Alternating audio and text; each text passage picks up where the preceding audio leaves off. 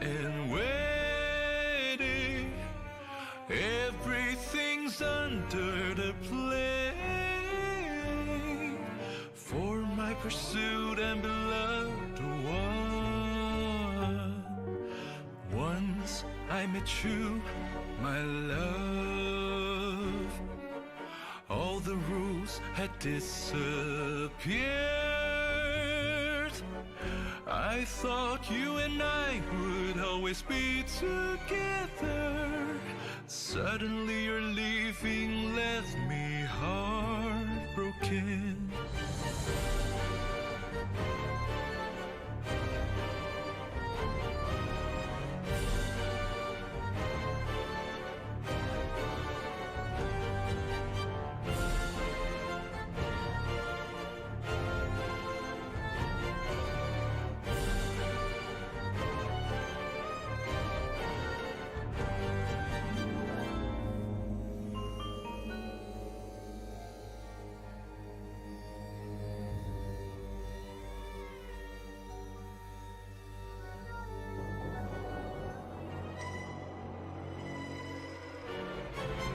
Finally, this long journey's coming to an end.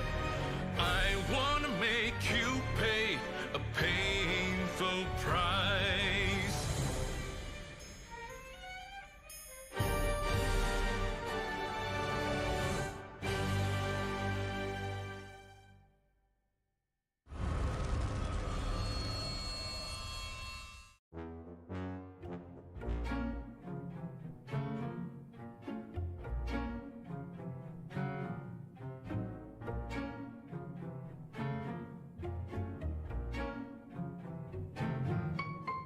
Come here, everyone. You can relax tonight. Find desserts and new toys. Everyone is a happy kid. Using my colorful flashlight, illuminate the shadows on the glitter of color ball. Be happier, alright.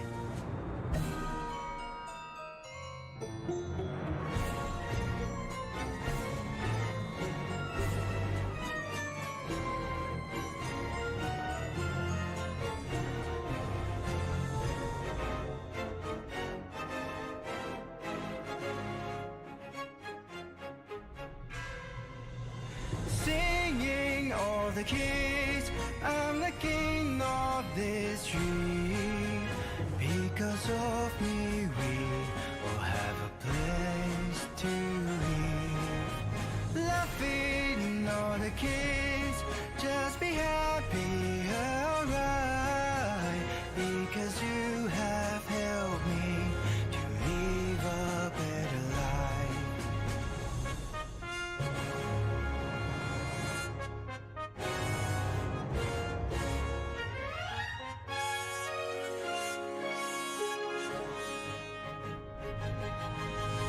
Playing all the kids, let them record our happiness. Although now they look down on me, but I will become a big guy.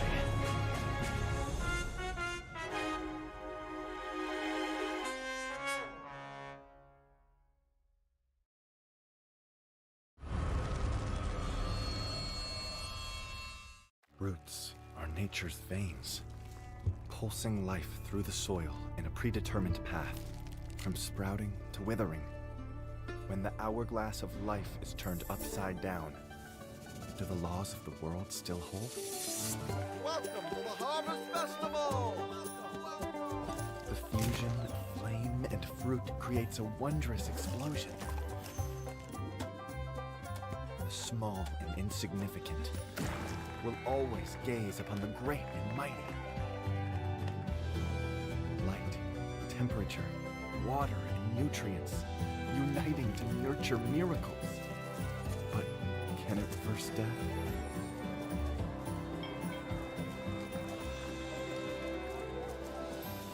Even a harvest will soon wither, along with the fallen flowers. in the worn soil.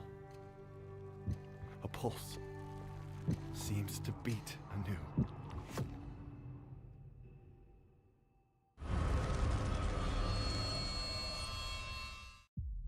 The demon descends into the abyss. From this descent, spring arises.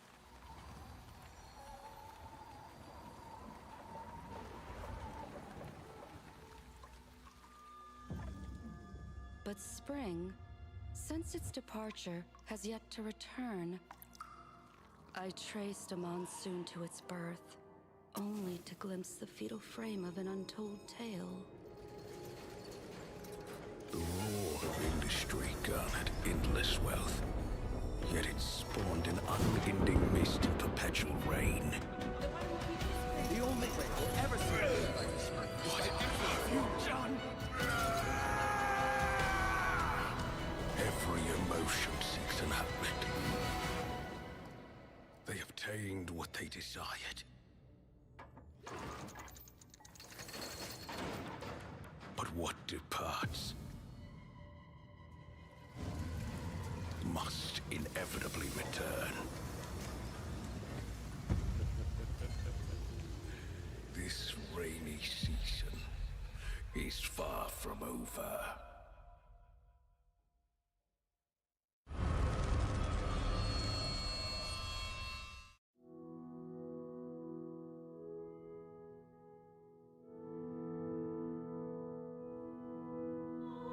Once pursue the path of holiness,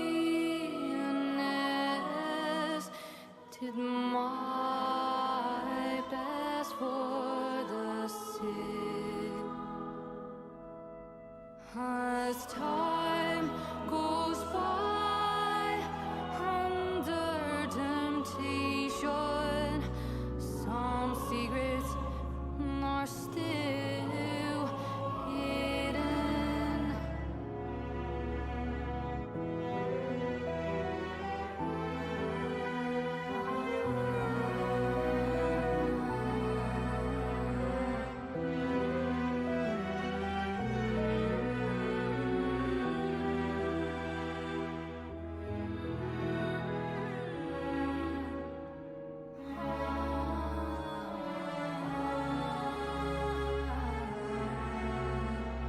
Soul, am I still guilty or not?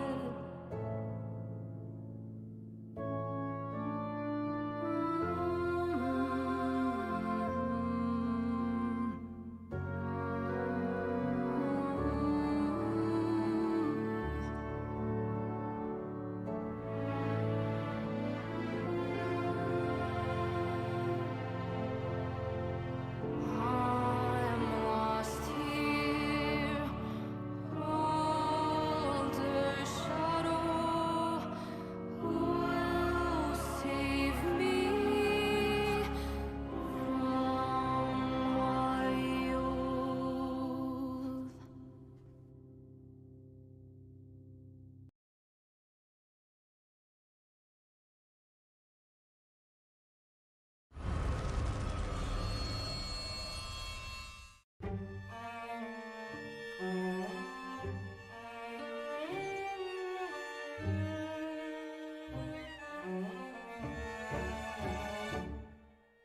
Tell me, what is love?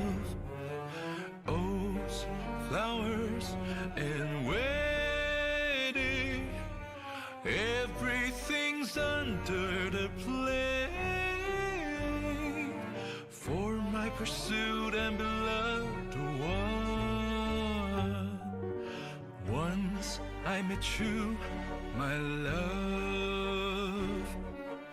All the rules had disappeared. I thought you and I would always be together. Suddenly your leaving left me heartbroken.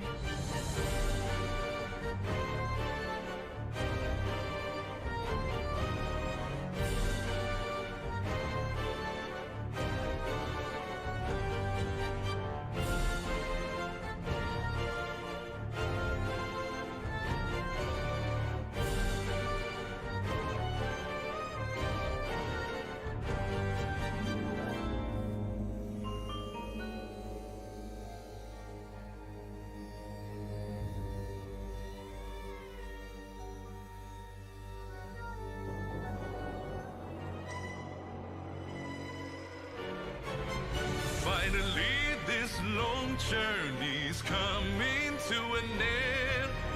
I wanna make you pay a painful price.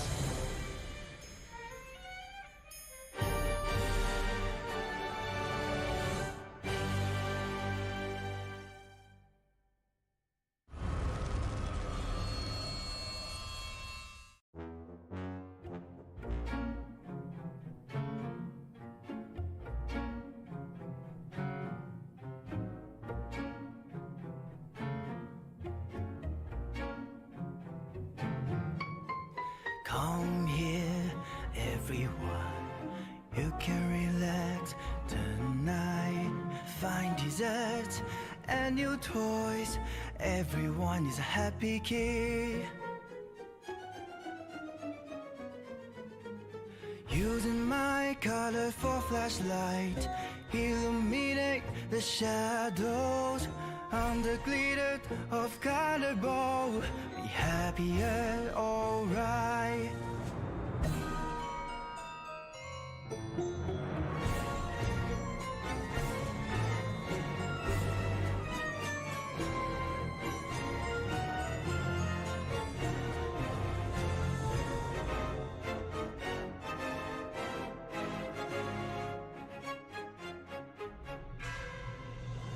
Singing all the kids, I'm the king of this tree. Because of me, we all have a place to live. Laughing all the kids, just be happy, alright.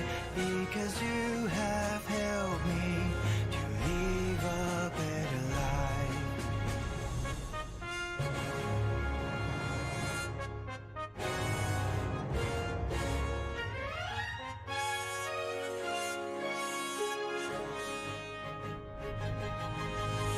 Playing all the kids, let them record our happiness. Although now they look down on me, but I will become a big guy.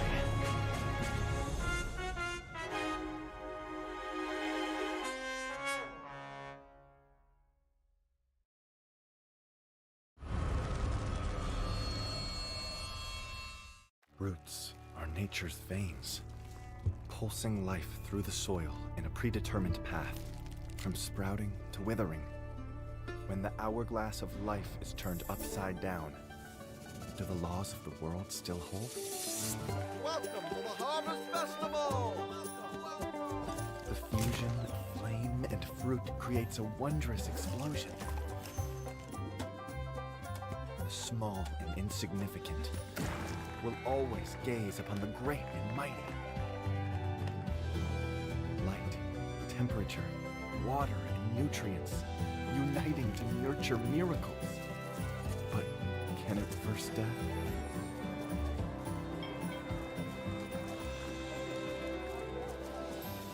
Even a harvest will soon wither, along with the fallen flowers. In the warm soil, a pulse seems to beat anew.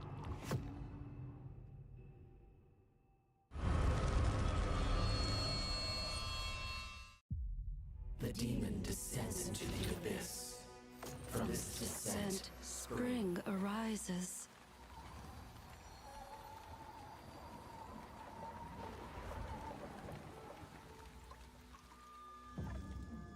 But spring, since its departure, has yet to return. I traced a monsoon to its birth, only to glimpse the fetal frame of an untold tale. The roar of industry garnered endless wealth, yet it spawned an unending mist of perpetual rain. The only way we'll ever see anything like this is by you, John! Every emotion seeks an outlet. They obtained what they desired. But what departs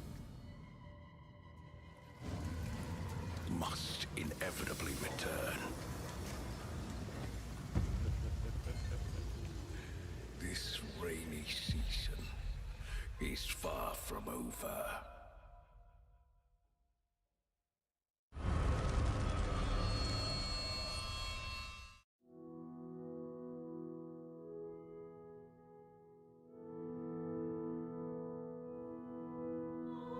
Once pursue the path of holiness, did my best for the sick. As time goes by under temptation, some secrets are still hidden.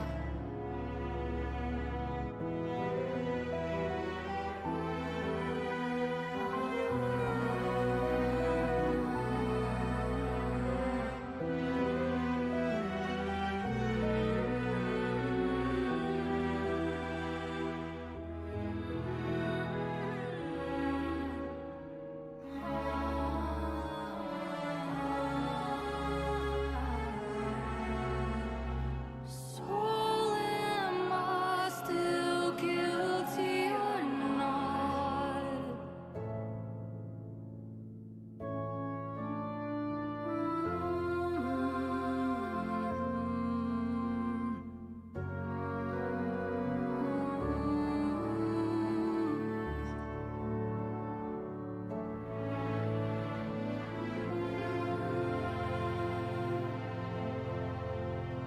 I'm lost here, older shadow.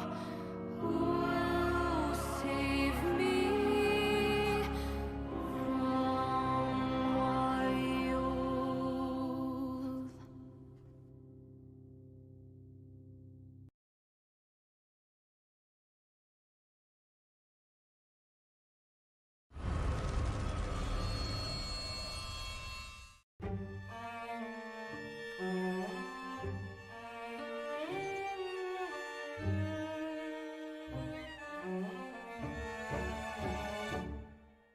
Tell me, what is love? Oats, flowers, and waiting. Everything's under the plane for my pursued and beloved one. Once I met you, my love. All the rules had disappeared. I thought you and I would always be together. Suddenly your leaving left me heartbroken.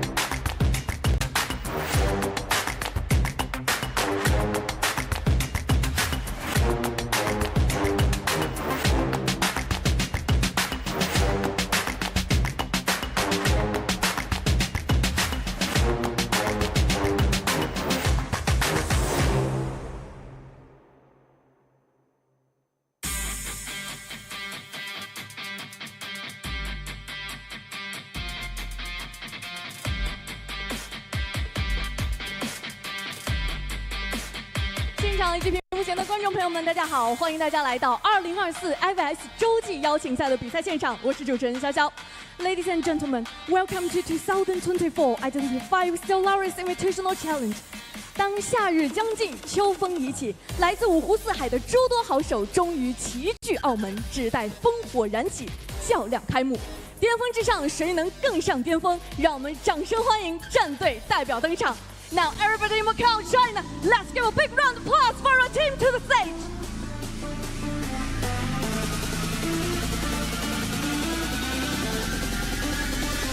有请日本赛区 ZETA 战队代表 ZETA Alpha, welcome ZETA Division Alpha.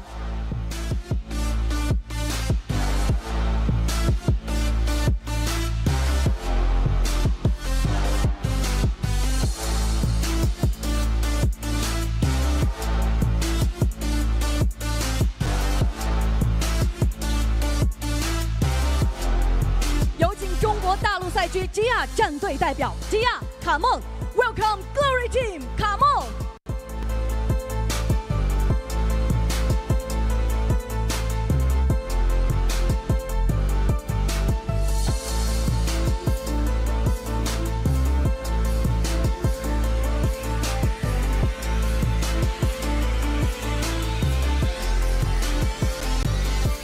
有请日本赛区 FL 战队代表 FL Mike，welcome Finel Mike。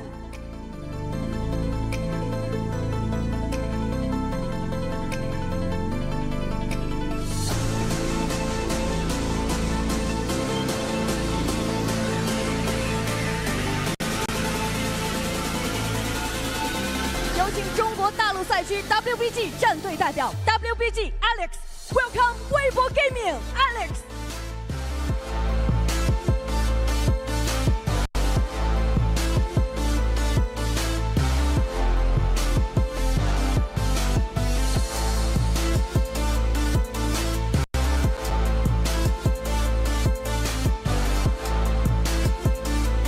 有请东南亚赛区 FD 战队代表 FD RD，welcome Future RD。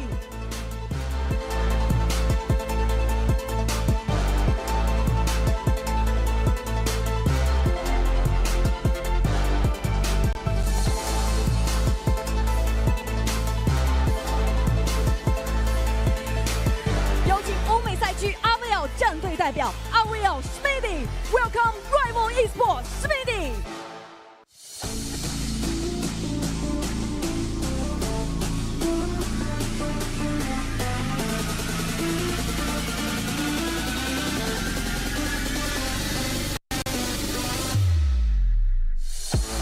有请中国港澳台赛区 RD 战队代表 RD 郑凯 ，welcome Real Life Stream 郑凯。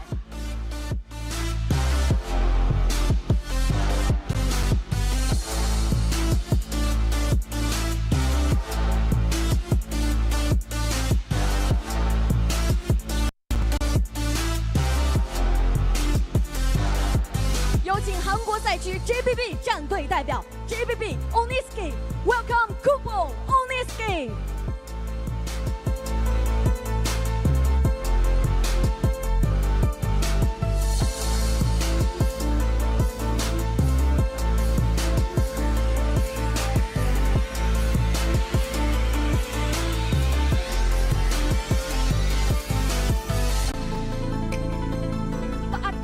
八支战队此刻全部集结完毕，澳门风云喧嚣将起，将故事的书页翻开，今朝又将演绎怎样的相逢？2024 IVS 洲际邀请赛此刻正式开幕，让我们共赢对决开场。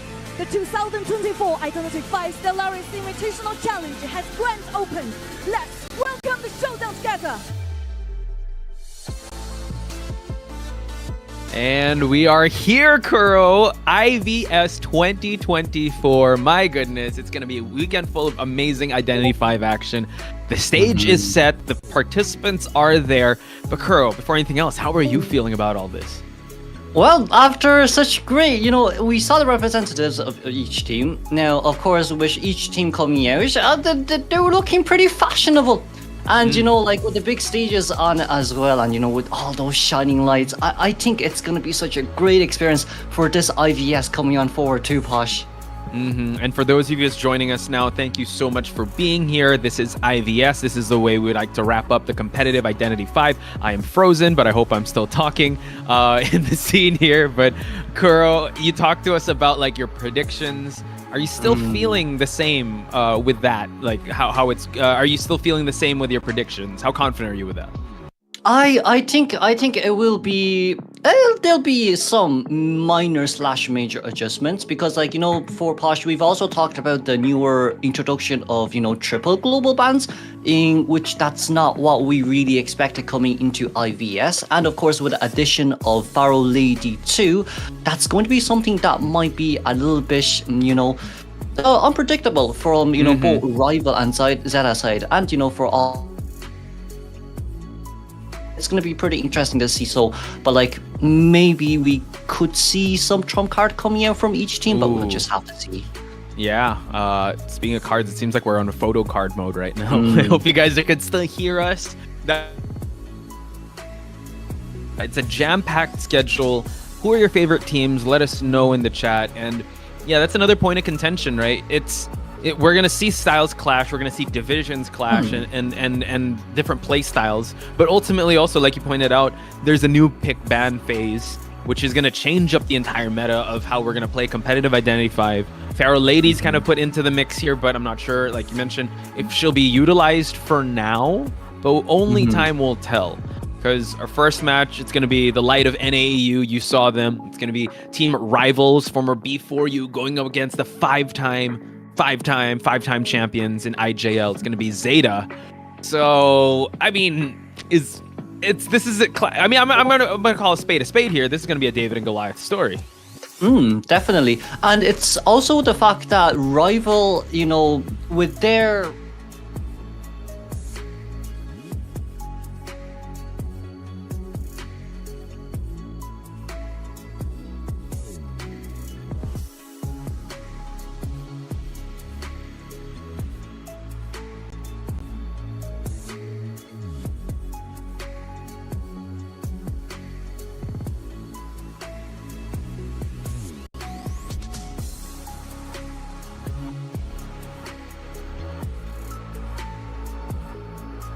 to show your support for, you know, each team. Right. And after that, we want to show you guys the prize pool of IVS. Prize pool is 500,000 Chinese yen.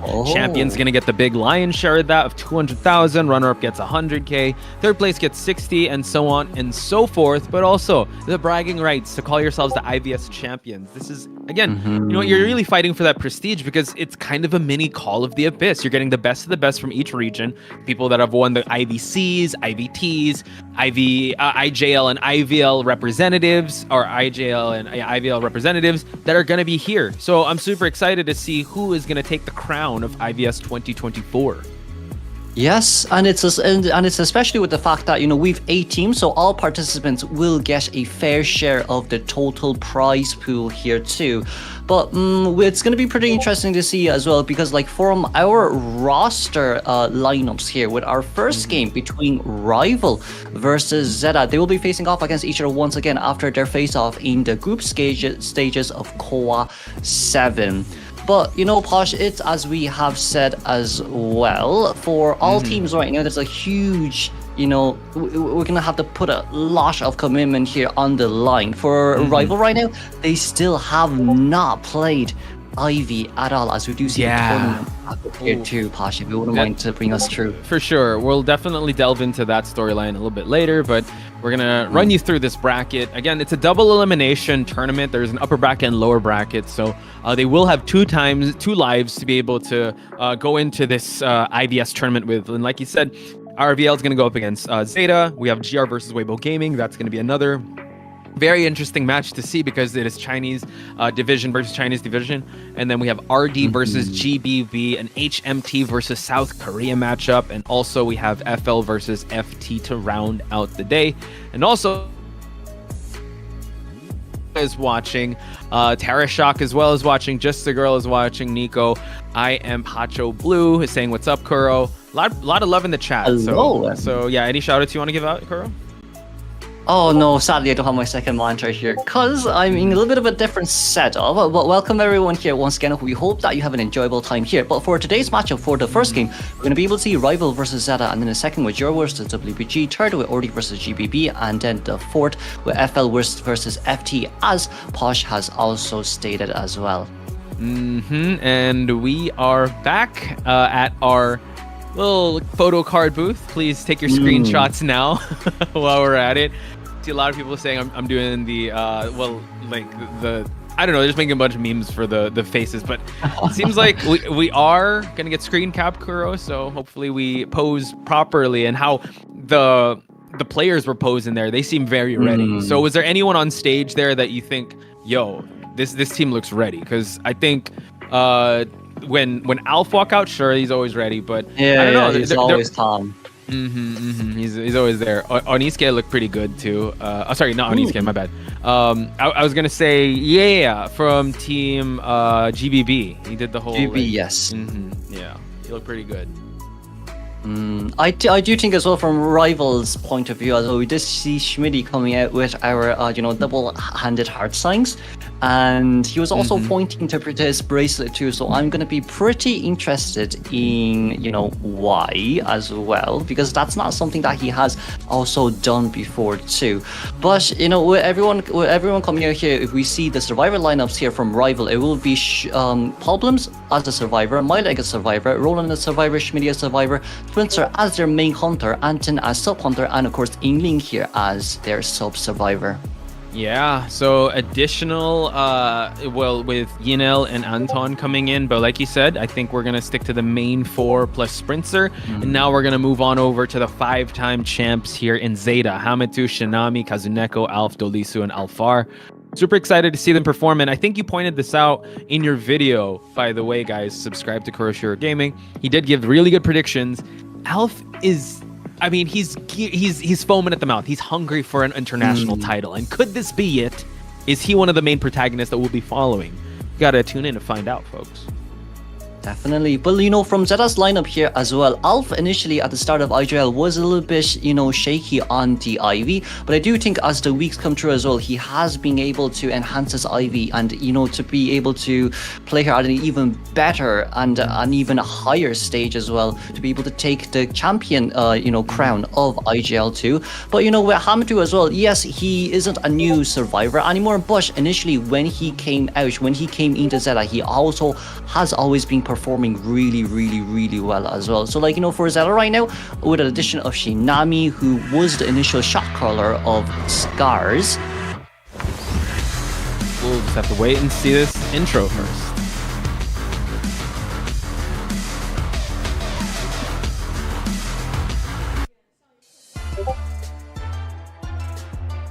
And that was Rivals, ladies and gentlemen. But you were giving us a little bit of insight there, Kerr. What was the point you were trying to make there? I think for Zeta right now, they have the highest chance, definitely one of the highest chances of winning. But as we see Rival walking out right now, alongside with their coach here, Aaron. It's gonna be Rival versus Zeta first. Yeah. Let's go.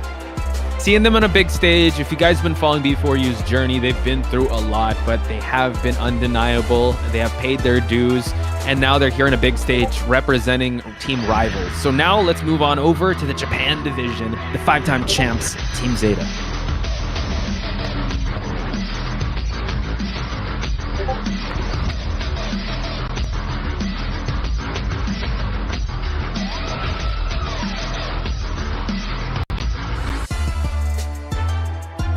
And of course, with Zeta coming out right now, as we are currently just still waiting. Okay, let's see here. It's gonna be the few batches of our handsome young men coming out right now, and of course they are a little bit smiley and giddy here. Well, I mean, they're back in IVS now, and I do see as well from all our followers and fans for ZETA too. We're glad to have them back. But as we've said before as well, this is honestly speaking ZETA's highest chance of getting their first international trophy here. And in IVS, this is honestly what we would like to see them to do, because like they've been fighting really hard against the CN division and against all other divisions as well. And I do think, look, if we just keep at it and keep going what we initially planned on doing, we definitely could outdo the CN competitors and overseas competitors. Yeah, and that's the beauty of IVC. We can actually have these dream matchups up against each other, because usually at the leagues happen in their own divisions with the IVTs, the IVCs, but now this is the stage to really cement yourself and prop yourself up for a good year next year, because the next COA is right around the corner after IVS, and we are no longer PNG tubers, guys. Me and Kurashira Gaming are all good. We're moving, we're functioning. We're back. We're definitely back. So thank you so much for sticking around, and apologies for the technical difficulties. So Kuro, while we wait to see who is going to go Hunter side first and Survivor side first, let's talk about the new picks and bans rule, because now 3 survivors will be globally banned. How do you think this is going to affect the meta, and how are coaches going to approach strategizing around this? 3 bans from the start. Yeah, I do think it might be a little bit hard as well, because our current patch that we're playing in is after the adjustments on the 28th of August, which means that, all the recent updates in IDV, such as the buffs on Pharaoh Lady, Puppeteer, and Mechanic, they will not be in, our current IVS patch. But of course, yes, the Opera Singer and the IV nerf will be coming true. But, with triple bans here from perma bans from Survivor side, it might just be a bit too hard, because I don't know if our, Survivor side has, well, I'm quite sure they do have some Poppet Kit picks that they want to bring out, like, for example, maybe from FT side, they have their Painter, their T from MX, but, with all other teams as well, it's kind of like they need to now re-strategize and re-synergize their newer team comps. So for our current IVS, I do think we might be a tiny bit more reliant on our Hunters. Okay, that's actually a interesting claim, because that's still relying on how we've seen IVC, IVTs go down, because it's very Hunter-sided first start of the game. Yeah. So it's a very interesting decision that we're going to go this route, especially in IVS, to kind of test the waters. So, yeah, I guess I agree with you on that front, that we will expect the Hunters to be the main attackers or the main point bringers for the team, while the Survivors would really have to play goalkeeper and just defend as much as possible. Like a tie, we've always said this before, but it's more emphasized now that a tie is definitely a win for the Survivors come round 1 and 2. Especially, they really have to make their Survivors count, because usually third pick usually goes to the Mercenary, goes to the Rescuer. So now they have to play around that, because if the Rescuer's out of the way in the BO2, that's gonna be so hard to deal with, especially if you're Roland, who has a Rescuer main of the Mercenary and also the First Officer. You see the transition? Boom. See how I transition there? I wish I could transition that way when I kite. I cannot do that. No. But if we see Roland's stats here with an average detection point of 6,995, average rescue of 0.9, average decoding progress of 1.4 cipher machines, average containment of 65.4 as well. Overall, with their average rescues and average deductions, we're going to be able to see Yingling coming out for the first time, actually. This is going to be very interesting. So no data represented here, but he has seen the bright lights of the Call of the Abyss stages in various teams. He was also, I believe, in team GW back in the there day. You go. Yes, you're right. GW. That was his first outing here. But now he's in IVS stage, and he's also representing teams rivals. And now we're going to move things on over to my leg here. I would say the main. Well, I look at it. He has a forward, but he also has a composer. So I'd say the decoder. He's really good when he comes to backdoor cipher rushing anything, but he can also keep his own when it comes to kiting the Hunter out. Yeah, definitely. And we have seen as well Milex Composer in, the co-op group stages as well. Now, it didn't perform as well against Knight, but with current day meta against Ivy, we definitely will be able to see it coming out again. As, of course, Rivals captain here, Schmitty, where main survivors are Acrobat and Seer. We have seen how well his Acrobat is, especially with a performance in co-op group stages too, going up against going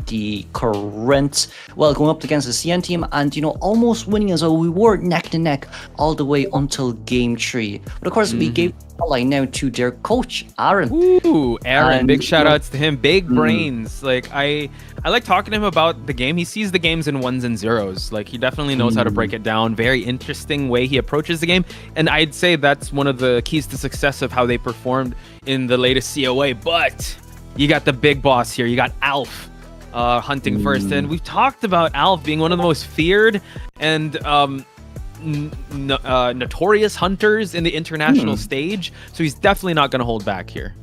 Yeah, and of course Silk here as their coach. Silk was their round 1 hunter during their SST phase as the, trump card detention Blink Dream Witch during that time in Co-op 5. But with the main camera here coming back to Yingling, Yingling did play up against Zeta's main hunter as well, and GW did win against Zeta before too. So I do think this is going to be a pretty interesting matchup here. You have Yingling who went against Zeta before, and of course a rival who has lost against Zeta in their co-op group stages. This is going to be quite interesting to see from both sides, but we really would like to see, is there going to be anything that Alf wants to use to go up against rival survivors? Because hey, maybe they just don't have enough data because we don't have as much tournaments here in NAEU. Or would the rival survivors be able to pull out something that can just full counter Opera or his Ivy? Yeah, that is true. It is. I mean, these changes, these picks and bans definitely favor the hunter side. So it's clear to say, and as you pointed out, that Alf is kind of dictating the pace of how this matchup is going to go. I've seen a lot of success in IVT when it comes to the Red Church, so they're taking it there first. However, I mean, this is kind of like, I mean, it's nothing like a hospital, right? But it's kind of fair if you would, and bringing up the fact that Alf has any hunter to play. It's still looking like they still need more pieces to the puzzle to try and counter what Alf brings to the table. But I feel like for a Rivals map pick here, they might try and debut Sprinter's Ivy, because with Sprinter's Hunter build, we know that he does have his main Dream Witch, in which he really excels at, and it's considered a map control type hunter. And Ivy is also a map control type hunter too, but sadly we just weren't able to see it during IVT NAEU. I mean, the hospital ban kind of did make sense when it comes to wanting to play either the Opera or the Ivy, but I do think as well from rival survivor side, deciding to go for a small map first instead of a big map, maybe they would still want to go for the Opera angle, but also at the same time there is still Puppeteer, and there's still Psychologist, and there's still just way too many pallets in Church 2 that sometimes pallets might just be a really good option when it comes to kiting the Opera. True. We just have to wait and see which kind of play style he's going to be going for in this matchup. But I like how you pointed that out, that he has there's options for him to go for, especially when it comes to those survivors. What if they pick all that in the first 3 and then now they're banned? You have no Psychologist, you have none of those stable survivors coming into round number 2, so they have to be very careful. And I like the fact that you brought up we have not seen Sprinter's Ivy. We know that he's really proficient with Dream Witch, and we've kind of been seeing like sort of same mentality when you approach an Ivy matchup, but what a way to debut a hunter in a big stage like IVS. And this is more like, instead of warming up, you're just like thrown to the sharks already to like, all right, you got to hunt with the best of the best survivors that IJL has to offer. And yeah, you got to go against Zeta. So hopefully Sprinter is kind of relaxing right now and trying to like think of a game plan to come into this. And I think that's also why maybe the survivors decided to go first, to kind of put his mind at ease, or kind of set the pace. Hopefully that they can put a dent in the armor of Zeta.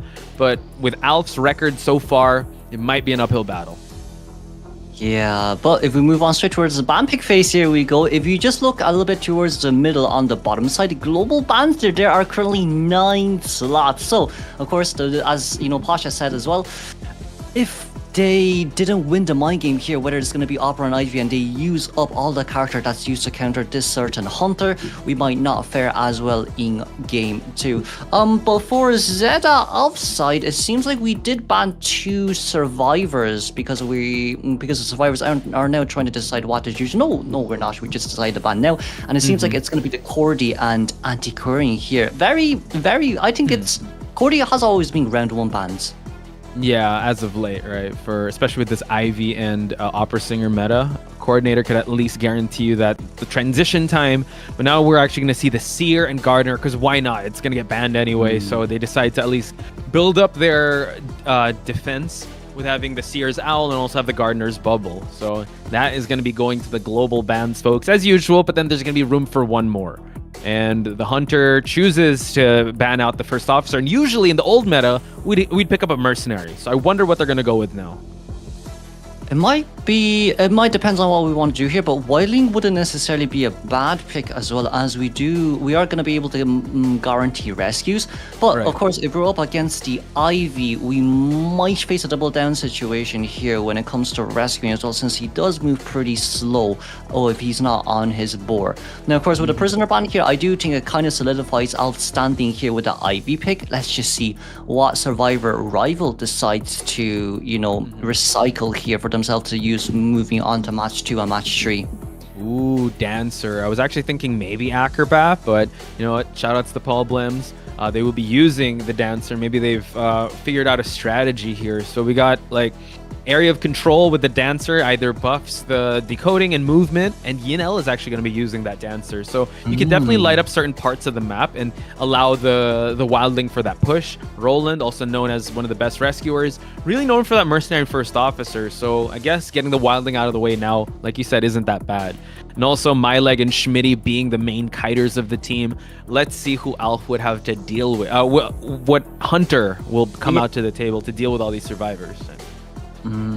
I do think with this team comp, you could potentially play Ivy, but then like with Rival's choice here on the female Dancer, it kind of depends on both sides, because if you decide to use slow music box against a teleportation Ivy, then you won't be able to get out of that, that tombstone range on time. But if it's fast music box, on the other hand, it might just be a tiny bit more different. But it seems like Alf will be solidifying himself here with the Ivy pick on Red Church. I mean, it is a relatively small map, and Ivy's Phantom movement speed boost has been nerfed as well. So with this team comp, it's not really that easy to play Opera 2, I guess, because of the, because of the Gardener and because of the Seer. Yeah.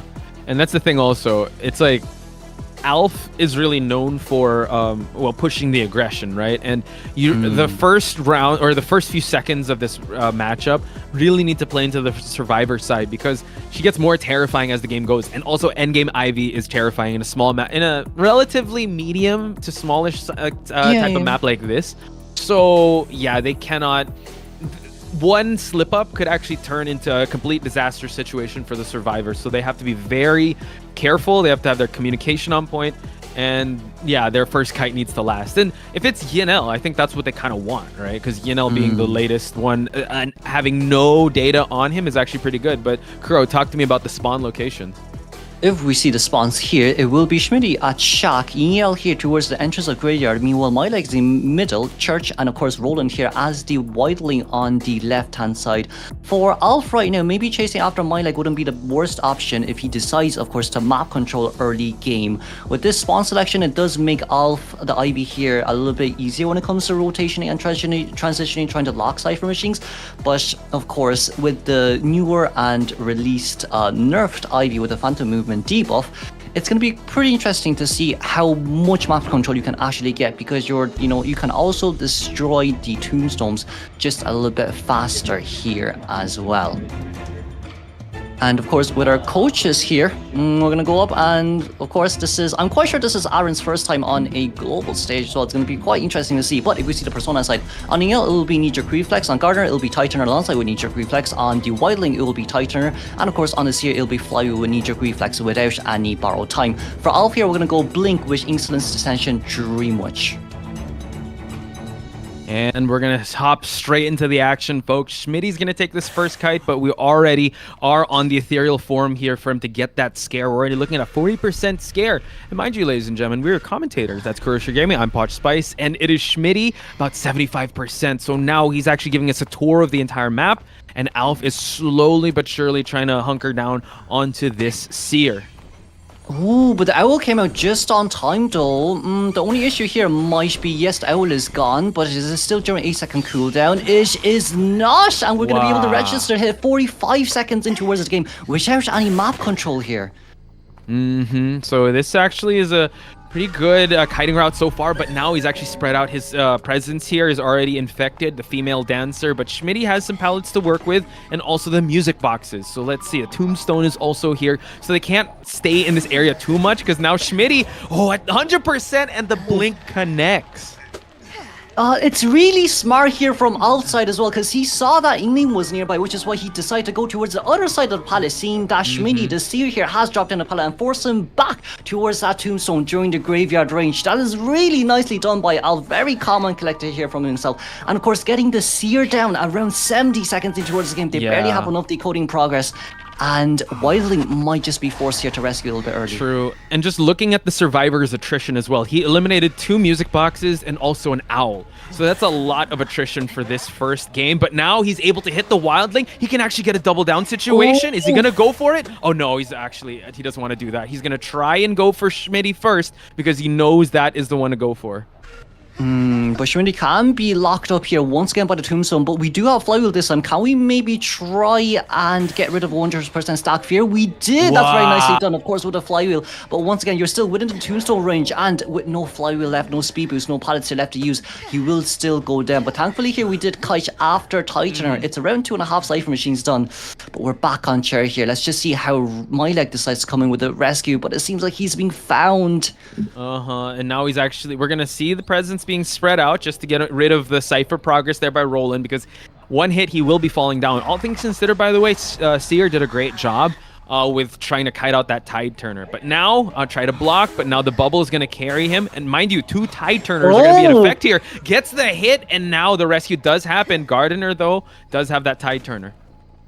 But Alf did a double revelation effect on Gardner. They're cancelling on the bubble and almost getting that 100% revelation stack. I see here still trying to contain within this tight area. But once again, once you get locked up, that's going to be immediate 100% revelation stack. And he will be going down here too. Gardner at half health, Gardner at 68 stacks. Gardner looking for a chest right now with 100 nearby. That's not the best case scenario here, because the moment we lock Gardner up, that's a no borrow time Gardner. And that might just be more than enough for 4-man elimination for Alf if that's the case. We catch Gardner off guard here. Yeah, it's quite unfortunate also that Gardner actually had a perfume bottle, able to open up that toolbox. But now he's going to try to look for another survivor. It's going to be Yin L that actually takes the brunt of it just to get a little bit of infect. But he's now monitoring these ciphers, and he's also not just attacking the resources, but also the survivors are not looking too good. They got to go and heal up, because if they're going to carry this towards endgame, they can't afford to eat a lot of hits now. Yeah, and I do think as well, Wildling being forced on towards the board right here. We're going straight towards Gardner. That's not good. Wildling, you can't be coming towards Gardner right here, because if we do get the leech and Gardner is nearby, that just might not end up well here for rival survivors. We need to maybe play this a little bit more slowly. But I do think the moment Wildling gets off board, we could just immediately teleport towards him. So like for Wildling right now, it's just a ticking time bomb. Yeah, so now it seems like Roland is going to camp right here towards this pallet just to kite around this area. At least he's taking people away from the ciphers, but now he's going to get some revelation stacks here. 100% breaks the pallet and now gets the hit. Wildling has fallen down, folks, while Myleg is still trying to push that cipher. He's got to be super careful, and he's got to... There's nothing that survivors can really do here. If Ingling decides to not come in now, then Gardner can just be immediate next target chase here, regardless of whether we decide to chair camp here or not. But Gardner Cypher Machine, they're being completely locked up. It seems like we are going to be able to utilize that pallet speed boost, but with Blink here on all side, yes, your perfume bottle has been used out alongside with a speed boost, but it's just going to be a matter of time here. We didn't get relevant. It's looking like a checkmate situation here. Yenel, the only survivor, could actually make his way towards this rescue, but he's already put down a tombstone where the Wildling is at. So it's going to be a double camp, double chair scenario here for Zeta's Alf. And now, looking at the lower left side of the screen, he is making his way towards that rescue. He's gonna get the rescue, and now look at that. So smart. Alpha is actually gonna transition to just chair the Gardener. So constant barrage of offense coming from our Hunter here. Definitely, and not only that, Alpha also has his tombstone nearby as well, near Gardner. So like, if Alpha, once he can leech on towards the female dancer a little bit early here, maybe outside of the original tombstone range, but also if we want, we can teleport straight towards Wildling and get him eliminated first if we want to play this just a tiny bit more safe. But Yingling here coming for the rescue, that's going to be a lot of pressure here, especially up against Ivy, where you can't really look back. We did manage to cancel it once, but that's a beautiful body block from Yingling. Yinel able to actually get a huge, but now he's going to spread his attention towards the Wildling. Wildling has fallen down. He's already seen the rocket chair once, so now Gardener and female dancer have time to kind of recuperate here, but it's not looking too good for our survivors here. They're putting up a really good fight, but Alf is just a step ahead in this matchup.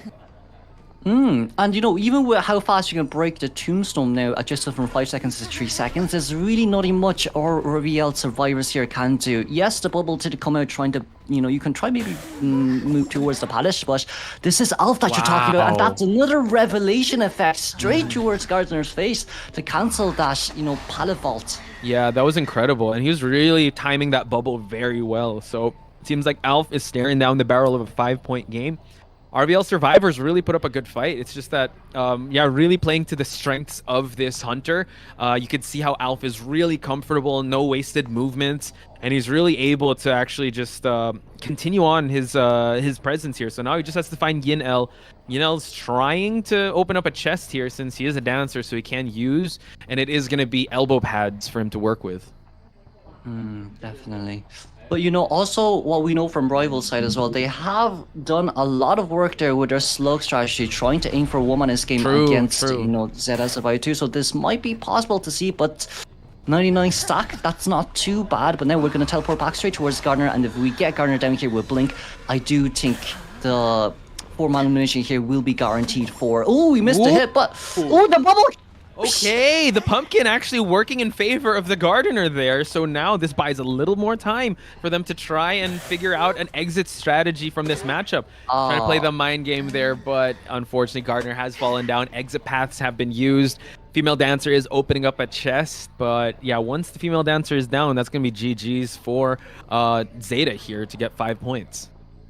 But with female dancer, that's an extra magicians want to use maybe for a 50% movement speed boost just to get out of elevation effect. It is still, once again, 99% female dancer, still having dash elbow pad push. Of course, Alf here also has that blink, so it wouldn't really matter too much for now, as Gardner does not have exit pass anymore.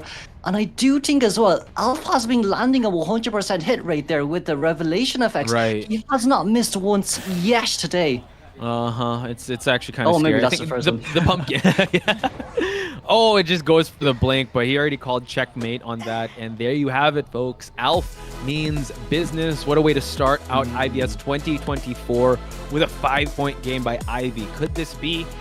I don't know. I would say like the stage is kind of set with how these matches are going to go in round number 1, because it is the meta of Ivy and Opera Singer. So it's gonna be quite insane to see how this one's gonna play out. But highlights, Kuroshiro. How'd you like how that match played out for you? Honestly, Alpha's really dominant. Alpha's way too dominant there, and I do think it does reinforce his standings right now, especially as the champions of IVL. Early game to mid-end game, not one single revelation effect has been missed. Excuse me. Caster's curse, when we pointed it out, that's what it missed. Yeah, because, like, you know, what's really interesting is he's been landing the consistent Phantom revelation, and he's been landing the consistent revelation with the main body as well.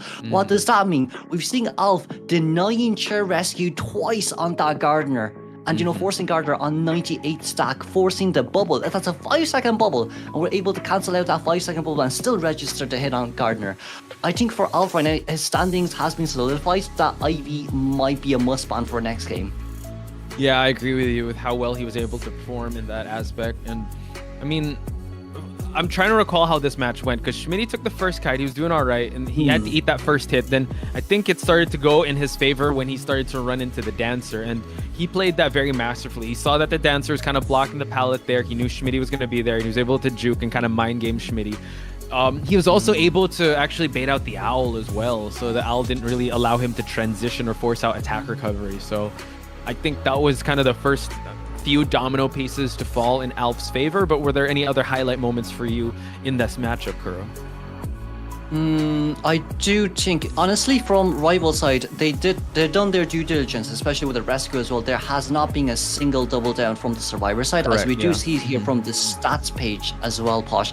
Schmitty with an 82.7 second containment. That rebound kite containment was really good.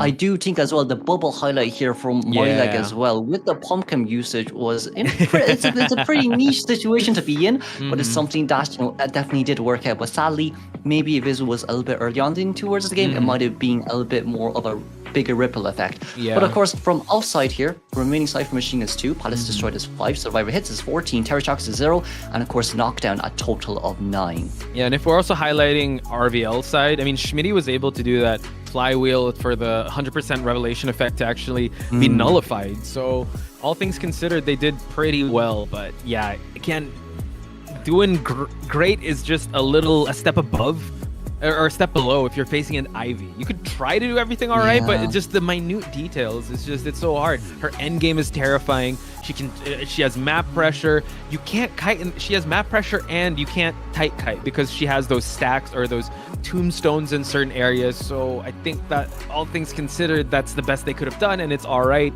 Alf is just really ready for this matchup, and it shows with the 5-point game, the 5-point lead he got.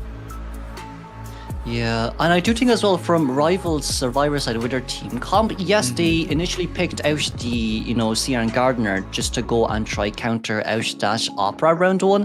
I mean, the female dancer chosen out was not a bad option as well since we were in Red Church, but I do think as well it's more or less of the fact that we might have, maybe if we placed on a music box just a tiny bit earlier, maybe it could have been a little bit more different there for Schmini, but overall I would say Alf has orchestrated round 1, first half.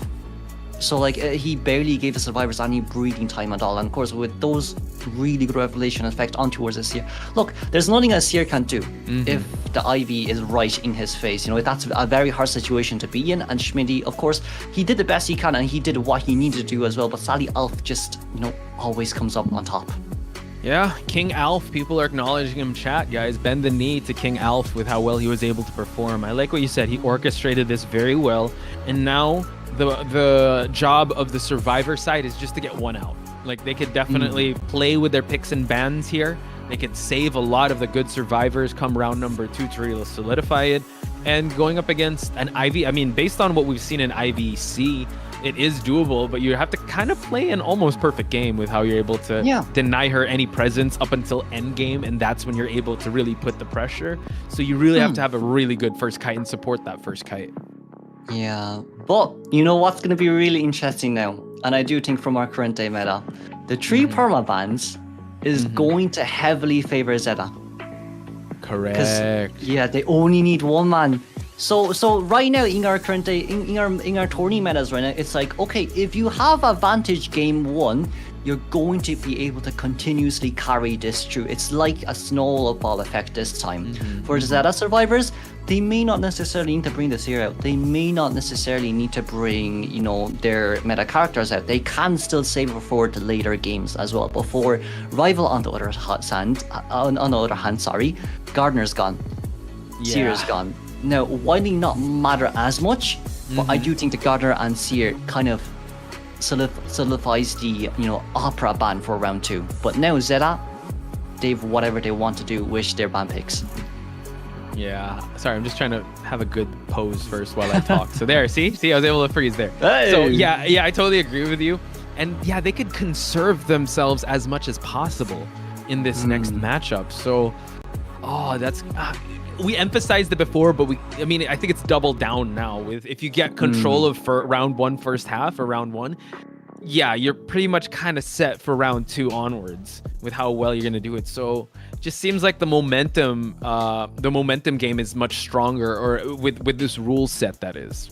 So let's see how they're gonna play this one out. We're gonna introduce Shinami first, the main rescuer of this team. We did also have some friendlies with him in the IVC.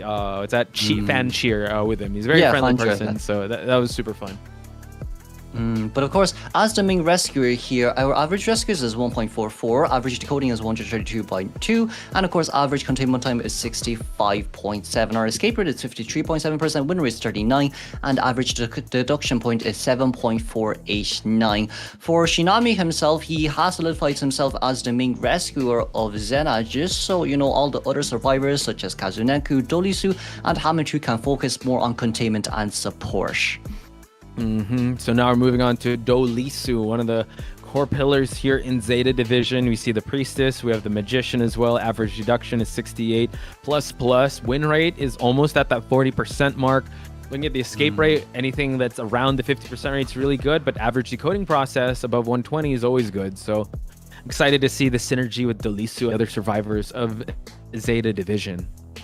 Yeah, from Delusi's side as well, a good container and of course a good supporter here as well. For him, his priestess portal placements has always been good, but I do think he redshirt as well against Opera and Ivy. Priestess could be a good choice, but of course moving on straight towards Hamato, our patient and prospector main with average deduction point of 6.910, average rescue of 0.54, average decoding progress of 138.9, average containment time of 67.6, win rate of almost 40%, 39%, and of course escape rate of 46.3. Hamato's patient has been performing really well as well, especially against Ivy in 2-story areas. I really haven't been able to see him playing prospector much because that's more or less of a role there for Kazuneko being said. But overall Hamato, the anti-current is still there as well if we think that Sprints is going to come out with the Opera. Yeah, I'm excited to see if we're gonna see the prospector, the antiquarian, especially at the start. They can kind of play around with this, and this is gonna dictate how the picks and bans are gonna go, especially since they have a huge advantage. Are they gonna play it safe and just go with the regular meta, or are they gonna change it up? Speaking of changing things up, we have the Kazuneko here. He has Aeroplanist and Acrobat. Usually he's mainly the stunner, but like you pointed out, maybe that's going to come in the other side of Hametu. But now we see average containing is above 60 seconds. That's quite impressive. Also, average decoding is above 120. So really good stats, especially when it comes to whatever role he's going to put in on the table. So I wonder how they're going to shift their meta or shift their lineup in this matchup. Do you think Embalmer plays? Do you think they're going to go the safe route, or they're going to save that for later on? I think they might just use this as their practice run. I mean, to be honest with you, from Zeta's point of view right now, yes, Elf got a formal elimination, but I also do think, there's Soy Milk, let's go, and also Invisible Jong, what's going on? We know some people in the crowd, let's go. So shout outs to them, and shout outs to everyone that's joining in the crowd over there at the venue, and shout outs to everyone that's joining us in the chat. So give us a shout out to Sprinter, Kuro. Sprints are here. Hunter mains of Opera and Dream, which Ivy still has not come out yet, but that's a very dominant win rate of 75%, from elimination of 75%, average eliminations of 3.50, average knockdowns is 7.40, average terror shocks is 0.9, and average deduction point of 11,410 here from our main Hunter Spencer. Now of course this is a little bit of a smaller map posh. Dreamwitch wouldn't be bad, as we've seen, Dreamwitch in we've seen Dreamwitch coming out before in other IVTs. But maybe this time, if we want to actually maybe show up with the IV this time, I'm quite interested in Sprinter's IV. I am quite interested in Sprinter's IV. That is in demand right now and a rare commodity. We have not seen. I mean, the IVT that we witnessed also, he didn't bring it out because it wasn't in play yet, right? So now, is he gonna risk it? We're gonna actually wait and see what Aaron and Sprinter decide on this, because it's gonna be very telling, right? And Sprinter usually his best game is round 1, and we haven't seen his IV just yet.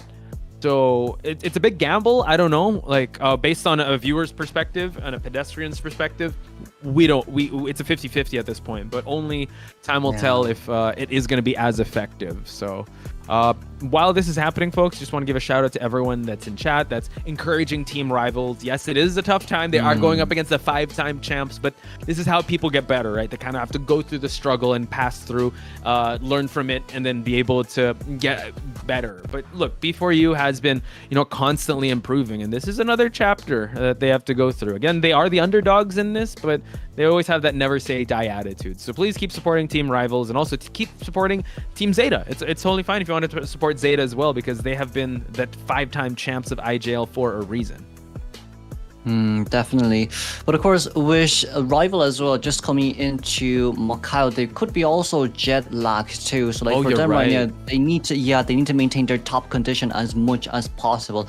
Does seem like Sprinter here is a little bit more tired, but from ZETA Survivors, it's a really good contradiction here. Can I just say, Sprinter looks tired. I mean, Sprinter, he just looks like that. He's always like that. He's like, hey guys, no offense, but like he's very calm, or like you think he's tired, but dude, he gets 4K. And focused. And focused. Yes. I can't tell. Like we thought that in Koa, and that he was like, no, the 4K left and right. So the man's conserving his energy. So I believe.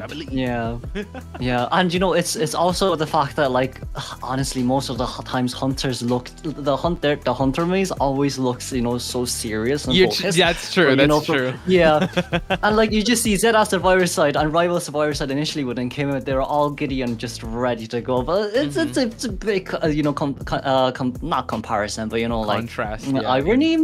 Contrast. Thank you. Big contrast there. But of course, it's now a serious matter here for Rival, because they definitely do need to either close down the points as much as possible, maybe aiming for a tie and see how game 2 goes, or just let Sprinter go all out for second half of round 2. Yeah. The man's conserving it. I'm pretty sure he's gonna give us a big statement here, because he knows when push comes to shove. Him and Sprinter were interviewed. Him and Schmitty were interviewed, and if one side falls, they know that the other one's gonna pick him up. And right now, he has to be the one to kind of defend the territory, or the point, the score line of rivals in this next matchup. But yeah, I'm noticing now it's that ZETA's all smiles. But they're always all smiles, if you think about it. They are. Mm-hmm. Them and RC, like they're like the happiest teams usually in IJL. They're just all full of smiles. Yeah. But now I do think we're still trying to strategize there as much as possible. I would pretty much like to see if ZETA comes out with some unorthodox team comps that we have not seen before, because like with I'm quite sure it was IVT, NAEU, and IVT, HMT, and Korea first, before IJL playoffs started, and then IVL, and of course IVC was last on the list. So like for IJL, for IGL teams, they do quite have a lot of time when it comes to adapting to the newer meta, and of course trying to create new synergies / team comps too for IVS, of course. So like for now, it's going to be pretty interesting to see. Of course, Sprinter definitely has a hidden card, but it just depends on whether we're going to see it for second half or not. And for ZETA as well, they had a lot of time to prepare. Since Alf did get a formal animation, do we want to maybe go for a different angle to preserve our characters? Big distance point gap round 1 and see how round 2, round 3 goes. What's terrifying is that Alf is their teammate, right? So they scrimmed this matchup in particular, the Ivy matchup. So our Sprinter needs to do something that's, like you said, out of the ordinary. So let's delve into that conversation. How is he gonna approach this pick and ban? What would you want to see him ban out first? The first 2 survivors. He honestly could go for Cordy and Antiquary once again. Yeah. Because like from what I've seen and heard as well, like for ZETA side, they have always prioritized on Cordy. They've seen Cordy as an S tier meta character, especially in Tourney's side as well. So like maybe for Sprinter, if we don't get rid of the Cordy nor the Anti-Current can definitely be given to Hamitu.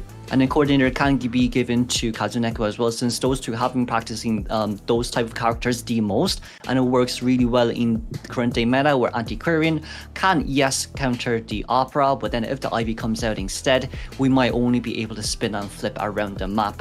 But for now, let's just say either Sprinter comes out with Dreamwitch, since game 1 is all about knee-jerk reflex, no flywheels, Dreamwitch with Patroller, that could be a possibility, or he just has to come out with the Ivy, because it is a really good map for Ivy, as Alpha has shown us too.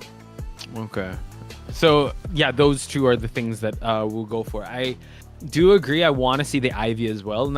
I mean, the fan in me wants to see his Ivy, but if he's not feeling up for it, his Dream Witch can do the work. It's just that ZETA has been through the ringer. They've seen Dream Witch after Dream Witch matches, right? And you said, you know what, Patroller, knee-jerk reflex, able to counter it. Thing is also that he needs to play a 4K Dream Witch, and we've seen Dream Witch kind of fall in terms of priority as of late, like when it comes to being that 4K menace as before, because people just know how to counter the Patroller. They know the timing to flywheel, they know the timing to jump a window, to be able to drop a pallet.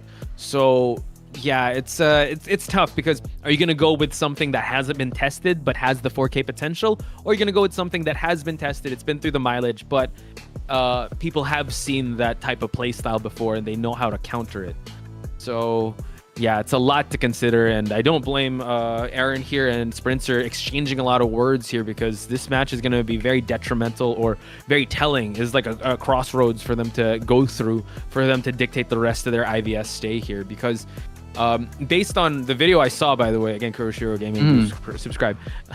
I keep shilling your channel. But yeah, I watched it. It was pretty good, because if they do fall, whoever falls in this to the lower bracket is either going to face GR or Weibo Gaming, and that is not a fun time for either Team ZETA or a Team Rivals. Yeah, and it's just like a back-to-back semi-finals, quarterfinals, finals match again, even for just our, just for like our game 5 tomorrow as well. There's a lot on the line right now, but of course, if you do move on forward, you have more of a chance of moving on towards the top places. For Rival right now, they have to think really hard here. Of course, it is undeniable that Operant Ivy should be round 1 picks no matter what, but like with the 4K potentials here, hey, we know what type of persona they might decide to go, or even ZETA might say, hey, we don't care anymore, we're all gonna run, knee-jerk reflex and fly you without any borrow time, so like no matter what you bring out, we have that counter. Survive. Yeah. That's rough, and that's like, I mean, that's like ZETA holding the same cards that Alf did at the start. Like, they're the ones that kind of will dictate how this match would go. They're not, they don't even need to force any rescues to happen if they don't want to. Have a very brawny lineup, have a Cypher Rush lineup. It's really up to them with how they're gonna play this one out. So yeah, it's an uphill battle basically, folks. It is. And of course in IVT as well, we have seen Sprinter coming out with the Wax Artist quite a lot, but with a map like Red Church, winning against Wax Artists is really, really, really hard. The only ones the only Wax Artist mains we've seen in tournament stages was the Korean hunter from Cash. Right, he was one of those only hunters that were able to win or even to tie as Wax Artist in Red Church. So like for Rival here, for Spencer himself, I feel like Wax Artist might be a stretch, but then Dream Witch also could be a stretch as well, because their coach Silk, he's a Dream Witch main.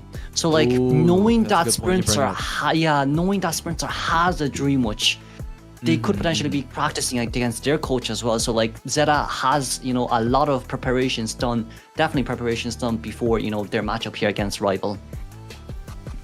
Oof, that's actually really tough now that you bring out the Dream Witch possibly getting countered and his Ivy not really battle tested and worn. It's kind of looking like maybe Opera Singer might actually be the one to go with, but they could kind of heavily counter that. Again, Opera Singer is still very good, very viable in this meta. If that can get him the 4K, then you might as well use it right now, right? But knowing that could be a factor, I'm pretty sure ZETA's all right. Let's try our best to counter this. Let's pick, if a coordinator doesn't get banned, pick coordinator. Let's pick people that can survive for as long as they can, and just one person out. That's basically it. We just need to survive and get the conservative win. We don't need to get a 4-man escape. So pressure is definitely on the side of Team Rivals. Yeah, and especially the fact that if ZETA decides to come out with a double, well, they may necessarily come out with a double decoding comp, but what they could do, potentially speaking, is to actually sacrifice their rescuer, like first officer, who can decode fast after consuming his pocket watch, to maintain the Cypher Rush and just to keep going as much as possible. I feel like even if Sprinter gets an upper hand here in the early/mid stage games, I feel like for Zeta themselves, they kind of do know how to go against certain type of hunters to the point that they can still guarantee that one-man escape or that tie game. Because like from Zeta side, we have seen the team come too, right? Hey, Shinami's the main rescuer. Who's the main supporter? It's Dolisu. Who's the main harasser? It's going to be Kazuneko. And then who's the main the main harasser now is Hamatu, and then the main container now is Kazuneko. But we know from Kazuneko and from Hamatu's side, these two players can switch between the harass and the support role depending on the situation as well. So like, with such a solid comp, especially from Zeta's side as well, it just feels like this is going to be a very tough wall to overcome for Rival. Yeah, it could be. It's really tough. So while we wait, folks, we're just going to give you guys some more shout outs here. People are saying, well, it's actually like an emoji saying, Kuro, you the best. So would you like to reply to that? Because I agree. Hi, thank you. Yeah. Well, so, I mean, sorry, you go reply to it first before I read more comments. No, I was just about to say, like, hopefully everyone enjoys their stay here, because we do have some technical issues since the players cannot hear themselves in the voice chat right now. So like we will be here just a little bit talking through the teams, and then back to you, of course, Flash. So yeah, it's all good. Saying what's up to Celine. We see Nova. All the what's that? We see Renji, Briselda, Rena, Minnie, Julia. So again, shout out to each and every one of you that's joining us. And people are giving that sentiment that RVL has got a rough bracket up ahead of them. And we mentioned it before. The match after this is going to be GR versus Weibo Gaming. So it's just really, and this is all randomized, folks. It's just it's kind of rough because they've faced each other so many times, and we're kind of looking forward to seeing like the styles clash. And yes, we are seeing it now, but man, it's gonna be rough for the person that does fall to the lower brackets of this match, because GR and Weibo Gaming are kind of poised to be the favored ones to enter this tournament. Talking about predictions, Kuro, who do you think is gonna take the entire thing? Whoa, putting you on the spot. Entire thing. The entire thing is between Zeta, WBG, and GR for me. But like, if we think about the standings here as well, oh, we have a cosplay here of the new OPH prisoner skin. Yeah. Sorry, you were saying? I was just saying, hey, look, it's the best of the best right now. Well, we do know that the top 3 contenders are definitely going to be, rank 2 and rank 3 of CN server, which is WBG and GR, and of course rank 1 and rank 2 here between FL and the Zeta from Japan server. I do feel like the overseas servers might have a little bit of more of a difficult time, as we do manage to see, of course, a Zeta plushie here. Cute. Oh, I wonder look at that. What this represents. I wish I knew, but it had I think Dolisu, maybe Dolisu with the, possibly. Okay, folks, so now we're back to the picks and bans. So thank you for still sticking with us here. Again, we're catching guys up. RVL is put in a tough spot because Alf has already gotten 5 points for his team. And now Sprinter has to bear the heavy task of actually rising to that occasion and getting a 4-man elimination, while Zeta just needs 1. And we're playing with the new picks and bans, so they have to be very conservative, or will they actually kind of roll the dice here with just getting a guaranteed 10-point game? Yeah, our first 2 bans is going to be Seer and Antiquarian here. It's a little bit different from what we talked about before with the coordinator pick, so maybe Sprinter doesn't really mind. It could be Opera, or it could be Ivy as well, because Ivy doesn't really mind coordinators because you can just leech on towards the survivors and teleport on them once again when the cooldown is over. Okay, so interesting picks. They're going to give up the Acrobat and the Magician. Magician, all right, usually gets picked in the first global picks. But Acrobat, quite interesting, because Acrobat is very highly utilized in round 2 and 3, but they choose to actually give it up now here at the global ban. So 1 less survivor to worry about coming into round number 2. But what's up ahead of Sprinter is round number 1, and he chooses to also ban the Gardener. Okay, seems like I do think with the permanent bans here, I feel like maybe if we for Sprinter, if he has the bomb practice, he could try and potentially ban out, 3 rescuers initially. But with Zeta here coming out with Mercenary, it is more of a guaranteeable rescue, and it is more of a, preventing the double down rescues here from Zeta's side as well, just so we can continue with the decoding progress. And of course, Cordy with the last ban. They're missing a bit of a support here for Dolisu, but it seems like it's going to be Fire Investigator recycled. Yo, I'm excited here because we've kind of been teased with the Fire Investigator in IVC. We haven't commentated a Fire Investigator match that really utilized the airbags, right, and the placements of his skill. So now in this area, I've seen a lot of videos online with the way they're able to block out church, certain hallways. So this could be very interesting. And they chose to pick Fire Investigator last. So this could be something to worry about come round 2, come round number 3. But as we said, Zeta just needs 1 survivor out for them to claim round number 1. So still all the pressure is on Sprinter. And shout outs to everyone that's here. I just want to give a shout out to Shush. I see Tewu's here also, Vanilla Kinda, everyone here. Match is about to begin, folks, so get your popcorns, get your drinks ready, because we're about to see an interesting one. And when it comes to the Persona builds, how many Tide Turners do you think we're going to be seeing here? Just 1? I think just 1, and they're just all going to run, Flywheel and Knee-Jerk Reflex. Because, with Fire Investigator's pick here, I do think they're going to try maximize out as much support here coming in from a Fire Investigator as possible. Because, even if Fire Investigator does come in just to put down an airbag, he could maybe potentially get that 1/2% decoding speed boost that can counter his 5% decoding debuff. So, with that exchange, it's not too bad because you can still Cypher Rush. But from Hametu's point of view, with the Fire Investigator going up against the Opera, as we have seen in IVC as well, it is definitely doable if Opera decides not to break that airbag. So from Sprinter's point of view, are we going to more or less prioritize on dashing and catching up to other survivors, or are we going to more or less prioritize on, getting rid of as much items as possible and get ready for endgame? Well, time will tell. We'll see if he's going to clean up the red church and just get rid of those items, or consider on, because it was actually, they gave up really good survivors, but then again, this is Zeta we're talking about. Their character pool goes really deep. I'm just really nervous about the Acrobat.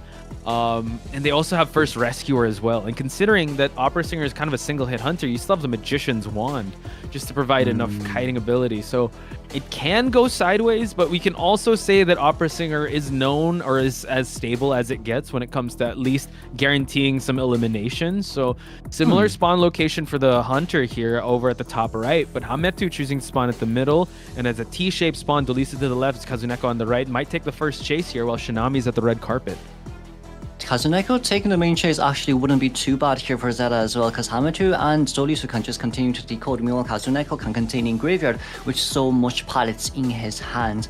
If we really do need some support, right, we could get Hametu to come out to block one of the entrances or one of the dash areas here for Opera Singer, just so you can force Opera to walk instead of dash when Kazuneko is trying to rotate maybe towards the church.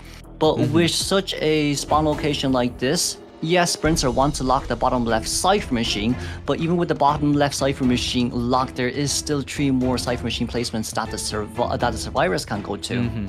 So it's interesting. They actually have 2 Tide Turners. Kazuneko holding a Tide Turner as well. So he's really just going to rely on his bombs and probably transition over to Hametu, who does have a kiting build here, but we do have 1 flywheel on Dolisu's side, while Shinami main rescuer. But Sprinter, classic build here, trump card detention on and blink on the Opera Singer side. So once again, folks, that's Kuroshiro Gaming. I'm Poch Spice. We're your commentators for this matchup. Yes, and as we move on towards the game right now, Kazuneko is hiding his footprints here, trying to get away from Sprinter, maybe trying to pull towards the Shikage here near the double pallets, but going straight towards middle. Sprinter realizing that there's no one nearby, but sadly that Tonight is here will be able to buy us quite a bit of time when it comes to the decoding progress, but it seems like Kazu here is crouched inside, and we're going to be able to spot him out immediately here from Sprinter. That was a beautiful hide tactic there by Kazuneko, and now he does have a bomb to work with, getting him out. Oh, he drops pallet on the wrong side, and Sprinter now able to get an early hit. Yeah, that might not be too good here for Zeta's side, but that's still okay because they still have a potential to sell. That's going to be another pallet there drop down as Blink is not ready until 20 seconds in towards the game. For now, we see on the bottom left-hand side Kazuneka's point of view here. So holding on towards the ball once again, we definitely could jump straight towards the next nearest pallet. And now the containment might just be more enough for Rivals Hunter to force out that Blink. Yeah, true. So now Blink is already up. We're going to wait until he's going to force to go through. Able to actually go and double back Kuroshiro. No, the Blink! Spencer just walked too far forward. I was like, I'm going to walk towards the pallet there. And he said, that's really unfortunate. Can we play mind game? We couldn't, but it's okay. It's okay. Fireball isn't ready just yet. Well, I mean, the Fireball is ready now, as we can see on, Kazu's item box. But that Blink bought us 20 extra seconds. And see, 3 Cypher machines are done instead of 2.5. They are playing with 1 Tide Turner, but I mean, that was just crazy. I was able to do that. I forced out the Blink, bought extra 20 seconds for them to work on their 4th Cypher. Mercenary's here. He's kind of caught up in a really tough spot, so he might have to be very careful on making the approach here if he gets caught out in the open here. So now, Shinami here, he's going to try to use the elbow pad, able to actually make contact here. Able to get that hit, but the Tide Turner is going to carry Kazuneko towards the entrance of the church, most likely, or the side of that church.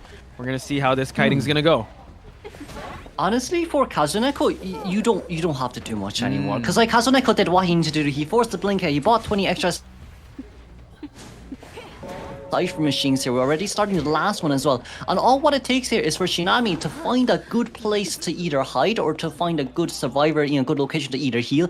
And we could just potentially sell off this Acrobat and you could just guarantee the tie here instead. Now, maybe if they want, as Stay Put I'm coming here is coming from Mercenary's point of view as well, they might just want to get Kazuneko to, utilize that Fireball one last time. But it will, of course, be exchanged for a double down. Backdoor? No way. Oh my god. Wow, what a rotation here. And now Shinami could actually body block here because they have more than enough ciphers. But no, actually, Shinami's going to go away. But no, he's actually going to still stick to this area. He's able to actually block. My God. Wow. You have to be very careful here. This could be a double down situation. There's 2 ciphers still remaining. And they're both almost popped, but we'll just have to wait and see. Can he provide enough kiting time for them to actually prime that last cipher as the Mercenary is down? Acrobat has that firebomb to work with. Kazuneko out here in the open, able to get the silence. Can he make another rotation? But he does fall down here. That's a little bit unfortunate, but Kazuneko was really smarter in utilizing this one single wall just to prevent Sprinter here from utilizing as much data as possible right after, utilizing his first skill. But right now with the Cypher Machine primed at 99%, we're going to teleport straight towards Dolisu right now as Dolisu here as the Magician. The only slight issue is we don't have borrow time, so we might just be looking for a hit here before we pop open the Cypher Machine. True. Mercenary is already propped up. He's going to heal up to full once he's able to get that borrowed time. So yeah, he just cannot get Terror Shocked here. So this is going to be very scary. He goes for it. Forces out a Magic Wand. Flywheels through. Can he make it towards this pallet? But no, Sprints are able to knock down Dolisu. They're already working on the exit gate. So Kuro, it seems like a tie game is going to happen here for the side of ZETA. Honestly, for Sprinter, he did utilize that, teleport just so he can try to control the Cypher Machine a little bit more. But sadly, Zeta Survivor Cypher Machine decoding progress was just a little bit too faster. We don't have teleport anymore as we're going to be able to see Shinami and Hamitu here coming out with the tie. Alv did a brilliant kite. Not Alv, sorry. Excuse me. Kazuneko. Yeah. Kazuneko did a brilliant kite. But, from Sprinter's point of view there, it definitely could have went way better. But it's just Kazuneko got the upper hand there with the blink prediction. Yeah, it was really tough. I would say 2 moments on the side of the ZETA survivors. The blink being predicted, and also the backdoor rescue. He extended a little too much for that Mercenary to actually get that rescue, and it was that event that led to the, I would say, the body block first of the Mercenary that bought enough time for Kazuneko to actually prepare his firebomb, and the firebomb silence also to buy enough time for that last cipher to be primed. So yeah, it's they were kind of holding all the cards, at least now that they don't have them in round number 2. Let's say the silver lining for Sprinter here is that there are a bunch of survivors that he doesn't have to worry about, but the damage has been done. They did get a round number 1, and I'm frozen again. Oh well, you're still looking good. You're still looking good, and that's all that matters the most. I mean, But, I look nervous, but yeah, go. Yeah, I mean that was a really tough matchup as well. But like I do think from Sprinter's point of view, because like from our side as well, we thought that maybe the mercenary not coming to rescue would be the best option there, especially you don't want a double down situation with an acrobat that only has a fireball and no, like knee-jerk reflex or flywheel. But it seems like from Zeta Survivors, I didn't really care as much. All what they wanted to do was to continue to rescue, continue to Cypher Rush as much as possible to buy more than enough time. They did seem like they want to go for a 4-man escape. Not well, 4-man endgame with a 3-man.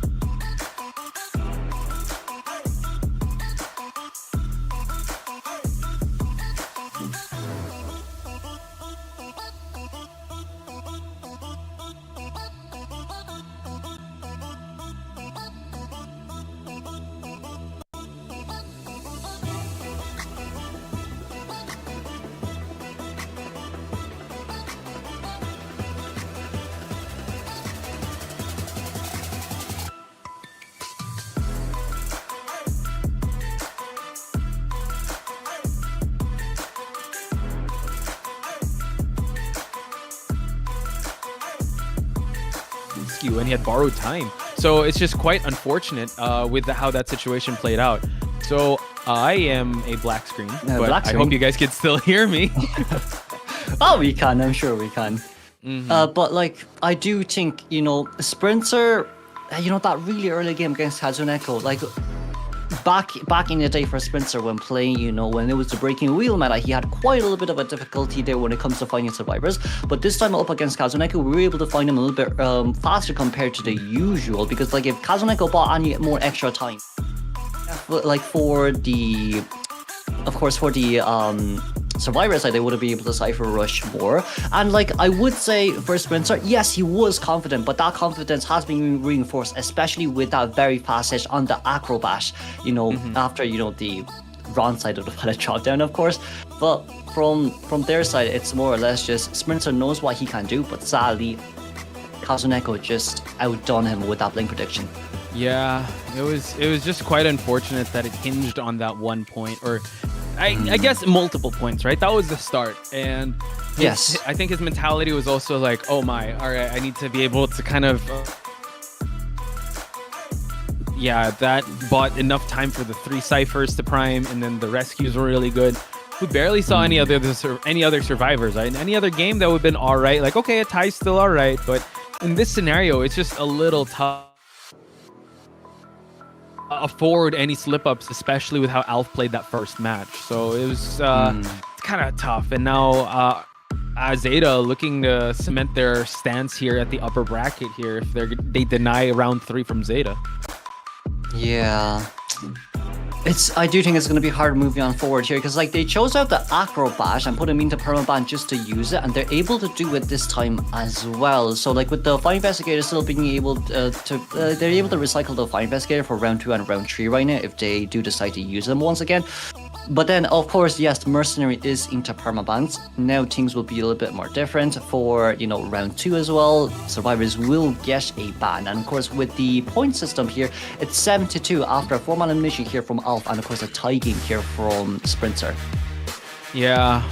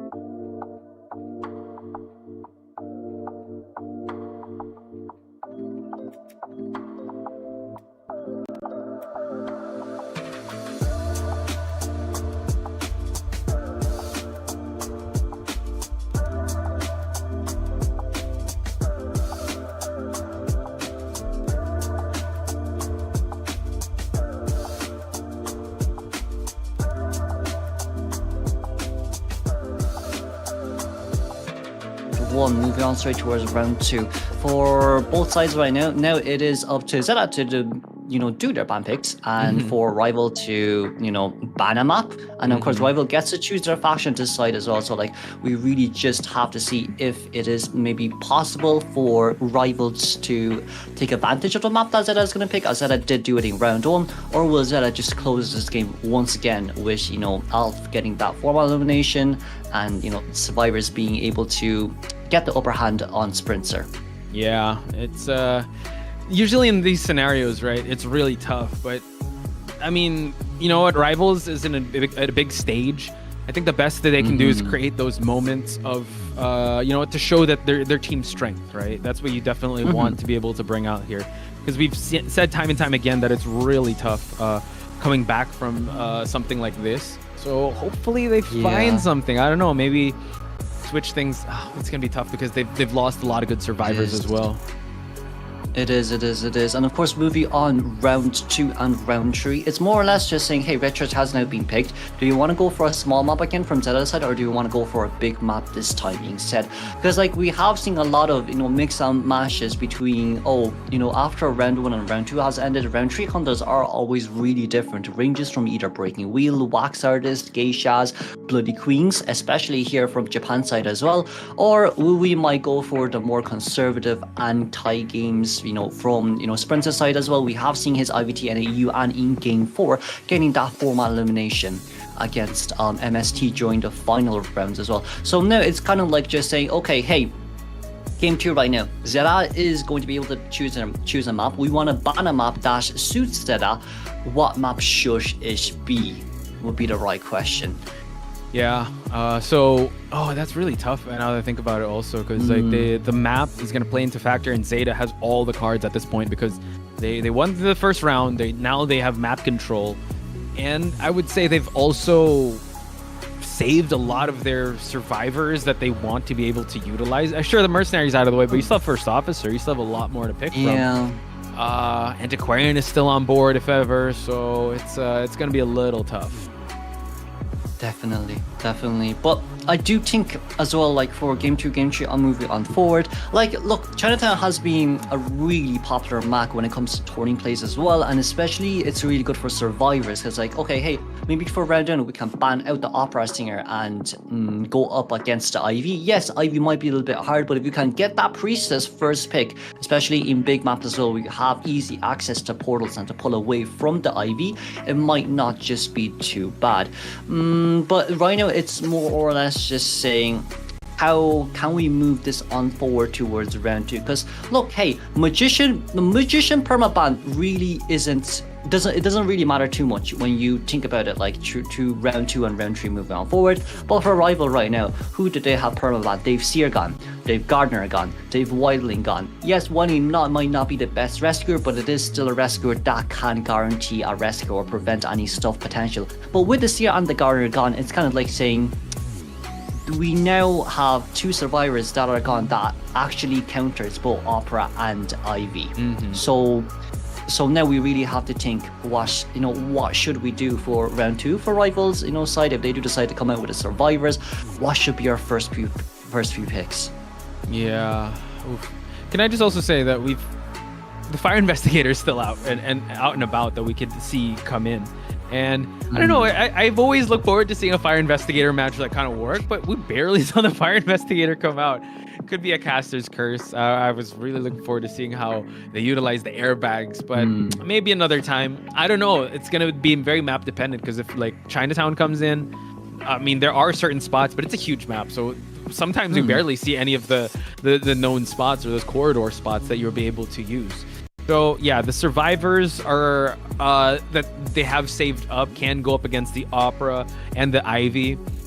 When it comes to facing Alf, I know that you said that we have to ban out the Ivy, but his Opera Singer is also very terrifying. So yeah, it's that's gonna be tough for Team RVL to kind of come up with a game plan for. But do you think though? Let's look at it the other way. Let's look at ZETA survivors. Do you think it merits a ban of Sprinter's Opera Singer, or will they ban out the Ivy for going up against Sprinter? I think they'll ban the opera, I won't lie. For multiple reasons as well, right? It's because they have now the resources to actually choose the character they want to choose, and then moving on towards round 3 forward, they don't really necessarily need the character anymore. And I do think as well, it's like, when it comes to like big divisions like these, they usually ban out, you know, whatever characters the hunters played in round 1. Because like, look, we've talked about we talked about opera before. It's like, okay, if you continuously play opera in a tourney, you know, stage, tourney environment, your hands and your wrist will get tired. That's definitely for sure. But, you know, moving on from round 1 to round 2, you could consider it as okay, round 1 was a warm-up round. I know what I've done wrong. I know what I can fix now to move on forward and maybe get that formal elimination. And when it comes to big tourneys, that's kind of what their mindset is. We want you to play a hunter that you haven't played out yet. Because Spencer did do well. Look, he did get a tie against ZETA. Like, that is really, really, really good. You know, it might not be a formal elimination, but that tie game did kind of solidify him saying, look, my opera is good enough on a global tournament, stressful environment. I'm able to get the tie. And now with Sprinter himself, he can say, if they don't ban out opera, I will come out with opera one more time and to show what I can do. And of course, from ZETA's side, they can say, hey, Sprinter has played opera. That might have been just a warm-up round for him. True. So if we ban out the opera and him playing someone else, it's going to be a completely different, you know, type of hunter he's going to move to. Because opera is a fast-paced hunter. But then if we move on to a slow-paced hunters like Dreamish, like Ivy, we might not adjust as fast as, you know, he think he would. I like the point that you bring up that hunters will get tired, like especially as it goes on, and yeah, that could potentially be a warm-up. So considering how they played this, I don't think they were looking past Sprinter because they really gave it their all in the first round, right? So definitely. I really do believe that might be the case come round number 2. So we just have to wait and see, folks, because this one's going to be very interesting to witness here because ZETA has not shown any... Well, I mean, they did get a tie, but they were kind of aiming for that, right? But they've had a flawless performance thus far, and I think coming from their 5-peat in IJL, they really have a point to prove here, and I think they really want to be able to solidify themselves here in IVS to build that momentum and to face the best of the best from each division for them to be able to call themselves the IVS champions. Definitely. And it's also with the fact that it's kind of like saying, hey, now all the, like, okay, ZETA gets a map pick now. They may not get division, but if they can get this map pick that they want, they could potentially utilize this moving on towards round 3 and reach round 3 forward and, you know, force out rival to use their best survivors. And look, even if you do end up as a tie game for round 2, it's okay. Rival doesn't have as much resources compared to when they have against ZETA survivors. So now it's kind of like saying, hey, we need to give it our all right now. But if we don't give it our all, and we, you know, when we don't manage to get the upper hand here, or we don't manage to get a tie move on towards round 3, we're going to immediately move on towards the lower brackets, and it's going to be, you're going to be either going up against WBG or GR. So it's like, it's not that favorable for rival at all. If you were to choose which team you'd face, would you want to face WBG or GR in this IVS tournament? In the lower bracket. Which is the lesser of the poison? Which is the lesser of poison there? Like, which lesser of evil that you would want to face personally? Am I playing Hunter or Survivor here? Let's get this. What do you want? What do you want to play? You pick the faction. If I'm playing Survivor, right? I want to be in. Yes, I want to be in GR. I want to be in GR. If I'm playing Survivor, I want to be in GR. But if I'm playing in WBG, I also want to be in GR. I also want to be in GR, yes. Okay. Yeah, GR is dope. But no, I wanted to ask, which team would you want to face? When it just comes to those two teams, I think it'll be nice to face up against WBG. I think WBG wouldn't be a bad face up if you're moving on towards the lower brackets because they did lose against GR. So like when it comes to power levels, power rankings in that sense, WBG might be, they're not an easy opponent, but they're not going Based to on the be rankings, as strong. Yeah, they're not going to be as strong as you are. Like, so that's true. That's facts. that's true. Sorry, I put you on the spot there, but yeah, No, I don't definitely worry. agree. So it seems like ZETA has picked Lakeside Village, and we've seen Alf work wonders here. This is a huge map, but he's able to get 4K with Bon Bon on this map. He's able to do so much map control on this map. So yeah, they're kind of looking for the victory here. I think they have their victory conditions set. If Alf is able to continue on his 4K streak, it's gonna be tough to come back from. Definitely, but like there are a lot of memories on such a map like this. It's as Posh have said as well, 4K eliminations here on the Bonbon from outside. I'm quite sure that 4K was up against the Korean team during that IVS, and of course from outside as well. From Zeta's side as well, they have also being 4K'd here from the Survivor side against GW's Hermish. But then also at the same time, you could say from Rival side, they have got, like, Sprinter has gotten 4K on this map as a Dream Witch against GW. But also at the same time, the Survivor side has gotten a 4K against Pepe. So right now from both sides, it's kind of like we have so much memories on this map now. Can we relive it? Can we reignite it? But the biggest question is, who will be the one on top today? And with so much things in mind as well, I do think, look, this is going to be a great occasion to see as well, because we rarely see Lakeside Village too. And from both sides, they've got so much memories, but this time they're gonna have to make it count. Yeah, I like the way you recalled that. There's a lot of highlights for the Hunters, a lot of highlights for the Survivors in this map. And this is a map we rarely see. I don't know if it's just like because we just came back from IVC. We usually see the towns come round number 2, Arms Factory.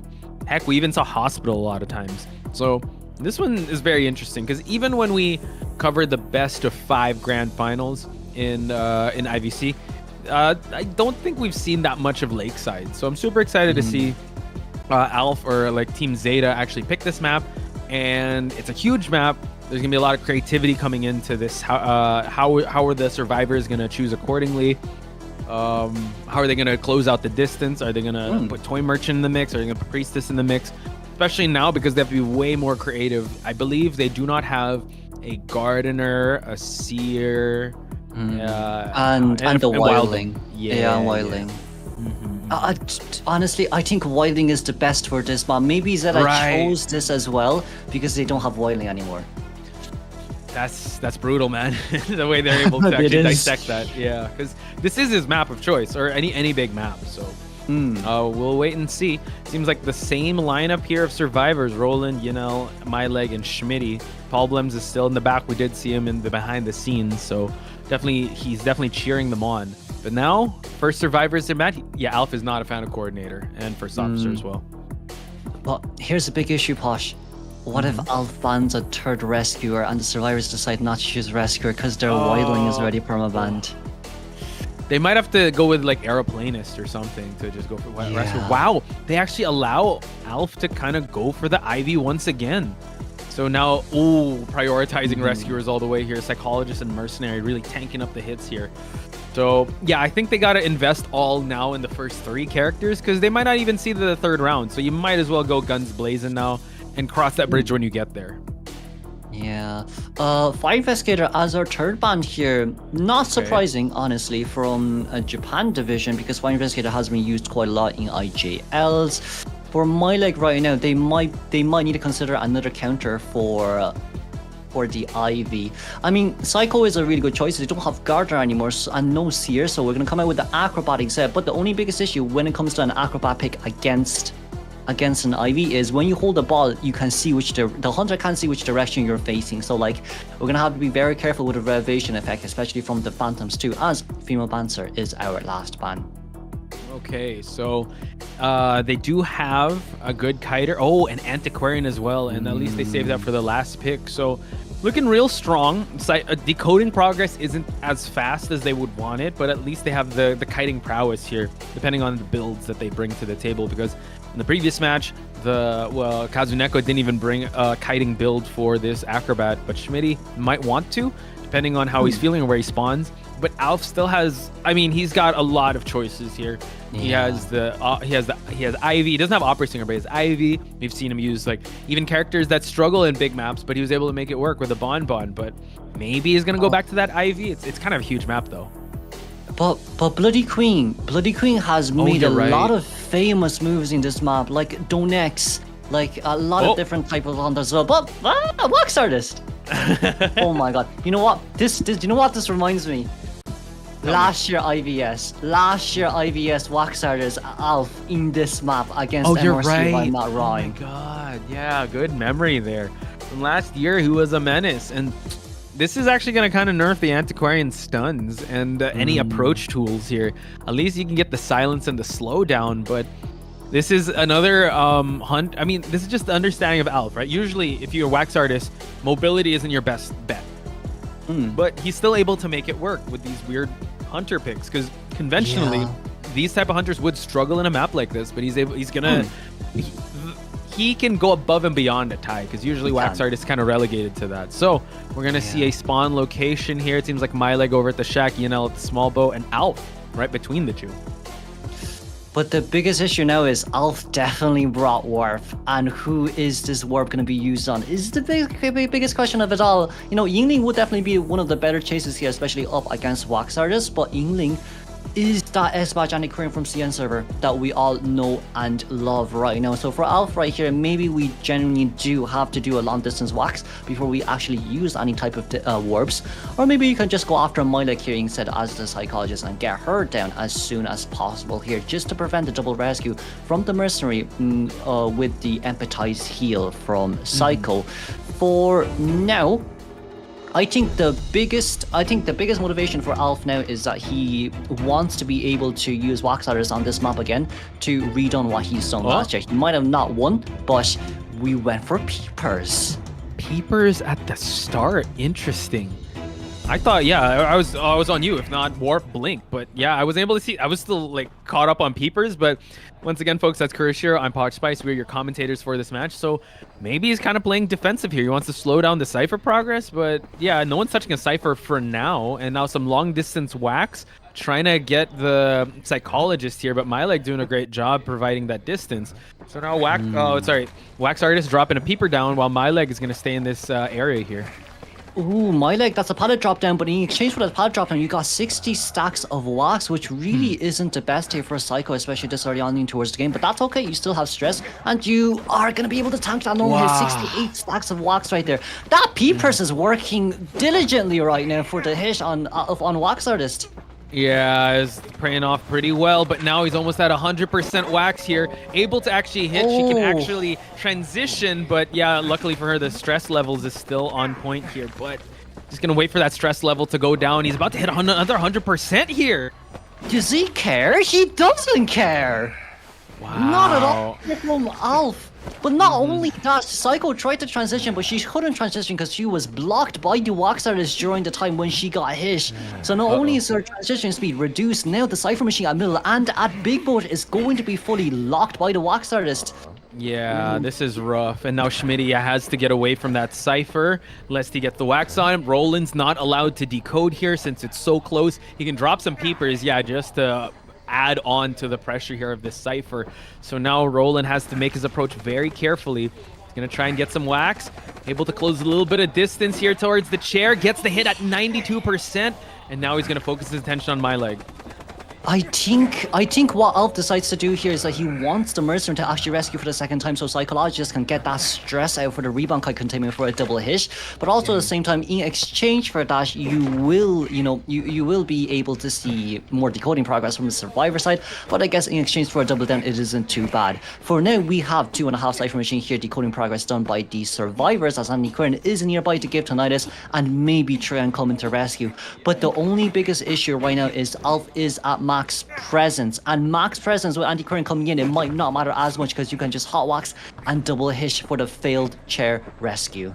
Yeah, the Cypher at the lower side of the boat, that popped just in time before you could actually try to wax it off. But now it's just the Cypher over at Big Boat, and Yanel just providing that tinnitus.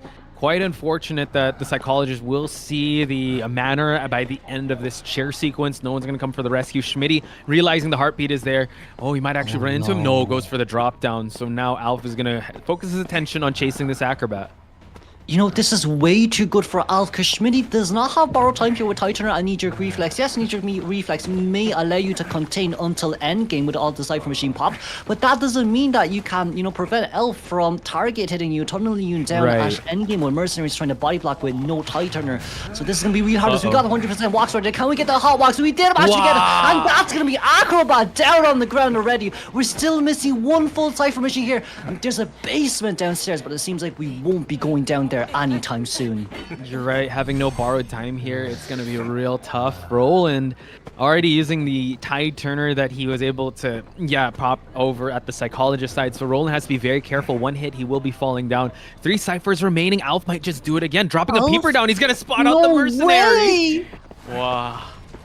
The Roland, a little bit panicky right there as we do the size transition straight towards the double pallet. We're going to be able to lock a pallet right now as the hit will register. Inkling Cypher Machine still being decoded right now, and Alf definitely saw in that case too. So right now it's all about forcing the mercenary down. We tried to get under a hit just so Shell Shock can activate with an extra 15% healing debuff, but for now Alf has trump card for teleportation or for warp, so he has a lot on his hands right now. He does. He actually has a checkmate on his hands here. Yinel is the last survivor here, out and about. Mercenary still has an exit path to work with. No tinnitus is being popped up, so he knows that Acrobat is going to get eliminated.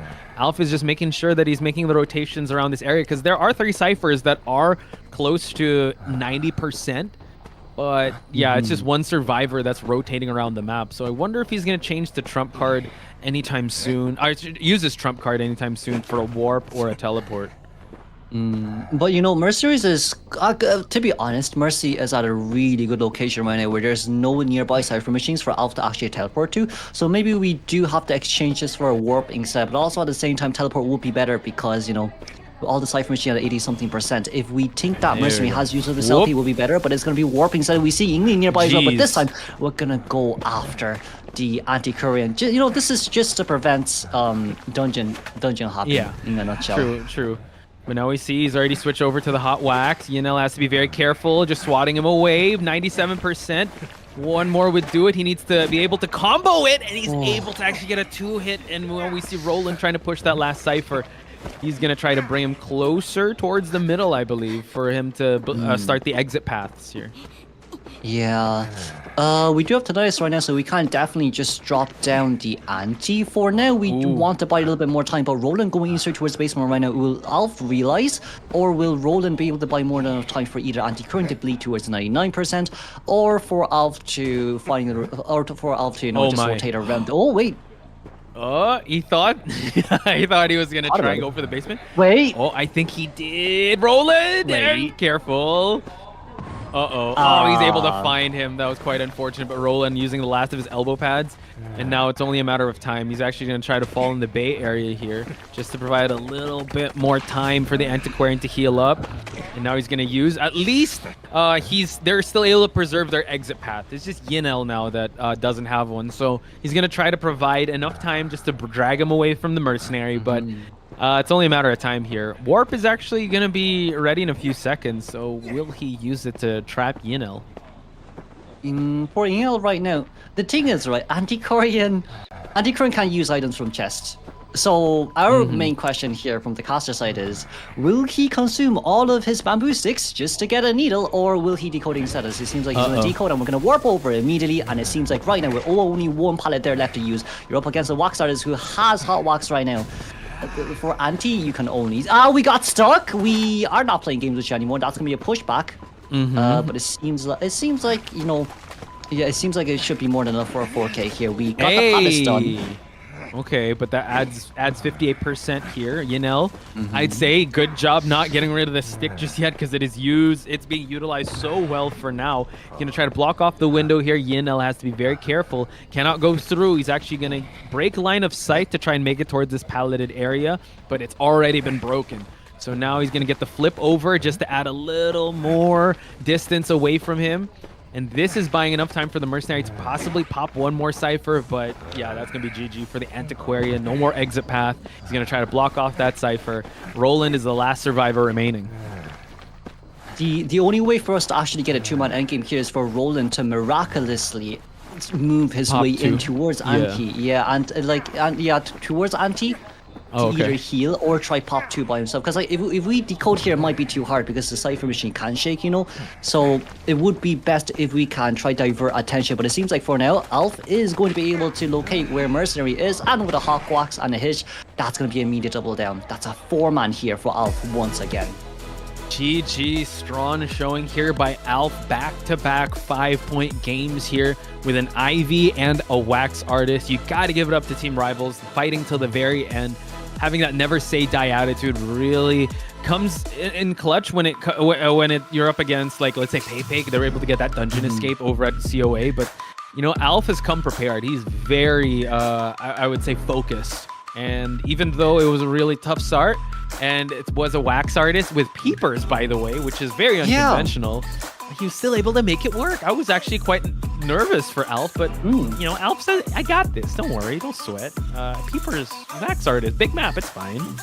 It worked. Yeah, it did him a lot of due diligence there. The peepers worked really hard, because like with that peeper placement near the broken hush near beach at that one palace, that peeper placement means that you're not only able to lock that small hush and the 2 pallets nearby, you're also able to lock the 2 pallets behind you, which did slow down the Psycho's movement quite a lot, and it also did allow Alf to see when Psycho decides to come through to pull down a pallet, we're able to get so much wax on him too. So like, not only is it the movement debuff that Psycho got from the Reapers, it's also the pallet drop down, it's also the, you know, map hack that Wax Artist got to see where Psycho is at all times, and it's just that, you know, we see as well, Alf doesn't care whether you have stress or not.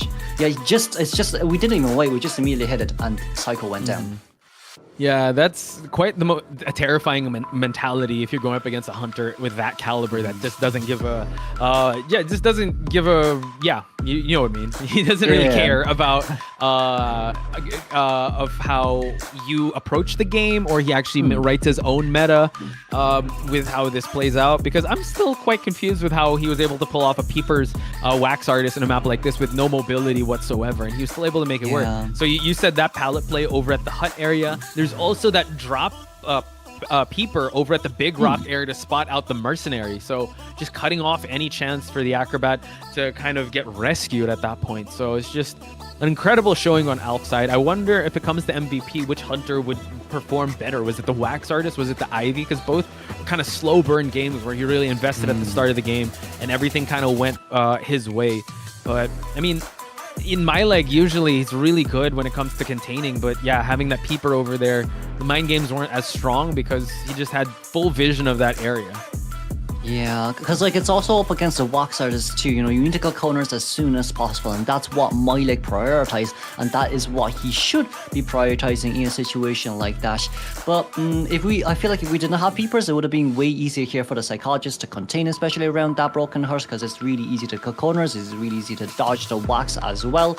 So it's kind of like saying for Alf right now, it suited his spawn location the most. Where Psycho was, where Antiquarian was, he had way too much choices.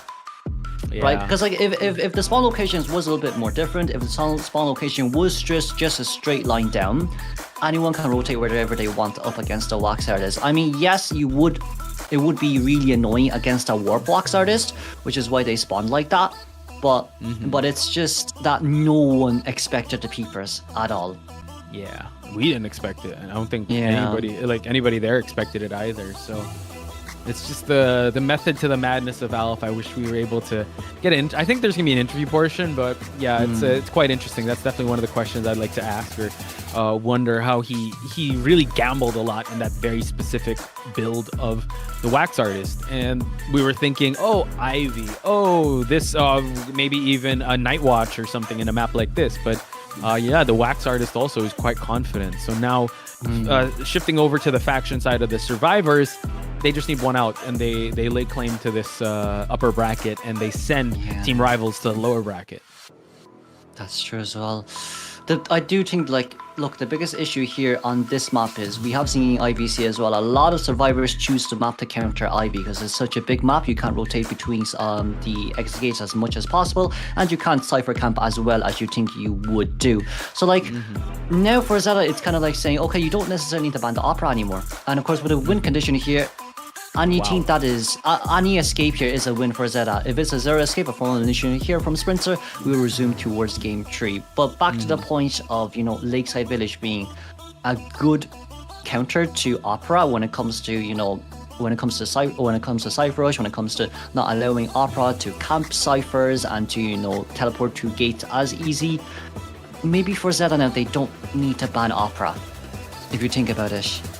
Yeah. So who would they opt to ban? Dream Witch, Nightwatch? What other arsenal of hunters does Sprinter bring to the table that they could possibly ban out if Lakeside is just not an optimal map for him to bring out? There is the Ivy, but we still haven't seen it. It's like their priority number one. Yeah, that's the issue, right? The priority number one is Ivy has not been seen. But priority number 2 would be Dream, which is also a really good pick here for Sprinter because he has gotten 4 malnutritions on this map before. But then, like, when it comes to these two type of hunters, it just means that you need to either choose between Flywheel or Knee-Jerk Reflex. So right now, I think it's up to what Zeta likes the most, what their survivors like the most. Do they like Flywheel more? Or do they like Knee-Jerk Reflex more? I think that's kind of their decision making now when it comes to, you know, our second half moving on forward. But of course, for Sprinter, once again, it's going to be really hard. And it's, as you said as well, they could just choose an Embalmer. Just like round 1, right? They could just get the Embalmer out. Yeah, that's actually... that's rough. If the Embalmer does come out, spawns over at the big boat, or takes the first chase, and then... or it takes the next chase, then he gets saved. They just need 1 out. So, yeah, you see the win conditions there, folks. Zeta is kind of holding all the cards here with how they're going to play this one out. They have advantage. They pick this map. They also have an advantage of actually banning out the Opera Singer, or maybe shadow banning it because they don't necessarily need to because it's already targetedly banned because of the map itself. Unless, you know what, Sprinter, you know what, kind of takes a page out of Alp's book and be like, all right, this is a map that doesn't favor the hunter pool that I have, but I'm still going to use my hunter, and I'll show you guys that I can make it work. And what's tough here, Kuro, is that if we move a step further, if Sprinter does happen to get a 4K, you still got to duplicate that same type of performance in round number 3. So yeah, I'm getting a little ahead of myself, but that's something that would be very taxing on any hunter, let alone the best hunter in NAEU, right? So it's really an uphill battle here for our boy Sprinter. It is, and I do think with Alf's pick there on the wax artist, not only is he trying to relive his moments, he might want Sprinter to come out with a wax artist too. Oh, you think there's a call out? Like, yeah, I think there might. I think, right, it's just from me, and it would be nice to see as well if Sprinter decides to come out with a wax artist as Opera is banned, since he hasn't been choosing Ivy yet. But of course, with these hunters in mind, it's just there's a lot of competition right now. It's very heated right now from both sides. They've met in co-op. They're now backing IVS round 1 yet again. And the biggest question is, can we get this 4K for our survivors? Because a lot of pressure now is on Sprinter. Yes, it's a really big map, but it's not the map that he cannot deal with. Right. Yeah, that totally makes sense. Ooh, that's gonna... Well, if they want to make that moment happen, if they want a mirror match to happen, I'm all for it, right? Because at this point, you got to look at the silver linings. You got to look at the glass half full type situation. You're in an international event. There are fans watching. There are people watching. You have international eyes on you, right? So you might as well go out with a bang here and just go out guns blazing. Kind of like how the survivors, had that never say die attitude. So will he allow us to have that mirror match, or will he finally grant us the wish of coming out with the Ivy? Depending on the picks and bans and how it goes, right? But with how they handled that opera singer, look at this. He's staring down the camera, man. I'm it too. Coming for it right now. I'm coming for you. Oh man, I do not want to face him as a hunter or survivor. So yeah. Yeah, Hamachu is in his prime right now.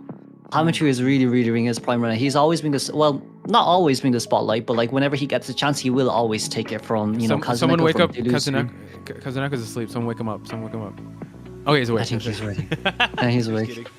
It would be so funny if like he was just like, I'm just chilling, man. If so, that's crazy how he's just like relaxing there. Because right now, you can see compare and contrast, right? You see Aaron over there and Sprints are kind of game planning how they're gonna approach this, but Silk over here with his Survivor team, they're just like, no, another day in the office here. Oh yeah, we're back. But I do think as well from Kazuneko, probably a little bit tired out from the Kaish against Opera too, because containing against Opera with no Nitro Reflex, with no fly wheels is pretty hard as well. So like we might be able to see Sprinter going after Kazu once again. And with this matchup, and a little bit of a bigger map like this, we really do have to see. Now, depending on the first two bans too, what I would like to say is, do we potentially want to ban Sierra Anti-Courier? Well, we could get Sierra out of the way if you want to play Ivy, but Anti definitely has to be banned if you don't ban Ivy, they will ban... No, sorry, if you don't ban Anti-Quarian, they will ban Ivy to choose that Anti-Quarian up against an Opera. So like there's just a little bit of a mix and mash there from both sides. It's a bit of a mind game when it comes to ban picks, but it's just ZETA has way too much to use, yeah. Yeah, let's recall. So the three survivors that they can't use is the Magician, the Mercenary, is it Guard? Oh, Acrobat, right? Yes, Acrobat. Those three. Wow, that's still a lot that they can use. Like you mentioned, Antiquarian's still on the table, Gardener's still on the table, First Officer's still on the table. Yeah. Oh god, Wildling too. Yeah, and it's also Seer and Priestess. Dorisu can't get Priestess out on this map. You also can't get Kazuneko to play Seer as well, or even Hamitu, which like is kind of where they could go if they only want to go for a one-man escape, or they can just play any unorthodox like Embalmer, as you said, like Toy Merchant as well on such a map like this as well when it comes to the rotationing around. But of course, if you decide to play Toy Merchant, Ivy might be priority ban, because you can Revelation effect and stop the jump. Right, that is true. Man, this is a really tough ask for the light of NAEU here on rival side here. Just a lot of factors going up against them with how Team ZETA was able to build up this lead, or this position that they've put them in. So it's really tough, guys. For those of you joining in chat who are supporting team rivals, do send your love and support. They will go down in history as the first team outside of the league to actually get sponsored by an esports organization. So that's a huge accomplishment. And this is their second outing, because they did have an amazing performance in IVT, but this is their first international performance, right? So they definitely want to go really showcase their skills that they have. And it's just tough because they're going up against the best of the best that IJL has to offer here. So the best that they can do is go down swinging here and able to give the Survivor team a run for their money, basically. Definitely, yes. And I do think as well, from Identity's point of perspective, it seems like Miss Nightingale really wants Rival to go up against the top two regions here in our tourney settings. So like with the game one here against ZETA, and then tomorrow's game maybe either up against WBG or up against GR. It's a really tough wall to climb, but it's not a bad experience as well, because we definitely will be able to see them coming through in future tourneys as well. But for now, once again, just to reiterate, it's currently 5-0 here for ZETA. And our global bans here are Magician, Acrobat, and Mercenary, as the first two bans is Aeroplanist and Seer. And of course, with these two picks, it's like, okay, we haven't seen Aeroplanist as much, but it's going to be the Opera band this time. So maybe our big question is Sprinter maybe wanting to come out for the Ivy, because Aeroplanist has been banned. So like, okay, ZETA side right now, do we want the survivors to go maybe get the Gardener out? No, we're gonna get a Priestess and First Officer out. First Officer is a good pick, especially up against an Ivy when it comes to chair camping. But then Priestess as well for Dolisu. This would work really heavily in their favor if that Lawn Portal has been deployed down properly too. For our next ban, it's definitely not a Rescuer ban, it's going to be a Psycho ban here, as it seems like we're going to solidify our standings here with the Ivy pick. Because usually, look, if Psycho is banned, you would want to pick Ivy, or is Sprinter just trying to mind game Zeta Survivor right now? For Zeta, in this team comp, they could potentially go a fast decoder like Lawyer if they want to, or maybe they can play a little bit more safe. But the only issue is you don't have Acrobat, and you cannot really play, well, you could play Patient. Hamitu is a really good Patient thing. And especially in 2-story areas as well, you could potentially go for the Patient, but no, it's going to be Anti on the other side. I do think Zeta wants rivals here to play Ivy. They're kind of forcing it. You mentioned that, Antiquarian is still up for grabs for them to use. Priestess also, I like how they locked in the Priestess to start off, because you barely see Priestess in like Lakeside as much, but you might as well because it's going to get globally banned. And I like how they prioritize the first officer just to make sure that they at least safeguard a rescuer. So that could be the trajectory of how these new picks and bans are going to go, especially since Mercenaries off the table. So now actually taking out the Barmaid. So Prospector coming in. No Barmaid. Yeah, the healing is definitely there. So they could be priming him to go for the Ivy. Or Sprinter also has a Dream Witch. Yeah. This is... I think it's such a big decision to make right now, because like from Sprinter's side, okay, Dream Witch wouldn't be too bad if you can use your follower hit on the Lawn Portal, so your follower can follow up towards where the Lawn Portal was as well. But then like Priestess just heals way too fast, especially on such a big map like this as well. So like it might not necessarily work as well as we think it would. Also from the same side, if Sprinter wants to play IV, that Priestess is going to be able to counter you quite hard with the Lawn Portal if if the Revelation effect is off. Not Revelation, if the leech is off the survivors as well. So now it's kind of like maybe we can keep the leech on the survivor, just so when the survivor goes through the portal, you can leech on towards maybe the Priestess right after you hit the survivor down on the ground. Or should we perhaps just go Dream Witch or someone that we, maybe a wax artist, but then it's just way too hard in a team comp like this. Yeah, it's a little too... I mean, I'm all for the mirror match, but right now I want Sprinter to pick the best hunter he chooses that can go through. Doesn't have to be meta hunter, just as long as he's comfortable using it, because this is what you are staking your potentially last hunter match in the upper brackets on. So now we just... No, go for it. No, sorry, I'm hoping for GK. No, we're gonna go for Ivy. Okay, finally, Ivy's gonna come out from Sprinter's side. Rivals first Ivy in a professional setting. This is gonna be really interesting to see. I'm excited for this because we've been asking for it. He's finally delivered on it, and I think Zeta was forcing him to go for that Ivy. So this is gonna be quite interesting, because Ivy in a big map like this could struggle here with how this is going to play out, because unfortunately the map isn't so close together. So will this be an SOS situation that Sprinter will have to go for? Yeah, now the biggest question here for Sprinter now is, can we maybe take advantage of the Priestess with a Lawn Portal? Because if you go through the Lawn Portal with the leech on the survivor, you could potentially leech on towards Priestess as well to get a double down situation. But I do think Zeta knows this really, really, really well too. But then again, okay, we did choose our Priestess and, Antiquarian and Prospector just so Ivy can come out. But with the area spawn selection mode, here we go. It's going to be Sprinter spawning inside of Small Boat. Meanwhile, Hamitu is currently at the entrance of Small Boats. Dolisu as Big Boat, Kazuneko there at Broken Hut, and of course Shinami here as Big Boat near dash exit gate.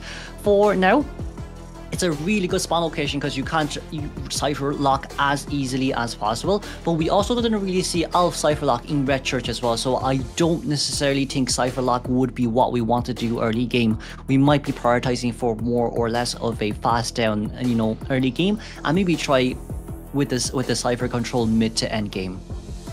Yeah, it's going to be quite intense of a match, folks. We are going to head on over, not until the coaches do the handshakes. Here we have 3 flywheels and 1 tide turner. We don't have any borrowed time on 2 of the survivors here in Hamitu and Kazuneko here, so they're really banking on surviving as much as possible. Well, we see Insolence and Blink on the side of Sprinter. Let's get into the action, folks. That's Kuroshiro Gaming. I'm Poch Spice. We are commentators for potentially the last match of this set between Zeta and RVL. For now, the Phantom is currently moving towards Hamato, as we do see as well Instant Tension, which constrains alongside with Max Hunt and Berserker. But it seems like we didn't manage to get that 40% stack there on Hamato as we initially wanted to. But with the lock there, Hamato is going to be able to get it out of range. With the spin, that 5% movement speed boost is able to get us towards 19 instead of 20 stacks right now. And if we can rotate towards these two pilots, it's all games for Antiquarian and no gains for the Ivy at odds. We did manage to get that disarm, but it is you are really just one, revelation effect from getting stunned. And speaking of revelation effect, that was able to happen, but now he's still saving that flywheel for potentially the second revelation effect. But now the Phantom is chasing on Suit, dropping down the pallet just for the main body to struggle closing out the distance here. Blink will be ready, so Hamato has to be very careful not to play too close into this. Tombstone is also here just to buy him 46%, but the distance has been already established. We're already halfway through the Cypher Rush here of the 3 Cyphers, so Sprinter now has to down Hamato now, here and now, for this Cypher Rush to kind of stop. But it seems like Hamato knows this as well, so he's just going to try pull as much distance as possible. If we can get the blink out, that would be for the best. We did flywheel a bit early though, but that was a predict flywheel. Sprinter with that immediate precise blink as well, getting Hamato down. But I think with this containment and with Hamato's decision in moving out of shock instead of waiting for blink to be ready, 3 Cypher Machine seems like it's going to be more than enough to be done. Yeah, Long Portal is also on the Priestess's side. So here, let's see if he's able to... Oh, they pop the Cypher before it's able to get guarded here. So now this is a little rough. Priestess is going to be the main decoder here. We do see that Dolisu is around this area. But now First Officer is actually here for that rescue, able to get it. And now the Pocket Watch, but Antiquarian gets farmed off of.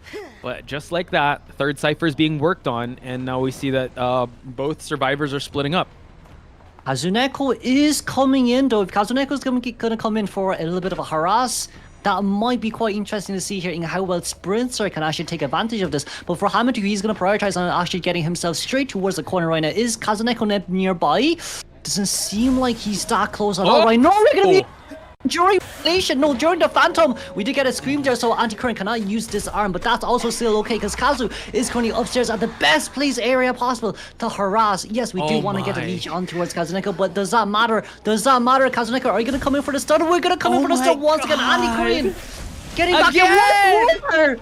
3 stuns in a row, but now we see that able to actually down him. There's so much tombstones in this area, buying a little more time, and she has not seen the rocket chair just yet, so this is still going to be the first chair, the first down. Oh wait, no, sorry, second chair of this Antiquarian, my bad. But now we see that he's got to clean up the portals here. Kazuneko might have to go for this rescue while these last 2 Cyphers are going to get primed. For Kazuneko right now, he will get quite a lot of revelation effect if he's not careful, but it seems like he's going to be disarming one of them first, just so there is no potential of cherry combos. We do lock Priestess there just a little bit, but for Kazuneko right now, he's kind of waiting for Magna to be ready. The Magna is ready. We do fly a little bit earlier than expected, but Sprinter, the hit there wasn't the best. We wanted to hit towards the Prospector, but yes, we got it on once again, but it doesn't really matter right now, because all what it takes right now is for Prospector to get a Magna on during the teleportation phase. But the question is, can Kazuneko do it? Because it's way too hard. Priestess, Ivy were currently getting right now, but that flip just to get out of range, and you are ready. No, do we use Revelation? We didn't just yet, but Kazuneko here still having the Magna on its hands right now. And Hamato, we sadly couldn't dodge it, but 7 seconds on left on the Magnet. I don't think we need to play this risky. I know, Kazu, I'm here to prove myself. No, takes this. No, we don't. Okay. He doesn't have borrow time, so it's fine. He's just buying enough time for that last Cypher to pop. But wow, he's gotten so much stuns out of that final sequence there. They're going to pop that last Cypher most probably right away because the Prospector does not have borrowed time. Dolisu farms off a hit here, able to actually teleport away. And now we're at the end game here, Kuro. 3 Survivor end game here, and Sprinter needs to be able to down one more Survivor to at least get a tie in this round half. Sprinter's doing the best he can right now, but Prospector has proven himself Kazuneko has proven himself why he's the best. That's going to be a very precise blink down. Sadly, the fly wasn't able to come out, but it is still pretty hard here to, blink predict an Ivy, especially when you're looking back to.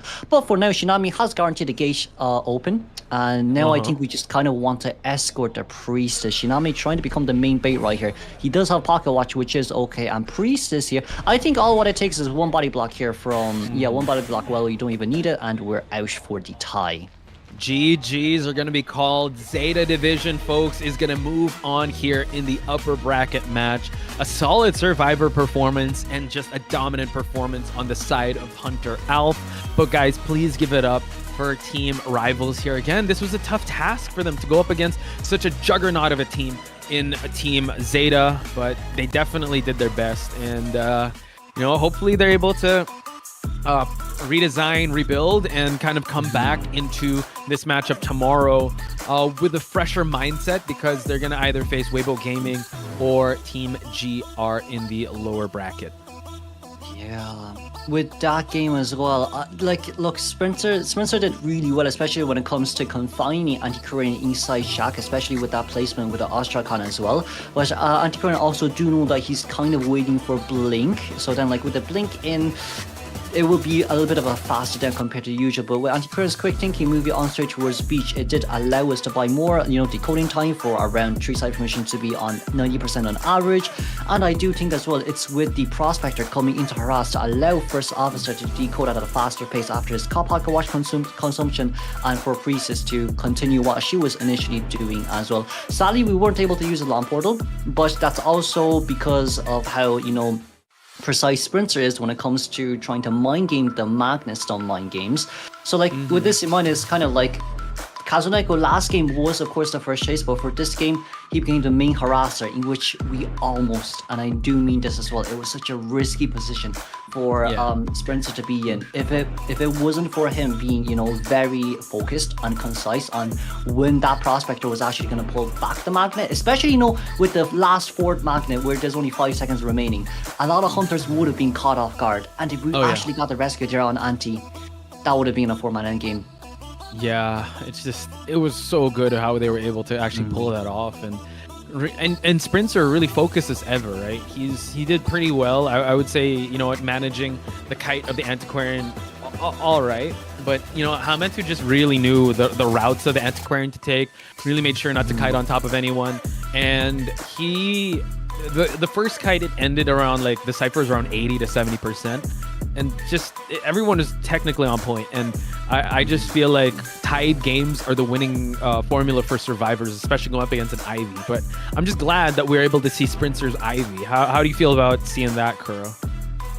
The thing is, we know, like, from that game, you can see that he's been practicing a lot. You know, with the Ostrakhan placements, with the Revelation, like the last Revelation on Hamentu as well. If that didn't land, that would have been really bad. And from like Hamentu's point of view as well, he was looking all around the place as well. He was always turning 360s, and Spencer being able to land that last Revelation really did prove that, look, hey, we have been practicing and we know what we're doing. Now, a tie game once again against ZETA, it's really good. It is still really good, especially after such a great harassment from Prospector too. But it's just not enough, because we really needed that 4-man elimination, which is a tiny bit unfortunate, but at least we managed to see that Ivy. Yeah, I'm super excited to see how the more Ivy gameplay from Sprinter will be coming out. But it's just unfortunate that they are at the lower bracket. Again, it's double elimination format. So it's going to be kind of rough for tomorrow's matches, because I feel like we're going to play all the lower bracket finals. So it's there's going to be a lot more intensity in the air. That's what I'm saying. So do give your support out to Team Rivals, folks, but give our flowers to Team Zeta for having a very dominant performance in this game. I do think as well, like with this game as well, with Zeta solidifying themselves against Rival, it does show to us that, hey, look, once you have that lead game 1, you're going to continue that lead game 2 and game 3 forward, because like we saw how Alf did his bans from the Survivor side. It was 2 rescuers immediately, right? And then like 2 rescuers immediately with the first 2 bans. One was permaban. They were forced to get Mercenary out immediately, because if they didn't have Mercenary, it was either forward, Gravekeeper, or, you know, Journalist. And with these 3 type of characters, they're not bad, it's just that they're not suited for current day meta. So, you know, with the newer 3 permabans, it does bring a lot more on towards the table when it comes to, you know, allowing the Hunters to gain more advantage. But what would be interesting to see is that, will any team actually bring out Pharaoh Lady sooner or not? Or will we wait until maybe when her patch note comes through to the touring servers that she'll actually be used?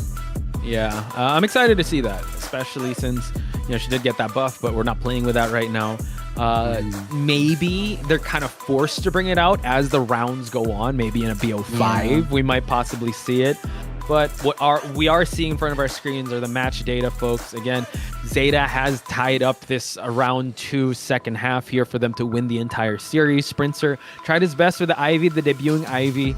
We've seen that, he had excellent plays. He really knew where to put it, and especially considering that this is a huge map. He was still able to get a tied game up against one of the best Survivor teams out there. Still an amazing performance, but the day, the match, the game belongs to Team ZETA.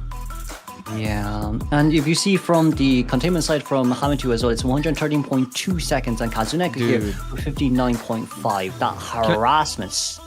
Can I just say Hametu and Kazuneko are like neck and neck in terms of setting the record here in IVS? Because you saw that pop up in the screen, right? They're both at 90 seconds, like above plus containment time all together. So I would definitely love to see the match stats once IVS is over, but those are the names to look out for, folks. Do not chase Kazuneko or Hametu if you are the Hunter player at the start.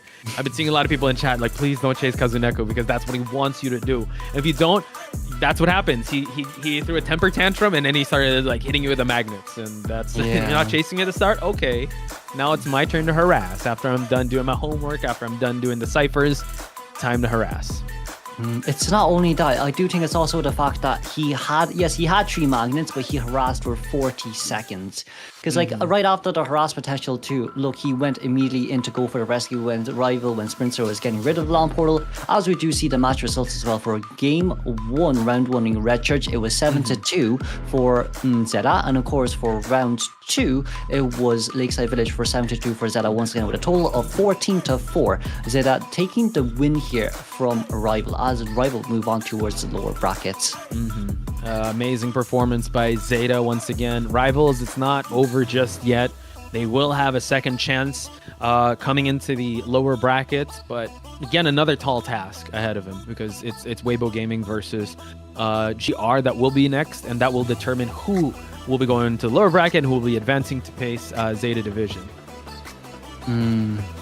Yeah, but of course with this moving on forward as well, like the thing is, I feel like ZETA still hasn't shown us all what they've had, and also games for the goes for the same for Rival here too. We did finally, see the Ivy from Sprinter, and the Ivy is good. We do see huge potential there coming from the NAEU division. But it's just more or less, hey, look, if you chase after Hamitu, it's going to be Kazuneko coming to harass. If you chase after Kazuneko, it's just going to be him containing against you, and Shinami coming in with a backdoor rescue back to back, and to continue to cypher rush as much as possible from both sides. For the time being, we should be able to, move on to its best deduction, as it has been given towards Alf here for that Wax Artist. Surprise, surprise, Alf. I would say, he does deserve that best deduction, but it's crazy that it's actually the Wax Artist and not the Ivy. And I mean, his deduction point, it was very dominant both performances, but I think the Wax Artist was more impressive considering that he brought peepers, considering it was Lakeside Village, just a lot of factors put into play that he didn't even need to get a 5-point game. He could just kind of coast it on with just getting ties, but that's not the Alf we know. He wants to rise above. So guys, you got to bend the knee for Alf, Almighty Alf. Like, I'm trying to come up with a cool moniker for him, but yeah, Alf the Great. Definitely. Well, I do think it's like his Wax Artist. I do think it was the mind games that came through really well with the Peepers pick, and with him being able to spot out where Mercenary was to stop him and get him immediately down while Wingel was still decoding at Shack. But then, I'm also a bit more surprised it's not the Ivy too, because the multiple, revelation effect that cancelled out the rescues, that cancelled out, and going in towards pallets / windows, vaulting windows. I do think it's also, look, hey, he has a lot of practicing Ivy, and we also do see as well there's a lot being put in for work for Wax Artist too, but it seems like Wax Artist will just, take the MVP for this one alongside with Alf too, which is pretty nice to see. It's a little bit of more of a different Hunter this time. Yeah. If you showed me that MVP screen, like, last year, I'd be like, yeah, that's the meta, like, a couple years, I think 2 years ago, like, oh yeah, Wax Artist, that's one of the best Hunters out there. But in this meta, with Ivy and It's at Opera Singer. It's like, dang, a wax artist able to get an MVP. That's quite impressive on Alf's side. So hopefully he'll build more accolades like that. ZETA can kind of rest a little bit and kind of wait for their next opponent and kind of observe and watch. But yeah, for the rest of the teams out there, they still have to grace the stage to be able to perform at their best. And I think we're going to have an interview portion next. It should be coming out pretty soon, but like it's as you said as well. Now with Rival and ZETA finishing up round 1, before we move on towards round 2, there is an interview section. But then like for I do think for ZETA right now, they're in the best possible position because it's GR versus WBG next. It's really just back to IVL lower brackets. Oh yeah, like finals. Nothing's changed. Yeah. No, not finals, semifinals. Yeah. So it's kind of now it's kind of like, hey, a run back. Yeah, you better use all what you've got, or it's going to move on towards the lower brackets. And I know that none of the teams really want to go towards the lower brackets. So and refresh my memory. It is GR to get the advantage over Weibo Gaming, right? In their previous, their latest outing against each other. But now, what's interesting is that we're playing with new picks and bans rules. So did they play with that in IVL or they didn't? No, we only had they only had 2 permanent bans during that. So with the 3 permanent ban rounds now, it's like saying, hey, who has the bigger survivor pool? Okay, very interesting. Did it go the full 3, or was it a dominant performance by GR? It was full 5. It was back-to-back 5. Yeah, back-to-back. It was the quarterfinals first for lower brackets and then the semi-finals. So WBG did play 10 games, yeah. So now they're back. They're back once again, but this time they're going to all start from 0. Wow. Okay, so stakes could not be higher for these two teams. Yeah, it's just a battle of the IVLs once again. And after that match, I believe it's going to be GBB versus RD. So HMT division versus the South Korea division. Quite interesting to see that because we've known the South Korea division to be very interesting with their picks. I mean, who's the survivor that plays batter? Is it Oniske, yeah. Oniske, yeah, one of them. So yeah, they're very known for their really off-meta picks. If you think MX is off-meta, folks, yeah, you should check out GBB. And not only that, Dave Oniske, who was a previous contender there for KOA as well, but now as well is back with us once again. Now was a part of the South Korean team during KOA 4 or 5, I think, and it's nice to see 2, veteran Korean players coming back once again, joining us for IBS. But of course, it's kind of like saying, yes, there's 2 veteran survivors from GBB side, but if we just move on towards RD right now, they have Lati and they have Mitake. Yeah, they have Lati from IGL, and then they also have Mitake, if I'm not wrong, from IVT Korea. Yeah. Yes. I think he was the, if I remember correctly, in chat, please correct me if I'm wrong. I think he was the hunter that played Hellember in KOA at one point. So very legendary performance. So Mitake, you said, is the coach, or is he? Yes. Very interesting. The coach, yes. So right now it's kind of like saying, okay, we've upped our standards now once again, and it's now between IVT HMT and IVT KR. So I do think, look, this is going to be a very fun matchup to see as well, and it's something that we'll be moving on forward right after WG versus GR2. But it's also aligns with saying, hey, we have quite a lot of things on our hands right now as we just move on straight towards the interview section here. It seems like we're gonna have ZETA, Alf, and Shinami right now. So it seems like we will be asking a couple questions and also a community question here. So, I believe Alf here is trying to say hi to the people that have joined over at the venue. And of course for Shinami here as well, she's going to be sending our regards here to all the viewers that's on their screens too. But why not? Let's talk about what type of questions they will be asking, because there has been such great performances when it comes to Kazuneko and when it comes to Alf as well. So from both sides as well, when it comes to Alf asking the questions, first it would be more or less along the lines of hey, opera gameplay, how did it go? what was on not Opera, the Ivy gameplay, how did it go, what was on their mind, and of course for Shinami side from Survivor side as well, what was on their mind for the backdoor rescue against Sprinter in Red Church, and yeah. Yeah, so just basically the first start, just asking about the first round and how they perform. I mean, this was definitely an Alf-sided game, so there's that. So first question, what he thought about his first match against the opponent, and pretty dominant performance with how he did. So we're just going to wait for the translation. Because like the thing when it comes to the first match as well, it's the first match of the day, and it's the first match of IVS as well. And I do think like there is a lot of nervousness when it comes into this. It's a different type of region. It's something that they definitely have done a lot of research on, definitely have done a lot of practices on. But it's just saying, hey, what did we think about when we came into this matchup? And translation just came in, like, and you were right, you know what? The Alpha saying he was very nervous, but it was fun for his first time here playing in front of the crowd here in Macau.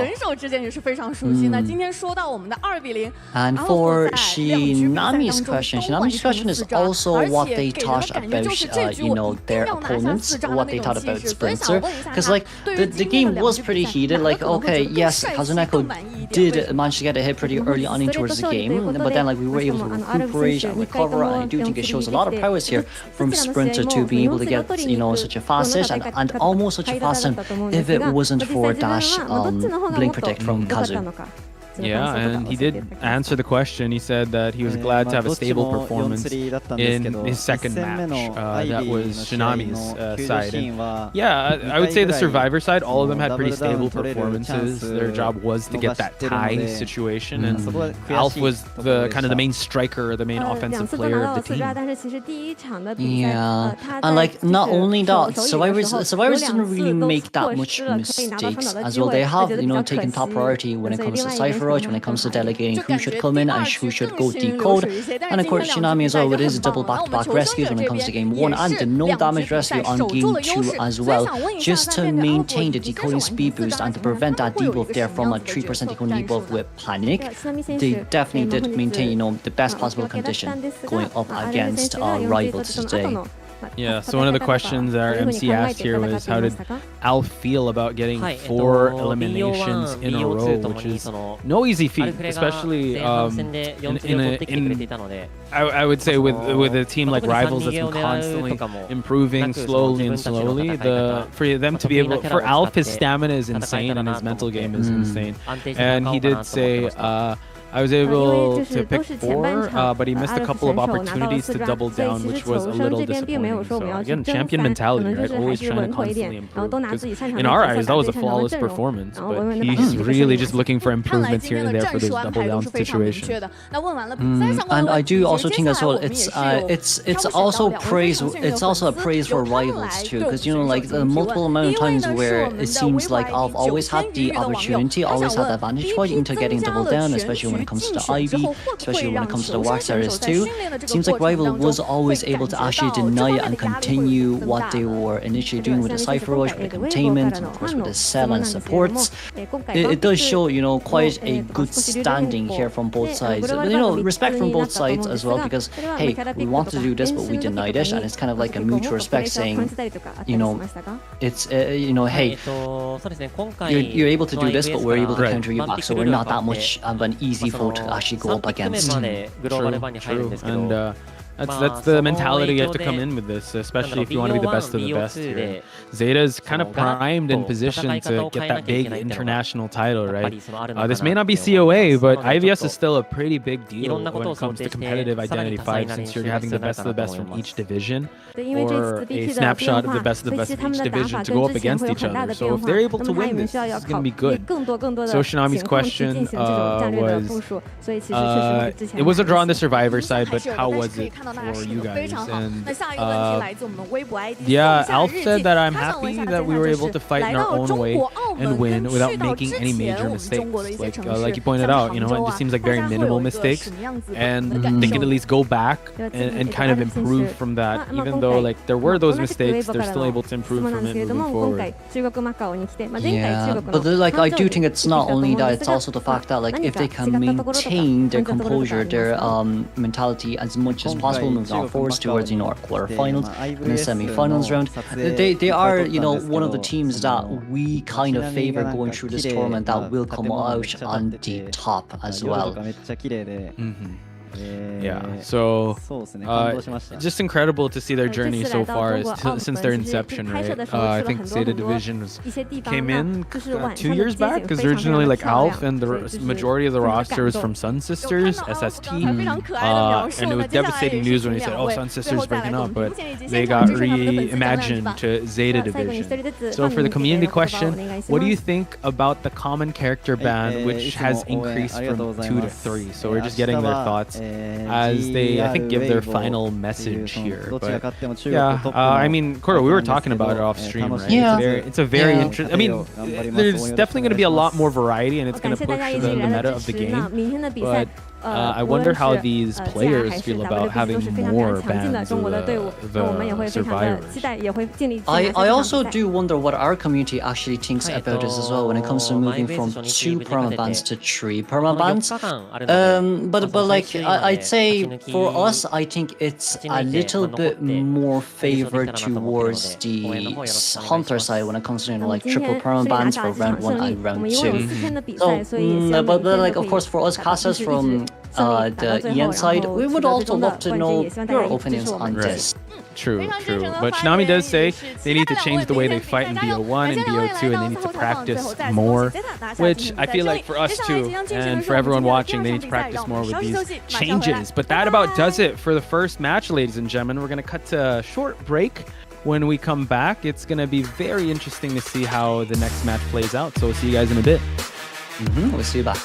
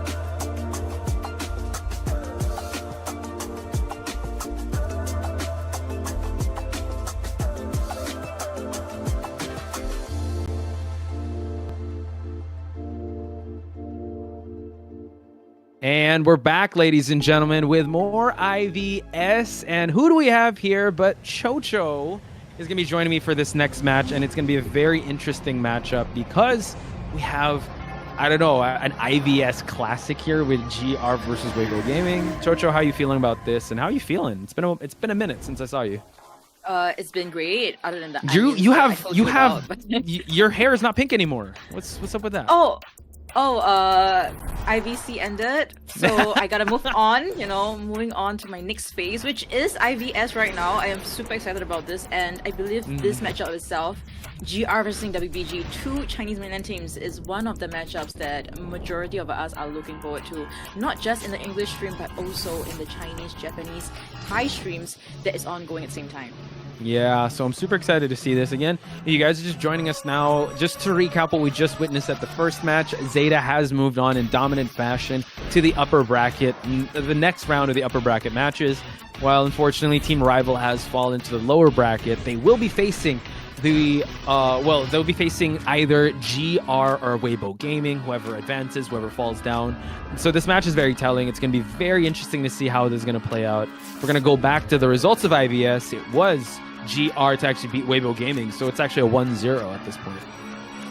Yeah, so I just wonder how this matchup is going to be, whether it's going to be a mirror matchup that we saw in IVL recently, where GR, of course, they ended up in second place, whereas WBG in the third place, whether if it's going to be replicated, because if that's the case, GR most likely will be taking this home. And also we have to mention about the recent addition of Iron into the survivor lineup of GR. Ooh. And I'm not sure whether they're just going to add him to the main four right now, because the main four is still there. We just have a fifth survivor, Iron.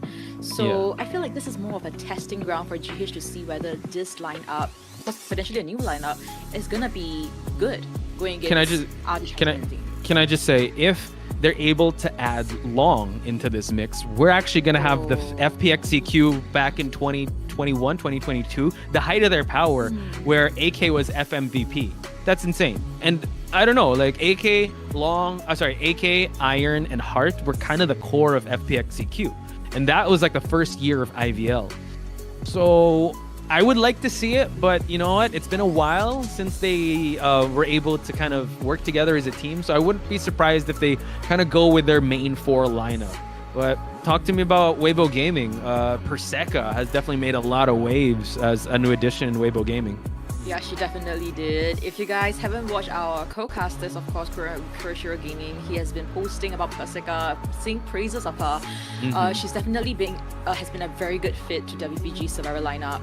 And in the WBG survivor lineup, we also did see there's only 5 members exactly, 4 survivors and 1 hunter. So there is no like, if you're tired, we're just gonna sub you out. You just gotta tank it all from BO1 to BO3, and if they reach all the way to the grand finals, it will be a total of BO5 that they have to tank through. So I'm very excited how they're gonna do it. But you mentioned Long, right? Whether you know WBG, but Long has been with WBG since 2022. So considering the bond, not too sure. Maybe higher pay might. But we'll have to see. I like that, priorities, right? You gotta, we can bond later, it's fine, but business as usual here. So yeah, that was quite unfortunate. After that year, FPXCQ kind of dismantled. AK was picked up by GR. He's been actually on this team for a while. He's building this team, him and Hart, right? But Xiao X Meow 5 is there, AC is there. One of the first, like his proving ground was COA this year, and now he's actually been the known Ivy player. So I'm super excited to see that. We have Iron along with them and Jin as the sub hunter, and now I would say the 5 that will be standing for Weibo Gaming: Hui, Long, Alex, Perseca, and Juan. No one else. They need no one else. This is their last stand here as the strong 5, the Fab 5, Fantastic 5. I can't think of something. Fantastic 5. And it's just really nice to see this, right? Because initially at the start of Chinese mainland IBLs, right, we saw like a couple of ladies gaming, ladies, they were just playing this game professionally, but as time went by, we see them kind of disappear from the scene, and it was just male dominated. But right now, Perseca just coming out once again, showing us that, you know what, even as girls, we definitely have what it takes to be in a competitive team. In fact, one like WBG. Exactly. WBG has been a prestigious name in the IVL circuit, and for Perseka to make waves and lots of highlights definitely shows that in the highest level of competitive Identity 5, there is female representation. And hey, you were actually a competitive player at one point, Chocho. We still have a lot of competitive female players in the IVC circuit. So yeah, definitely something to behold as we behold the intro package of GR.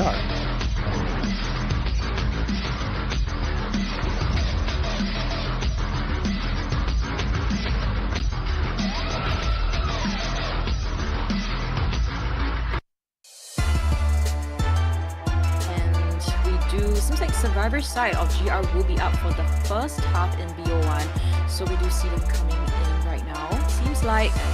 Oh no, it's just everyone. Everyone's gonna be survivors! Okay, just the team intro. Whoa, that's crazy. Yo, got the panda dunks? Yeah, I see you. He's got the cool hair too. I need to know his hair care routine. But here we have it, folks. GR all lined up, ready to duplicate the same type of success that they had against Weibo Gaming. And speaking of, here they are.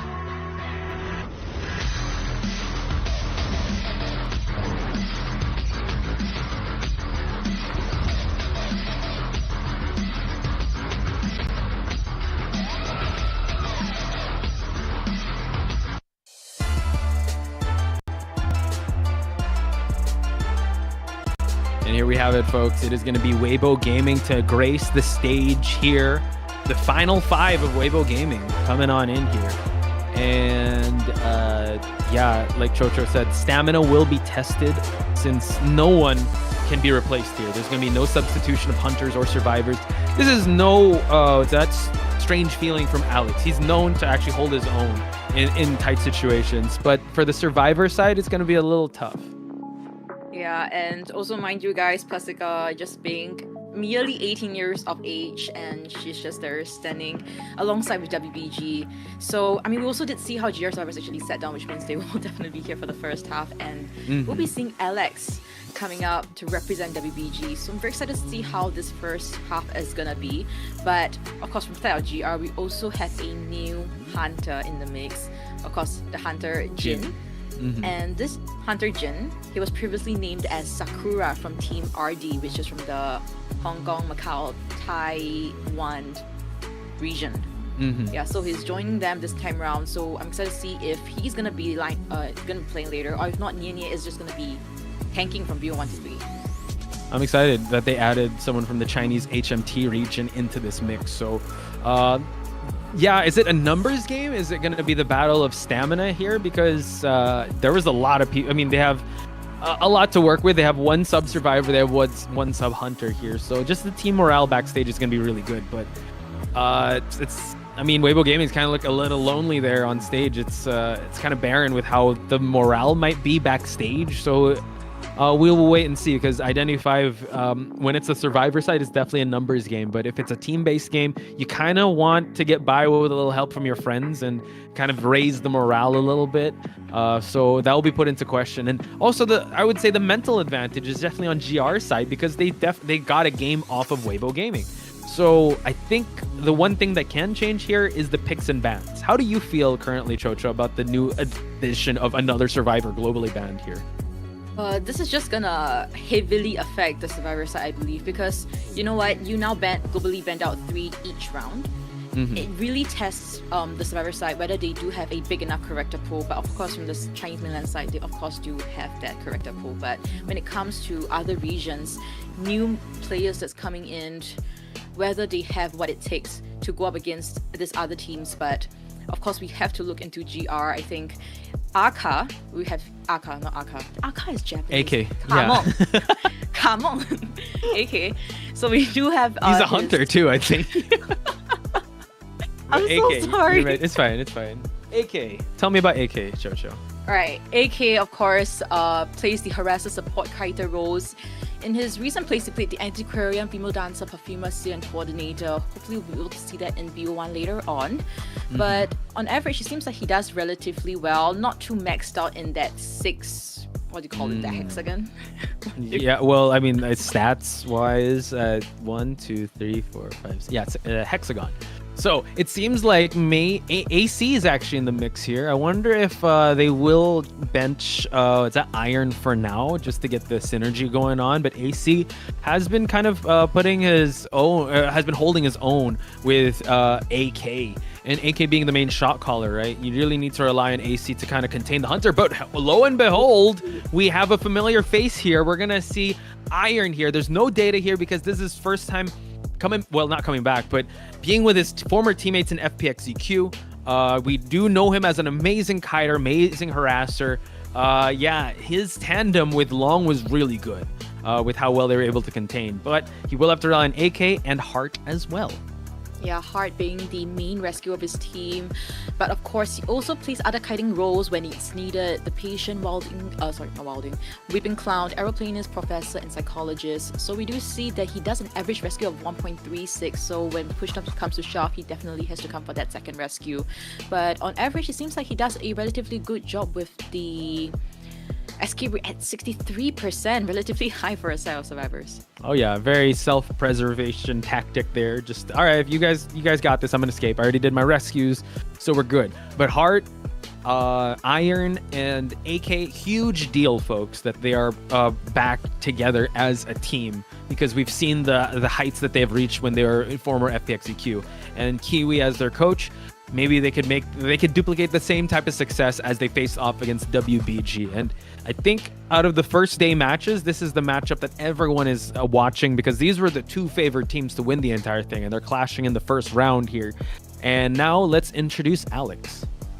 Yeah, Alex, of course, being the main hunter for WBG for a very long time, an average elimination of 2.27, so he at least guarantees that tie and above situation for the side of the survivors. And now for elimination rate of 13.0%, an escape rate of 34%, and overall, that was pretty fast. But you also know that he plays the opera singer Ivy, Nayat, Gamekeeper N, and Bonbon. Actually plays pretty much all characters, but it really How do you pronounce his name? It's Weiser. Weiser. Weiser, yes sir. Okay. It's a pretty cool name, I have to say. It's a cool name, yeah. We're gonna rank cool names here in IVS. That's definitely up there. That's a pretty cool name. But you were saying... Yeah, but I'm just curious, Larry. You know, we do have X-Meow5. Used to be the main lineup, but now will be subbed out. I don't know. I feel like it really punches the heart somehow. You get what I mean? Like, you were a main... The rescuer player? I'm kidding, sorry. No. X-Meow5. Yeah, I get you. Like... You were the main lineup once, but now because of a new member that's coming in, you're subbed out. I feel like, I'm not sure. If it was me, I feel like it would definitely hurt a little bit.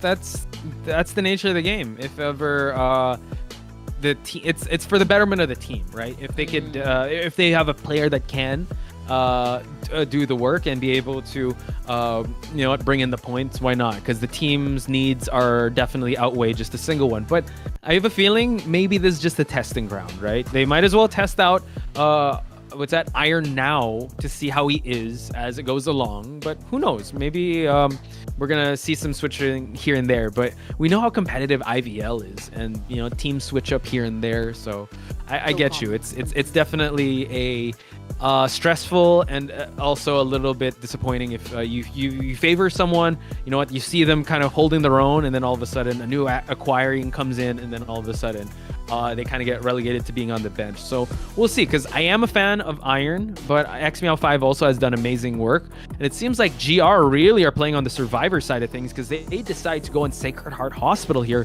which is very uncommon usually, because it's very survivor sided, and you usually see the towns in the round one start or Arms Factory because of Ivy. So I'm just curious as to why GR will be picking up a Sacred Hospital right from the get-go, especially when your first 3 characters is now extremely crucial. So we'll see how the GR service is going to do their VPs, but of course we have to sing a little bit of praises about GR because it has been such a long time that they, at the forefront at this point in time, 2nd place in their recent IVL achievements. So, you know what, if you guys remember, if you guys have been an old fan, following COA tournaments, you know that GR is a back-to-back COA champions at some point in time. Yeah. And since then, they were just kind of lagged behind. They weren't really pushing anymore. And finally, coming into IDS, it seems like their global appearance is becoming a lot more often. Even their recent COE 7, they only stopped at top 20. That was it. Right. Yeah. And thank you for bringing the history of GR, because they were the ones that really cemented like how competitive Identity 5 is played. It's the team, right? The name GR. It's synonymous to winning. PPX is there, a lot of great names, but you know what? The players have come and gone, but you still carry that prestige that is known as GR. And I think they've been kind of chasing after those glory days of before, of them being the undeniable champions. So maybe IVS might be the first step, but what a big roadblock ahead of them in the name of Alex here for Weibo Gaming. So now we're going to head towards the picks and bans, folks. Alex choosing to ban the Prisoner and the Antiquarian. Prisoner has been a very popular ban as of late. That and Coordinator have been really being prioritized banned. Yeah, I might see if they decide to pick. Oh, whoa! I was thinking maybe Gardener or like a Coordinator could be the first to pick, since those two can be easily just cancelled out from the second match onwards. But it seems like they're gonna prioritize picking the Seer and the Barmaid. Relatively interesting, because we know how versatile that Seer can be in the later rounds. I think what they're trying to do is they're making the most out of the Sacred Heart Hospital pick, since this is the map choice of that they did. So they need to capitalize on this map. They need to not just get a tie, but win. And this is actually quite the strong lineup with the Barmaid Seer combination and the Wildling coming in. Wildling seems to be the priority round 1 pick as of late, just so they could save the Mercenary towards the end. And you called it, Gardener and the Coordinator have been banned out by Alex, so he definitely is looking at that to not have into the mix. But Chocho, talk to me about this Painter.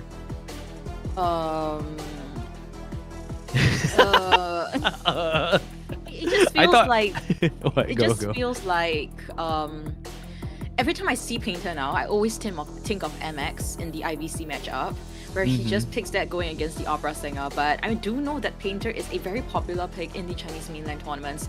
So I'm just see how they're going to execute that, and whether Alex is going to be picking up the Opera Singer, or if not, the Ivy in round 1 Sacred Hospital matchup.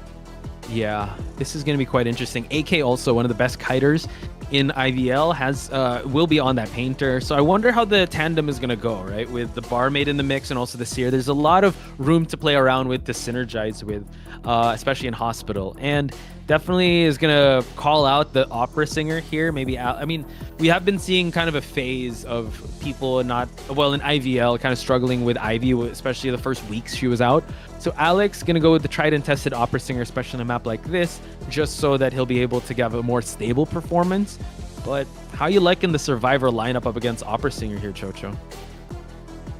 I do think that Alex, we'll have to see their small occasions, but Barmaid would be the most optimal chase over here, considering how Opera Singer really moves easily, quickly around the map. Getting the Barmaid down before the Blink is ready could very be possible, but we have to see where the Barmaid will be spawning, whether there's going to be any mind games going on with the spawn locations. But we also know that Chinese mainland teams, they are very conservative with their plays. They play it really safely. So looking at this, it's like Seer respawning at the center, right? So it will be Alex on the left. Potential chases, it could be in the hospital, it could be at the area where Barmaid is. Right. There are a lot of options. We'll see how Alex decides to play this round. Okay, looking at the Persona builds here, we got 3 flywheels and 1 tide turner on the side of Heart. So very kiting build. We don't have borrowed time on both the Seer and the Barmaid, so they're expected to get chased first. What a first day on the job. Iron, yeah, you are here in IVS, first chase. We're not going to give you borrowed time, so you're going to have to do your best, buddy. But looking at it here, do have Detention, Blink, and I believe the Confined Space here on the side of Alex. So Chocho and Potch Spice at your service for round 1 first half. Weibo Gaming versus GR. Wow, it seems like Alex is making a beeline for Iron over here. So this will be a test, right? Whether Iron really is deserving of the space. But it seems like him hiding behind the pallet is working out. Alex didn't manage to spot him out. Oh my god. So that was a really lucky position for him. True, and now Alex is actually a step behind in this matchup. Iron actually tiptoeing around. Does Alex spot him outside in the open? He's going to drop down. Still no line of sight on the Seer side. This hospital really is the bane of any hunter. And now we're going to see some steps, some footsteps here. And now Iron, this is his first day on the job. Let's see if he's going to use the owl right away. Can he drop down? He will. And now he's going to use the bird cage to transition accordingly. Right, so he does have the bird ready, so we should be seeing the Cypher just being progressed really quickly all the way until that bird is used up. Now Iron able to dodge that at the same time. The mind games with Alex, and now the bird is ready. Iron should be holding on to it. Holding on to it, he will. He's just gonna take that first hit. Yeah, he's gonna let it cook for now. But now Blink mind games could come in. Can he get to a pallet in time? He's gonna use the He's gonna wait for the pallet drop down. He's gonna force to break this, but now he's forced Iron. He's got to wait for the blink attempt, and now can he transition? There's no pallet here. Able to juke, able to get through, but now he just shadow downs his back. Iron gets fallen down. Wow, amazing stuff coming from Iron. Really, when it comes to mind games, Iron seems to be really top of his game. But I would say that if the bird was used at the start, before the first hit registered, it would allow him to kite out a lot longer because he wouldn't have to predict that blink right at the start. Now looking at this, we do see that the Wilding is in the vicinity, so should be coming for the rescue ASAP. Yeah, so now we just see the strength of the Wilding, right? Getting caught out early on, it's fine. He can tank those hits, make his approach towards the rocket chair. Now eats the hit, gets the rescue, and now they separate ways. Iron's just going to buy enough time to just move on away. Nice juke so far, but that's the thing. Iron knows that he can't last until endgame, so he's just got to siphon enough owl as possible or just buy enough time. Probably going to go to a place where he can get more support, which is over at AC side, the barmaid, but the barmaid does have that wanted order. Exactly, so he manages to run away where the rescuer's Cypher was at initially, but it seems like the 4th Cypher, the 25% Cypher, has been on a standstill for quite some time. I think Painter will be coming for this rescue and also the support after getting that image of Alex afterwards. Yep, so we will see barmaid still have that wanted order. Painter is going to get caught out here in the open. AK hasn't started on it yet, able to actually get through, and now he starts the painting. He's going to hopefully buy enough time here for the rescue and for the painting to come through. Gets the hit, the rescue. Is the painting ready? It is. And now is he going to drop it down sooner rather than later? But AK falls down before he can drop the painting. The barmaid needs to come here to come and support a little bit. There you go. All right, here's the barmaid. Oh, flywheel through and the bird as well. And the drink is also there, Chocho. Wow, such an expensive drink, I would say, but Barmaid also getting that free hit there, and Iron will survive a little longer, hopefully until the drink is ready. Seems like Seer will be full health for that last potential kite. AC. Oh, yeah, and free hit once again. That's fine because you want to just buy enough time because Seer is on his death chair. I would have to say Iron, great first day on the job here so far. Able to tank that first hit. It's totally fine. Last Cypher is moving at 60%. AK has dropped down the painting. Alex, he's able to actually not go through it. And now he's able to actually buy a little more time.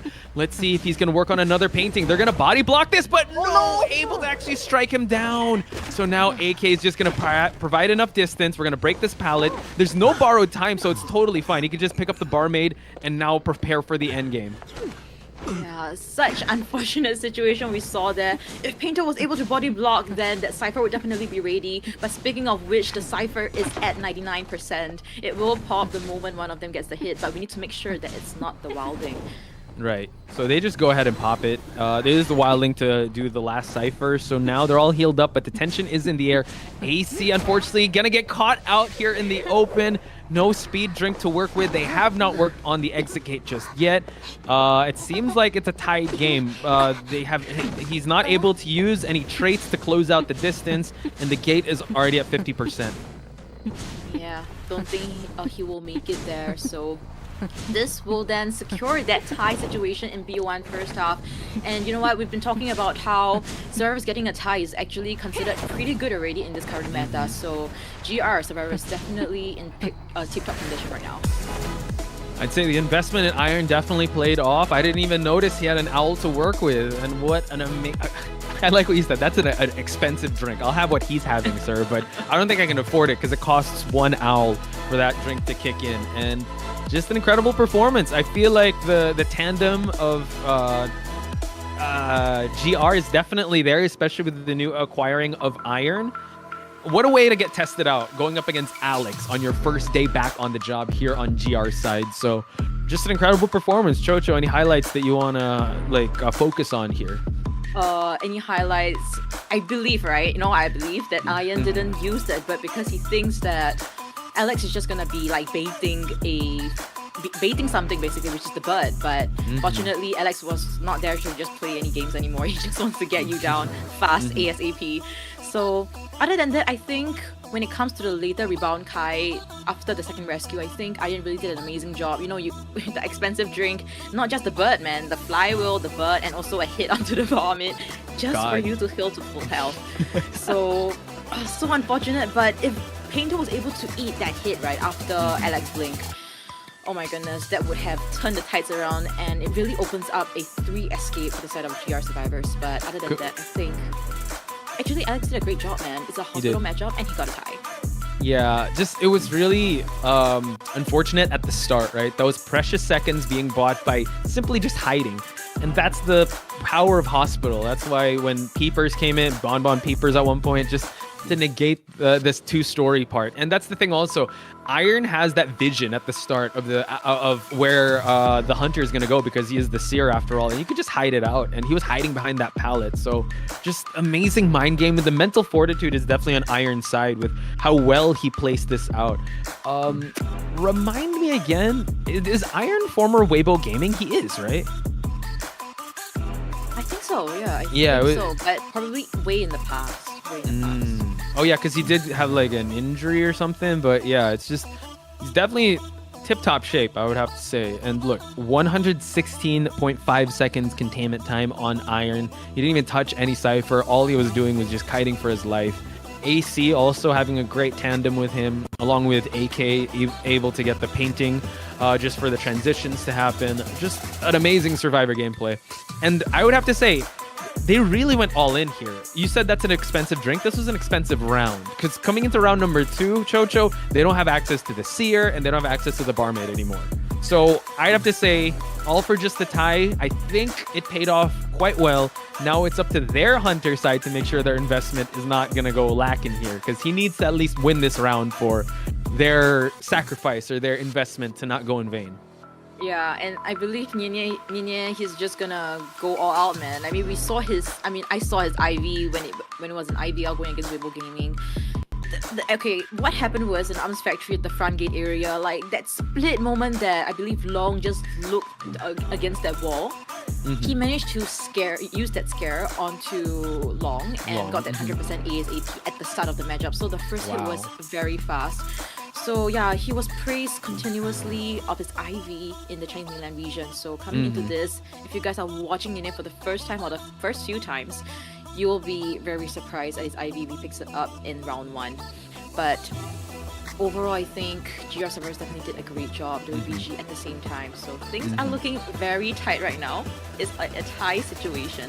So second half will be the deciding factor of who will be getting the advantage. Yeah. And mind you guys, this is GR's map selection. Right, so this definitely would pay off. Knowing that coming into this, he will go on a survivor-sided map. And can I just say how times have changed. We were just talking about him in COA, the recent COA this year, right? He was kind of struggling because this is his first time in COA, and he's replacing Super Rich, and he has a tall task against him. And the survivors knew that. They just kept supporting him. It's like, you try to perform your best. And it was struggling. But now you just see the glow up of time for that. He was able to invest in himself, and he was able to actually call himself one of the best IVs in IVL. So now let's see if that will come into fruition here, because we've been talking a lot about GR, but Chocho, let's talk a little about Weibo Gaming, because their survivor team is definitely no one to look past, because we mentioned Perseka, we mentioned Long, we've mentioned everyone that's in Weibo Gaming, Juan as well. I think, is it Juan? Yeah, Juan. But let's talk first about Perseka. Perseka, average containment time, we do see that line is literally stretched very close towards the end already. 72.4 seconds. hopefully we'll be able to see that once again right in front of us in this global stage going against Linia. But seems like the win rate is relatively low at 20% and 29% on the escape rate. So it seems like Hunter might want to chase her at the start and she just pass away towards the mana. Kind of provides the same same support as Iron, right? Just known as just, all right, let me just survive as long as possible. I get a good containment time, and you guys just do the rest for the 3-person escape. We're gonna move on over to Juan, a veteran rescuer player. Also, like, he came from Wolves, and now he went to WBG. Definitely one of the main pillars of WBG or Weibo Gaming in this lineup. So do count on his amazing rescue plays. And even though his escape rate isn't so high, average reduction and containment time is pretty high. It's like kind of same as Perseka, actually. I'm surprised. Yeah, Juan, very known for his support characters at the same time. But looking at this, Hui, very known for his kiting, very much known. Magician, toy merchant, sorry, not toy merchant, antiquarian, psychologist, patient, vomit. You name it, he plays it, and he plays it extremely well. He also, at some point, I'm not too sure right now, but at some point he also was an Aspect Seer. And yeah, these players themselves, they do have a lot of supporters, and I think particularly Hui, Long, and Juan, these 3 players has been in the competitive scene for the longest time. Now looking at this, we do have Long. Average containment time of 61.35, slightly lower as we'd like it to be, but looking at this, he does have the Acrobat, Aeroplanist, and plays the Toy Merchant, Gardener, mainly kiter roles for his team. Yeah, Long has definitely lived up to the name when it comes to kiting. It's definitely for a long time. And with those survivors in his repertoire of usage, I definitely see that being a problem for anyone, especially this Hunter player in Nye. You see the opera singer, you see the Ivy here. He definitely will play them, especially it is round 1. And considering that they did choose this map, he has something ready for Weibo Gaming. So just a menace when it comes to these 2 Hunters. So I'm excited to see how he's going to perform and try to duplicate that same type of performance he had before. Oh, we got some supporters at GR here in the crowd too. Yeah, coming.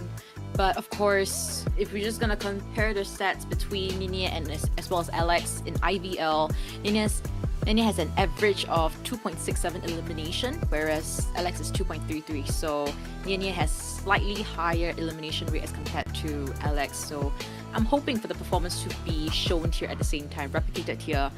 So coming to the second half in GR's map selection, I'm excited to see whether Linia is gonna be picking up the Ivy, showing us his dominance, or if not, just gonna go ahead, copy what Alex did and pick up the Opera Singer. I'm excited to see how they would definitely play this out, because a tie game is definitely a win on Weibo Gaming side, and the stress would definitely be mounting, especially since we do note, I think with this 3 survivor bans, it's like whoever wins round number 1 would definitely dictate the pace of how everything else will go. We saw how Team Rivals versus Team ZETA played out. So it's like with this new rules, maybe it's just because we're not accustomed to it yet. It's really tough for, especially if it's a round 1 like decisive lead. It's kind of hard because not only do you lose the round, but you come into round number 2 with 3 survivors out of the game, and you have to come up with a point. You have to pay the point deficit up against your opponents. So it's kind of tough on Weibo Gaming's side. They already came in with a disadvantage since GR did win against them. And now this next matchup is going to kind of dictate how the rest of the game is going to be played. I'm excited to see how this is going to be, but wow. Juan, seems like his eyes are like bloodshot, bro. Like, not too sure if it's yawning too much. But yeah, it seems like he is a little bit tired, but hopefully these players are in their tip-top condition to play, to show us exactly why they are representing their teams. But looking at this, I think a lot of us were, given that question as to, you know what, GG won IVL recently, why are they not here? I guess there were a lot of speculations, but I think mainly maybe the team just really wanted to rest. After winning such a big tournament, and IBS is really a ground for you to just practice a little bit more and maybe just show off your skills, your playstyle as the survivor side. So we'll see how this is gonna be. But it seems like Linia will be banning out the Seer and the Coordinator. This leaves many other options open, but WBG will be picking up the First Officer and the Puppeteer. Puppeteer, understandable if you want to just use in the first round. But the First Officer is a relatively interesting pick here, considering that the first half they only tied things up. Alex didn't get a very absolute win with a 5-point lead or whatsoever. Yeah. Puppeteer, this is going to be the first one we're going to see of the day. And you know what? It has been rising in popularity with the way you are going to play him. And Composer is going to get picked up here just to play a little more conservatively. So Weibo Gaming not putting all their eggs in one basket just yet. Just conserving the really good Rescuers. Also, I mean, they're saving the Mercenary. They're also saving maybe Prisoner for the next couple of games. But right now, it seems like they will not be able to even have a double decoder since Nia does deny the Prisoner pick from Weibo Gaming. So now, maybe they'll go for another kiting character or maybe something that could... oh wait, Coordinator actually just got banned. So, Cheerleader, just to add a little bit more support in their lineup. It's looking pretty solid so far. But it didn't pose that same big threat as the Barmaid Seer tandem. So I wonder how they're going to play this one out and who's going to be the optimal first chase here, Chocho. Yeah, there's a lot of options, but if you really want to, I guess Nina could go for Persica because she is that decoder playing that composer right now, so it could be the most optimal choice. You want to chase Juan. He has that 2 pom-poms that can really establish that distance. Long with that puppeteer, eating so many hits and still will not see the ground anytime soon. So Persica seems to be the most optimal choice. We will see what Nina decides to pick, whether it's going to be the Opera Singer or not the Ivy.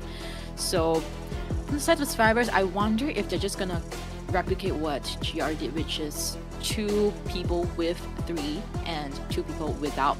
So we'll see that later on. But Nania has confirmed that Ivy pick here.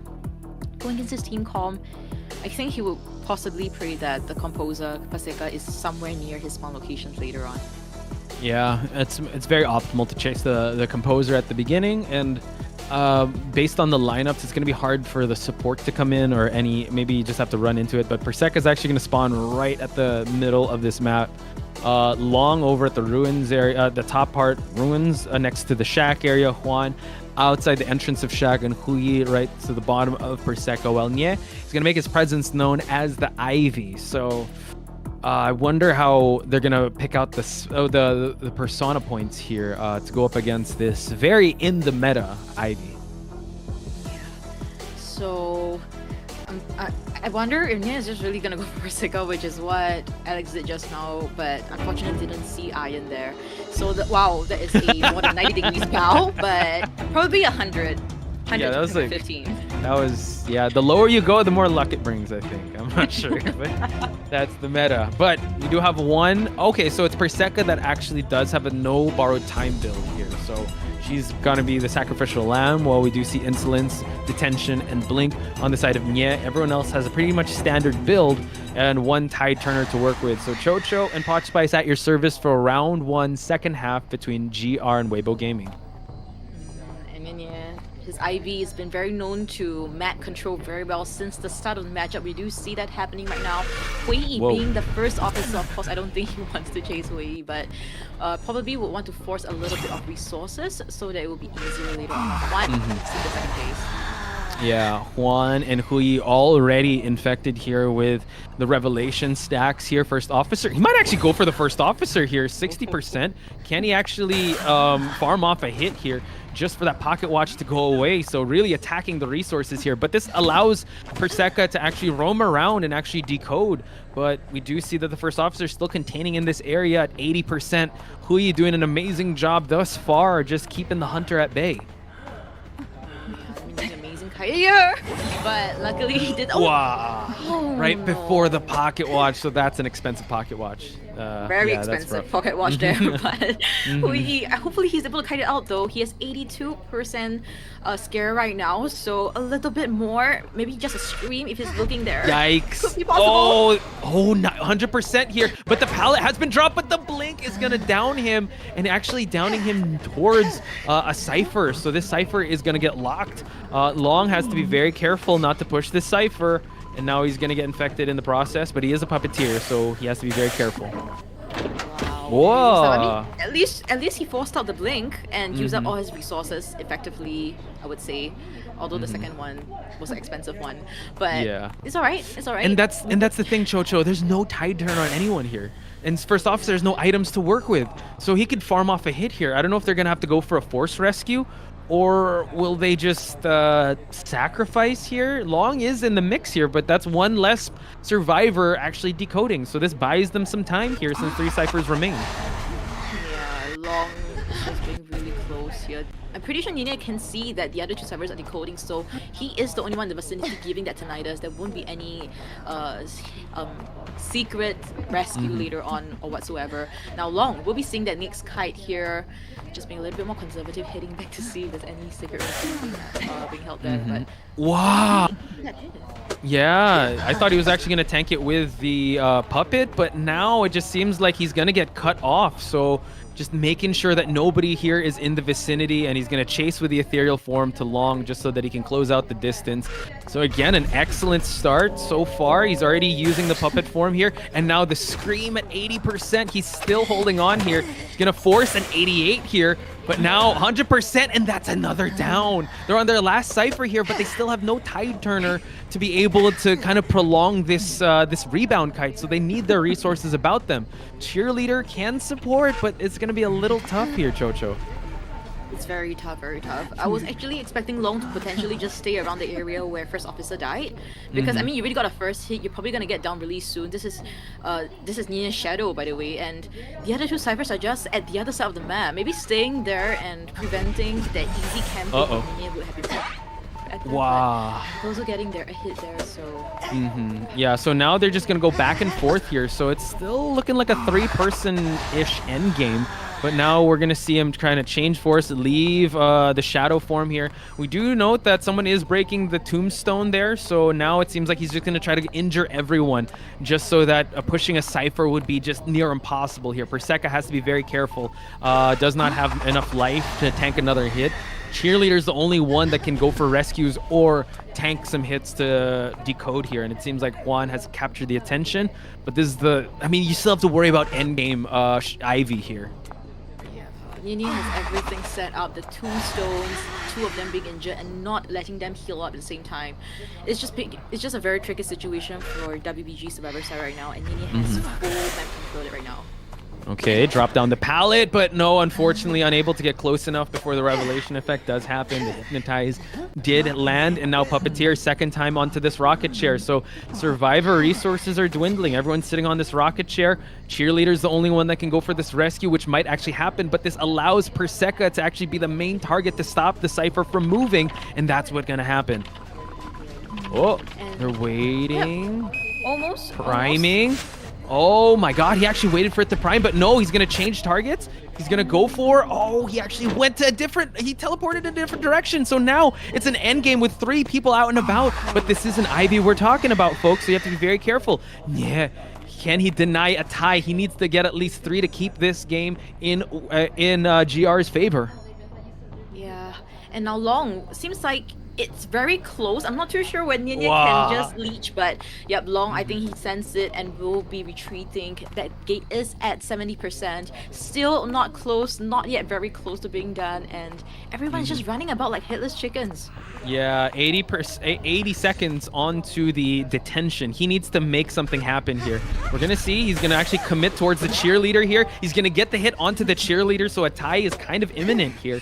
But they need to open up an exit gate here, Chocho. It's still very dangerous because Composer's 1 hit away. Puppeteer technically is also 1 hit away. Can he actually make his way towards Perseka to stop the exit gate from moving? I think he possibly can.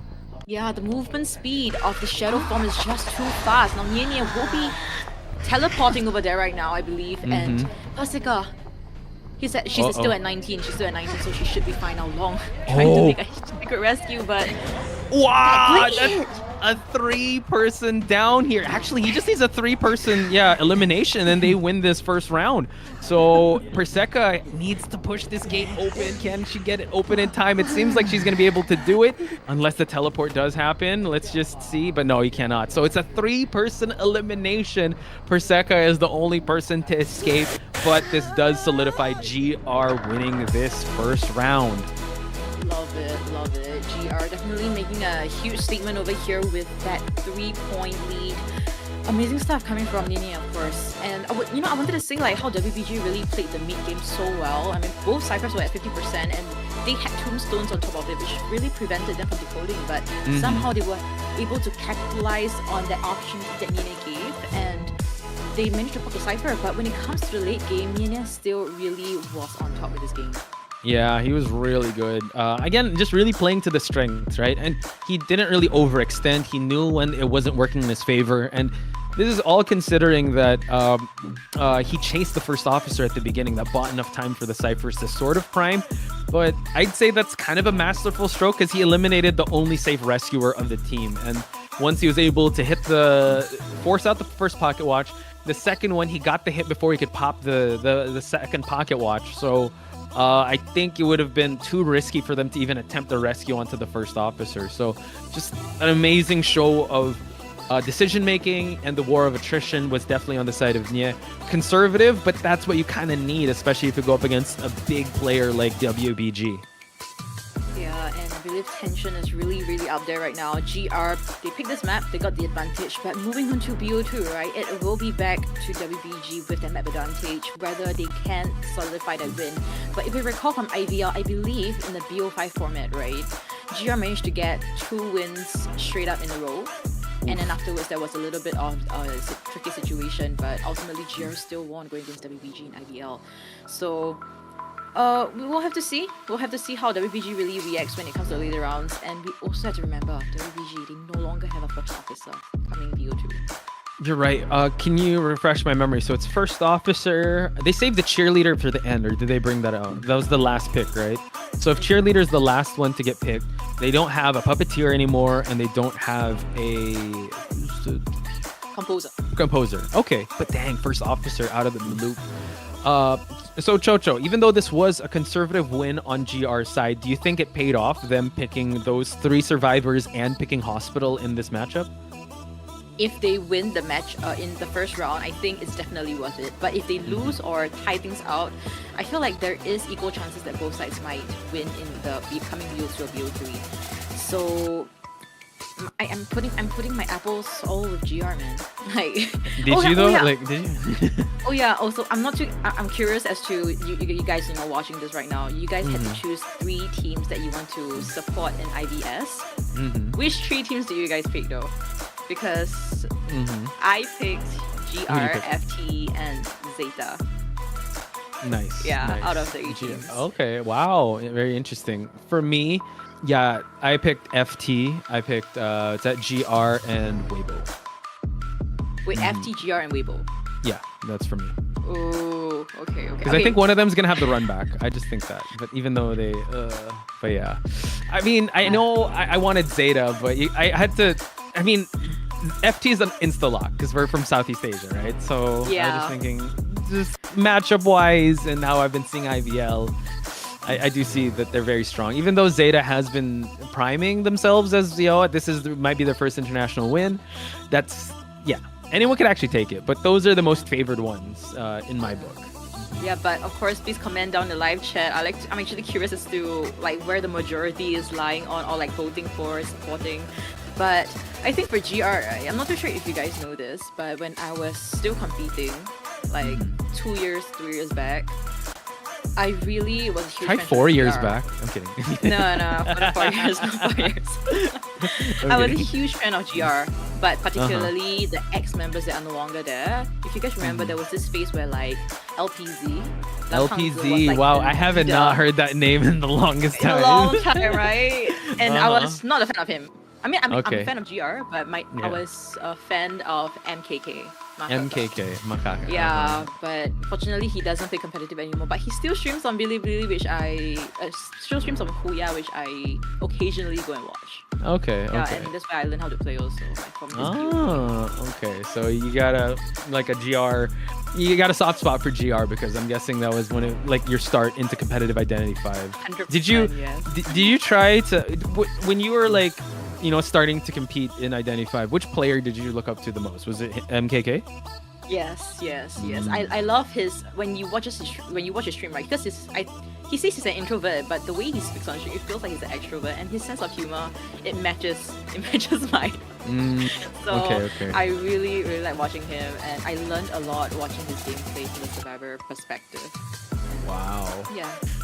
So not interested in when you saw the three-peat of GR and then like right Koa 4 happened, and this was when you were competing already, right? Koa 4-ish. That's when IBC started, and you saw GR. Yeah, GR didn't make it to the top 8. How did you feel when you saw that? It was very disheartening.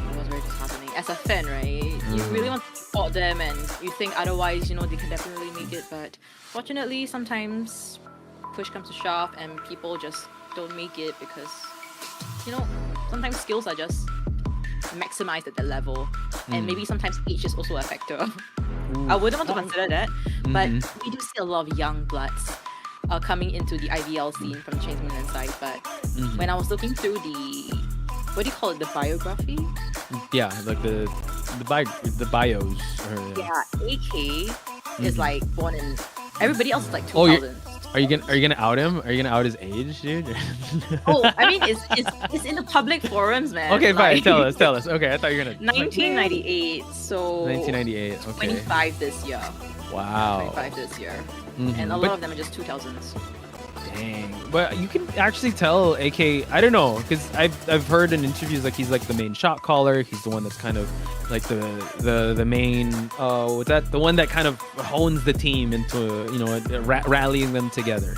So I don't know. I think maybe the Identity 5 is basically the esport of Identity 5 started in 2019, 2018. So it's relatively new compared to the other esports. So I don't know who's the oldest competitive player. Like, we don't know if this game would, like, unlike in other esports titles where, yeah, your age really matters because reflexes are coming in. But I feel like micro decision making is also there. But let's check out the highlights here, folks, before we head to round number 2.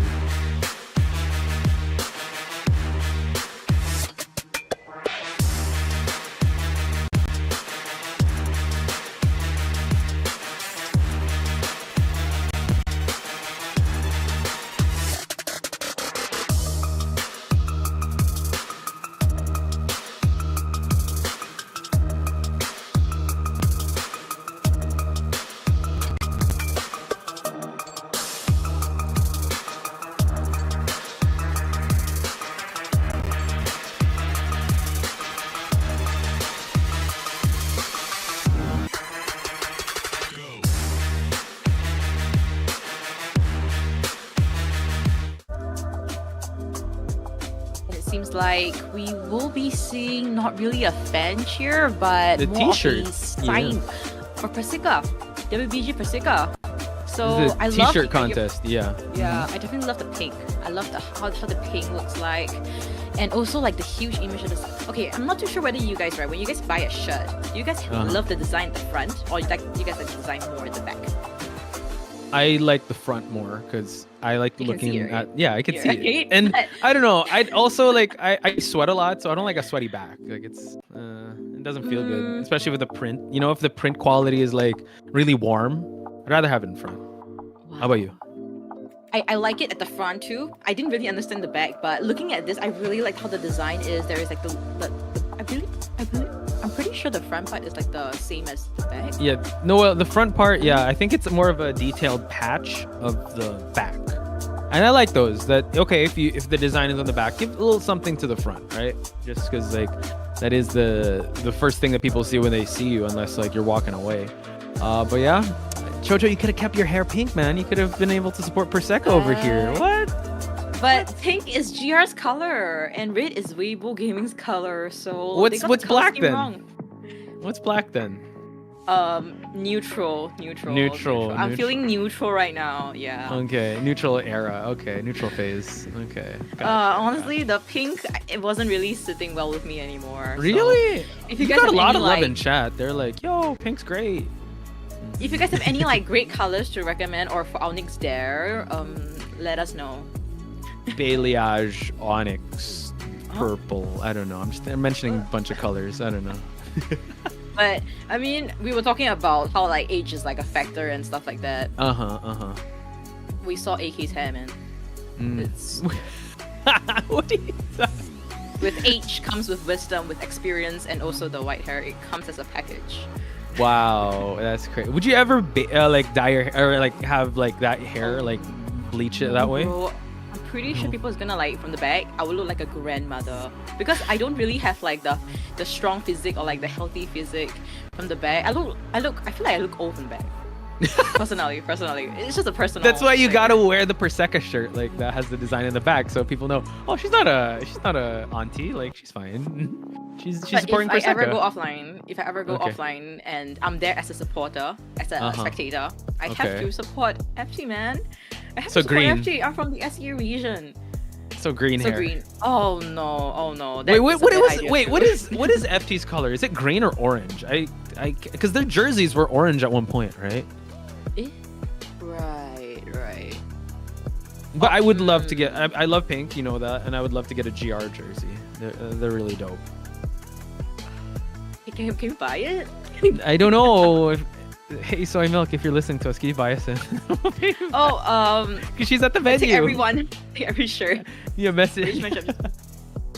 If you could get a GR jersey, like what would I mean? And you don't put your name. Like which GR jersey would you buy? Like the name, right? With the name Yeah. on it. Yeah, with their name on it. I would get. Whoa, nice cosplay. Hard to say though, because I used to fan GR in the past, but the members just completely switched. So like I'm No, you not can like MKK if you want. fans, but I'm if you get MKK's one, it's gonna be. I don't know if GR's colors were always pink. Didn't they change the pink? Weren't they just red and black before? Yeah, they were just red and black, just black. But now I love the color though. I mean, GR with the pink, they're literally just calling for me to support them. I just but this is like the new like esports yeah, identity series. cosplay that they have. Love True. it, I wonder though. how he sees. Like he's covering one eye, and the other eye's a button. So it's like, oh, what happened? Like I You think don't he's need basing to off see. sound. You're seated down. I mean, you need to watch the match, right? Jeez. I mean, he takes it off like the moment the match starts. Like, Oh, camera's on me. I gotta put it back on. That looks like a tough thing to put on, but yeah. So out of all the jerseys, you'd want to get a GR jersey. I would want to get a GR jersey. Yes, I do. Okay, that's fair. Kuro just messaged you in chat, by the way. What's up? He says, "Black is all Asian hair color." He's saying, Oh, says, "Be more you're creative, Asian. Chocho." Okay, you can say that because you're Asian too. I accept it. Yeah, I think he's calling he's wanting that smoke, Chocho. He's saying that be more creative with your hair color. I'm sorry. I'll try my best, but no guarantees. But if you guys have any other colors, just let me know. I will. You're think really about gonna it. ask chat to give your color recommendations. Just What give if- me a good color, guys, and tell me if you guys subject for wanted- approval. Yeah, if you guys like want like whole hit or like highlights or like whatever pattern, but please Have the one that like when you tie your hair, you can see like the highlights underneath. That would be cool. Oh, You that's know like those? the under. The under, yeah, I forgot what it was called, but those are pretty cool. Especially if you style your hair, then you can see kind of the layers of how it looks like. But yes, thank you, Vanilla Kenda. Thank you. That's just it's very kind of you to say the pink was awesome. I think I was Yeah, it struggling was. for a while. Because you had to use like a special shampoo, right, or something. Oh yes, I do, because my hair is bleached and all, but I had to go back to my stylist, right, to get it. Actually, it's not black, it's like kind of dark purple right now, like dark violet. But she said that I can't bleach my hair until like maybe a year later, guys. So because my hair is so damaged, bro, like I have to wait for Just a from- set of hair to grow out. Just from that time, or you've been I've always like been bleaching it, by the way. Oh, you've been okay. Yeah. Mm. Yeah. Okay. Was there any bleach color that you like? Man, I regret that era. No regrets. I like it. Or I feel like no? the pink was like kind of a little regretful, a little, because it shaded off to so many colors in my head. I feel like I have different shades of pink in my head. That it looks really weird for me. Okay, gotcha. Interesting. Okay, I thought that I thought you enjoyed being pink or like having the pink hair color. I love the color pink. I really, really do. Just not on me, unfortunately. That's fair. Huh. Interesting. So, looking back on the match, we got a little distracted there. Just reminding everyone, Weibo Gaming is kind of put in a tough spot here because they need to win round number 2 or at least tie it. Point difference isn't so much, but round difference is what counts. GR just needs to play conservatively and they just hold on to their lead for them to get this victory. But If they win round number 2, they can lay claim to having a match with ZETA division. So all the weight is on Nyenya's side here, because if he's able to actually win this next match with either his opera singer Ivy, it could be a tough, could be an early out here on the upper bracket here for Weibo Gaming. Yeah, so it could really just turn the tides, right, with just this round 2 itself. So they still have to play very conservatively. Chinese mainland teams, they are very known to be very conservative with their plays, and just they play it really safely. They play it really safely, and we saw, right, from ZETA's side. I think later on when we see a JP team versus a JP team, we'll probably see more aggression. Japanese playstyle, they're a lot more aggressive. So we'll probably see that later on. But you know, Posh, we have a total of 8 teams over here, right? Yes. Just personally, My for personal, you, who do you think opinion. has the highest chances of winning IVS this year? Based on how this bracket is arranged,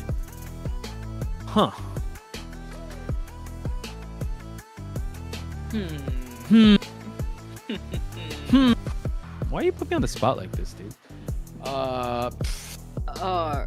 I gotta. It's between the two. It might be for me either GR or ZETA. Oh, ZETA. Okay. Yeah. Okay. Interesting. And you know what? I know FT probably might not be able to take like the champion role in IVS, but I really am excited to see whether they're gonna be in the top 4, or if not the 5th to 8th position. And Chinese mainland, they are also watching us very closely, Team FT, because they saw that they had a very close matchup against a Chinese mainland team in COA this year. Yeah, so, and they were the only team from without being in a league to actually make it out to top 12. So that's a huge accomplishment, right? On their in their resume. So yeah, for me it's either of those two. But how about you? Give me 2. I'm not putting you on the spot with 1, but I'm giving you 2. GR and Anda. Way to copy my answer. Okay. I also think GR and ZETA though. Yeah. Just because both sides are just so strong at this point in time. Both Hunters and Survivor side. Survivor side are stable. Hunter side is very strong. And when this kind of plays just happens, right, when it comes to grand finals, I feel like it even might extend to BO5. Like full matchup, by the way. True. Okay, let's give me your dark horse of this tournament. Which FT. team do you think would surprise you? FT. I feel like they're not as dark of a horse as you think they are, because they're strong. Like a dark horse would be like, whoa, this is crazy. Because like you said, the Chinese division is looking at FT, so they know they're a threat. Maybe this is so hard though, because other teams, right, is right, for example GBB, right, their recent Korea IVT, they got first place, but it was I believe it was like a 3-0 in the BO5 format. They were just dominating. So I believe they are really the strongest team in Korea right now. But when it comes to global stages, I feel like they are just probably not ready just yet. We've seen them time and time again, but it just seems like they haven't really overcome. So yeah, I agree. I think maybe they might be the biggest underdogs in this one. Also, I think Kuro kind of broke it down that it's very hunter sided with how they play, or how the GBB or the South Korea division does play. So yeah, they would definitely turn a lot of heads if they're able to get the victory here. You're actually going to commentate that match with Chinese HMT RD versus South Korea GBB with Kuro. Yeah. So I'm excited to see that one, because it's kind of like a stylistic matchup, because GBB, they go with crazy strategies, right? Yes. And very unique strategies too, where batter around one pick, or just very interesting lineups. So yeah, I agree with you. Maybe GBB. I was thinking RD also, because RD has been a team that has been around in the Chinese HMT region, and you know what, they're slowly honing their own and kind of getting eyes on their region. Not to mention RVL also like coming into this matchup with finally seeing them all together is actually really cool, especially seeing their coach Aaron on stage as well. So it was really nice to see them all together, and they have a lot to prove also in this matchup, and they have a lot of eyes on them as well since they just got picked up by rivals. So they were formerly B4U and now they are RVL. Yeah, definitely. And also from the side of RD, right, you were saying, I mean, from the Survivor side, it seems like they didn't really see a lot of success in their IVT tournament for the HMT side, but hopefully when it comes to adjustments, they have done it, and hopefully it will be shown later on going against Team GBB in our third matchup of today. But I think one thing we need to note is that they do have a Japanese hunter, Lati, from previously in Scars, a Japan division team. So I think from the hunter side, right, they will definitely be very strong. I mean, Lati, you've seen his Bloody Queen. Don't doubt him, because him and his plays with those female gendered hunters is just out of this world. So you guys definitely can look forward to that. And also their coach is Mitake, is that Korean coach, that Korean hunter, Korean coach that we know from, I believe, 2 series ago with that Hell Ember at Chinatown. Yeah, and he faced up against FPXEQ against AK. That was crazy because he actually got like a 3 or like a tie with Hell Ember. So that's definitely something to take note of. But it seems like Weibo Gaming has decided to go to Ever Sleeping Town, a map that we have seen a lot in IVC. So this still begs the question if they're going to ban out the opera singer or the Ivy. Because now you can say that Nyenya is warmed up. Like, do you want to risk the Ivy coming out? But the opera singer is really good on this map too. So which is the lesser of the evil in this matchup? So, alright, also, I think one thing I'm also looking forward to, right, not just, of course, this matchup, but match 3 too, but match number 4 of today. If you guys are supporters of FT and you guys are excited to see how MXA is gonna fit into FT's Survivor lineup, you guys can't miss that, man. And also their coach, Mid-Sun. He's gonna be on stage. Oh my god.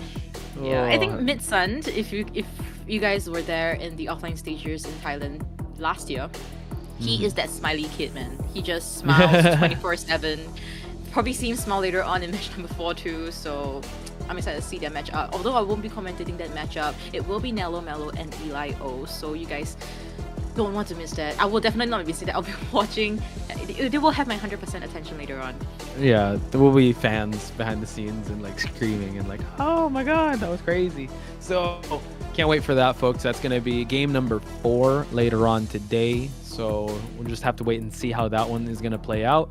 But for now, again, we're just trying to get the best possible conditions for these, these players, just to make sure they have their comms ready, just to make sure there's no technical difficulties.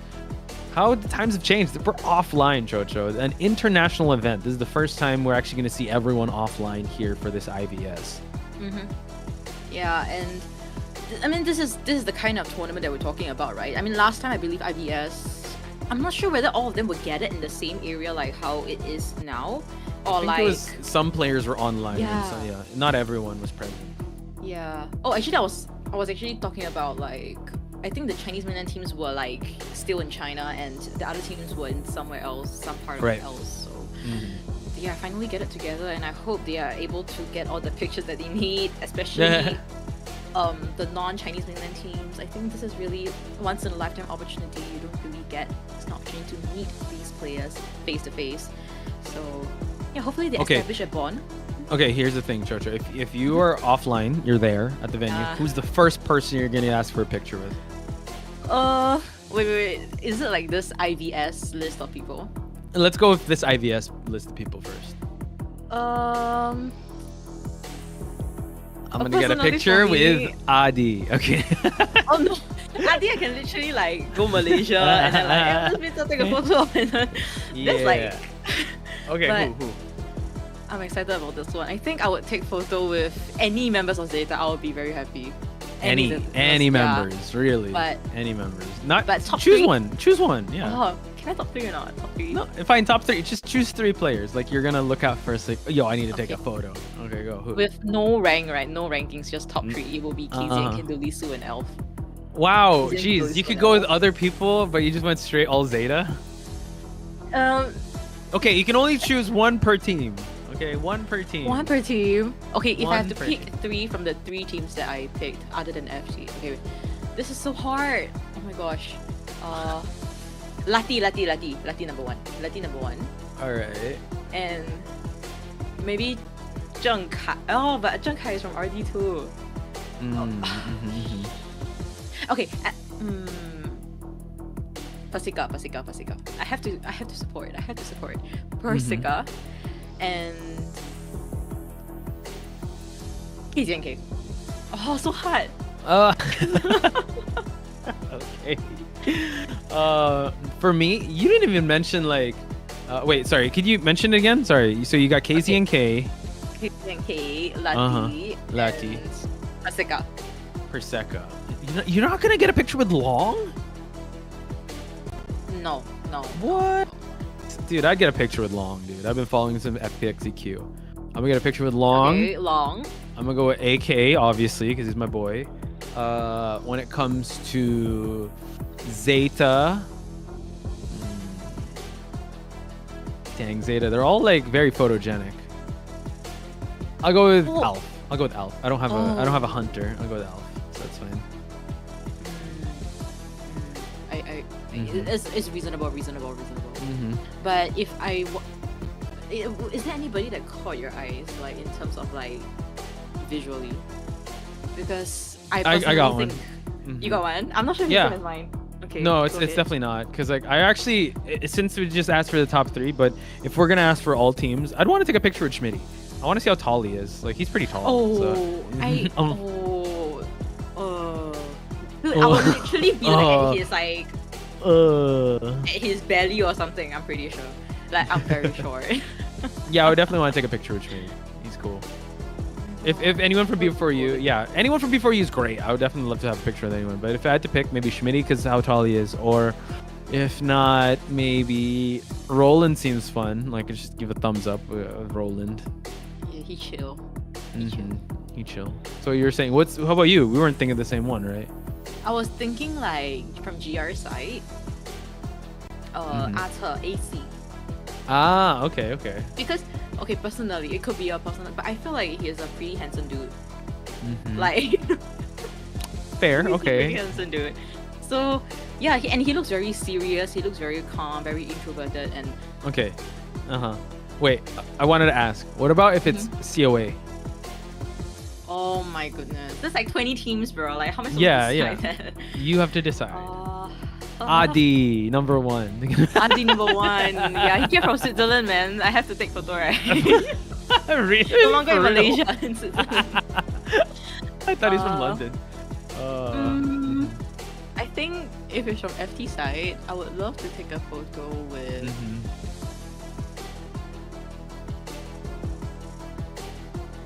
Oh, this is so hard. It was hard. Shadow oh maybe. no. Shadow. Okay, Shadow. Yeah. I'm gonna go with Adi. I want to give credits to him though because he really worked hard. Or no. You know what? Sorry, Adi. I'm gonna pick Yash because Yash's not here too, and he's like is a really good playmaker for them to get an IVC.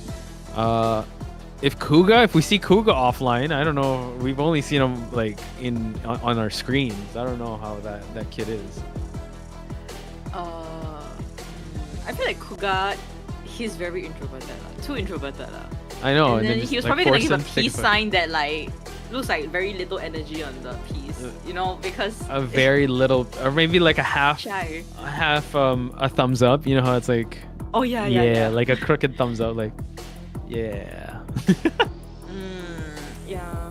But I would want to. Okay. If we're gonna go COA, I would want to also get a picture with RC's Soba. No way. Yeah, dude. Is it Wait, Soba? Who's or the other player? Kairu? Yes, Kairu. I want to take photo with him. Yes. Yeah. I love Kairu. him. I love him so much. I love his like pose. Like Yeah, he's cool. Pose. But yeah, he was from RC before, but he got transferred to, I forgot the name of the team, the one with the bunny mascot. I forgot the Bunny the team. mascot. Yeah, in IJL, but there's that. Kairu. I'm curious as to where he went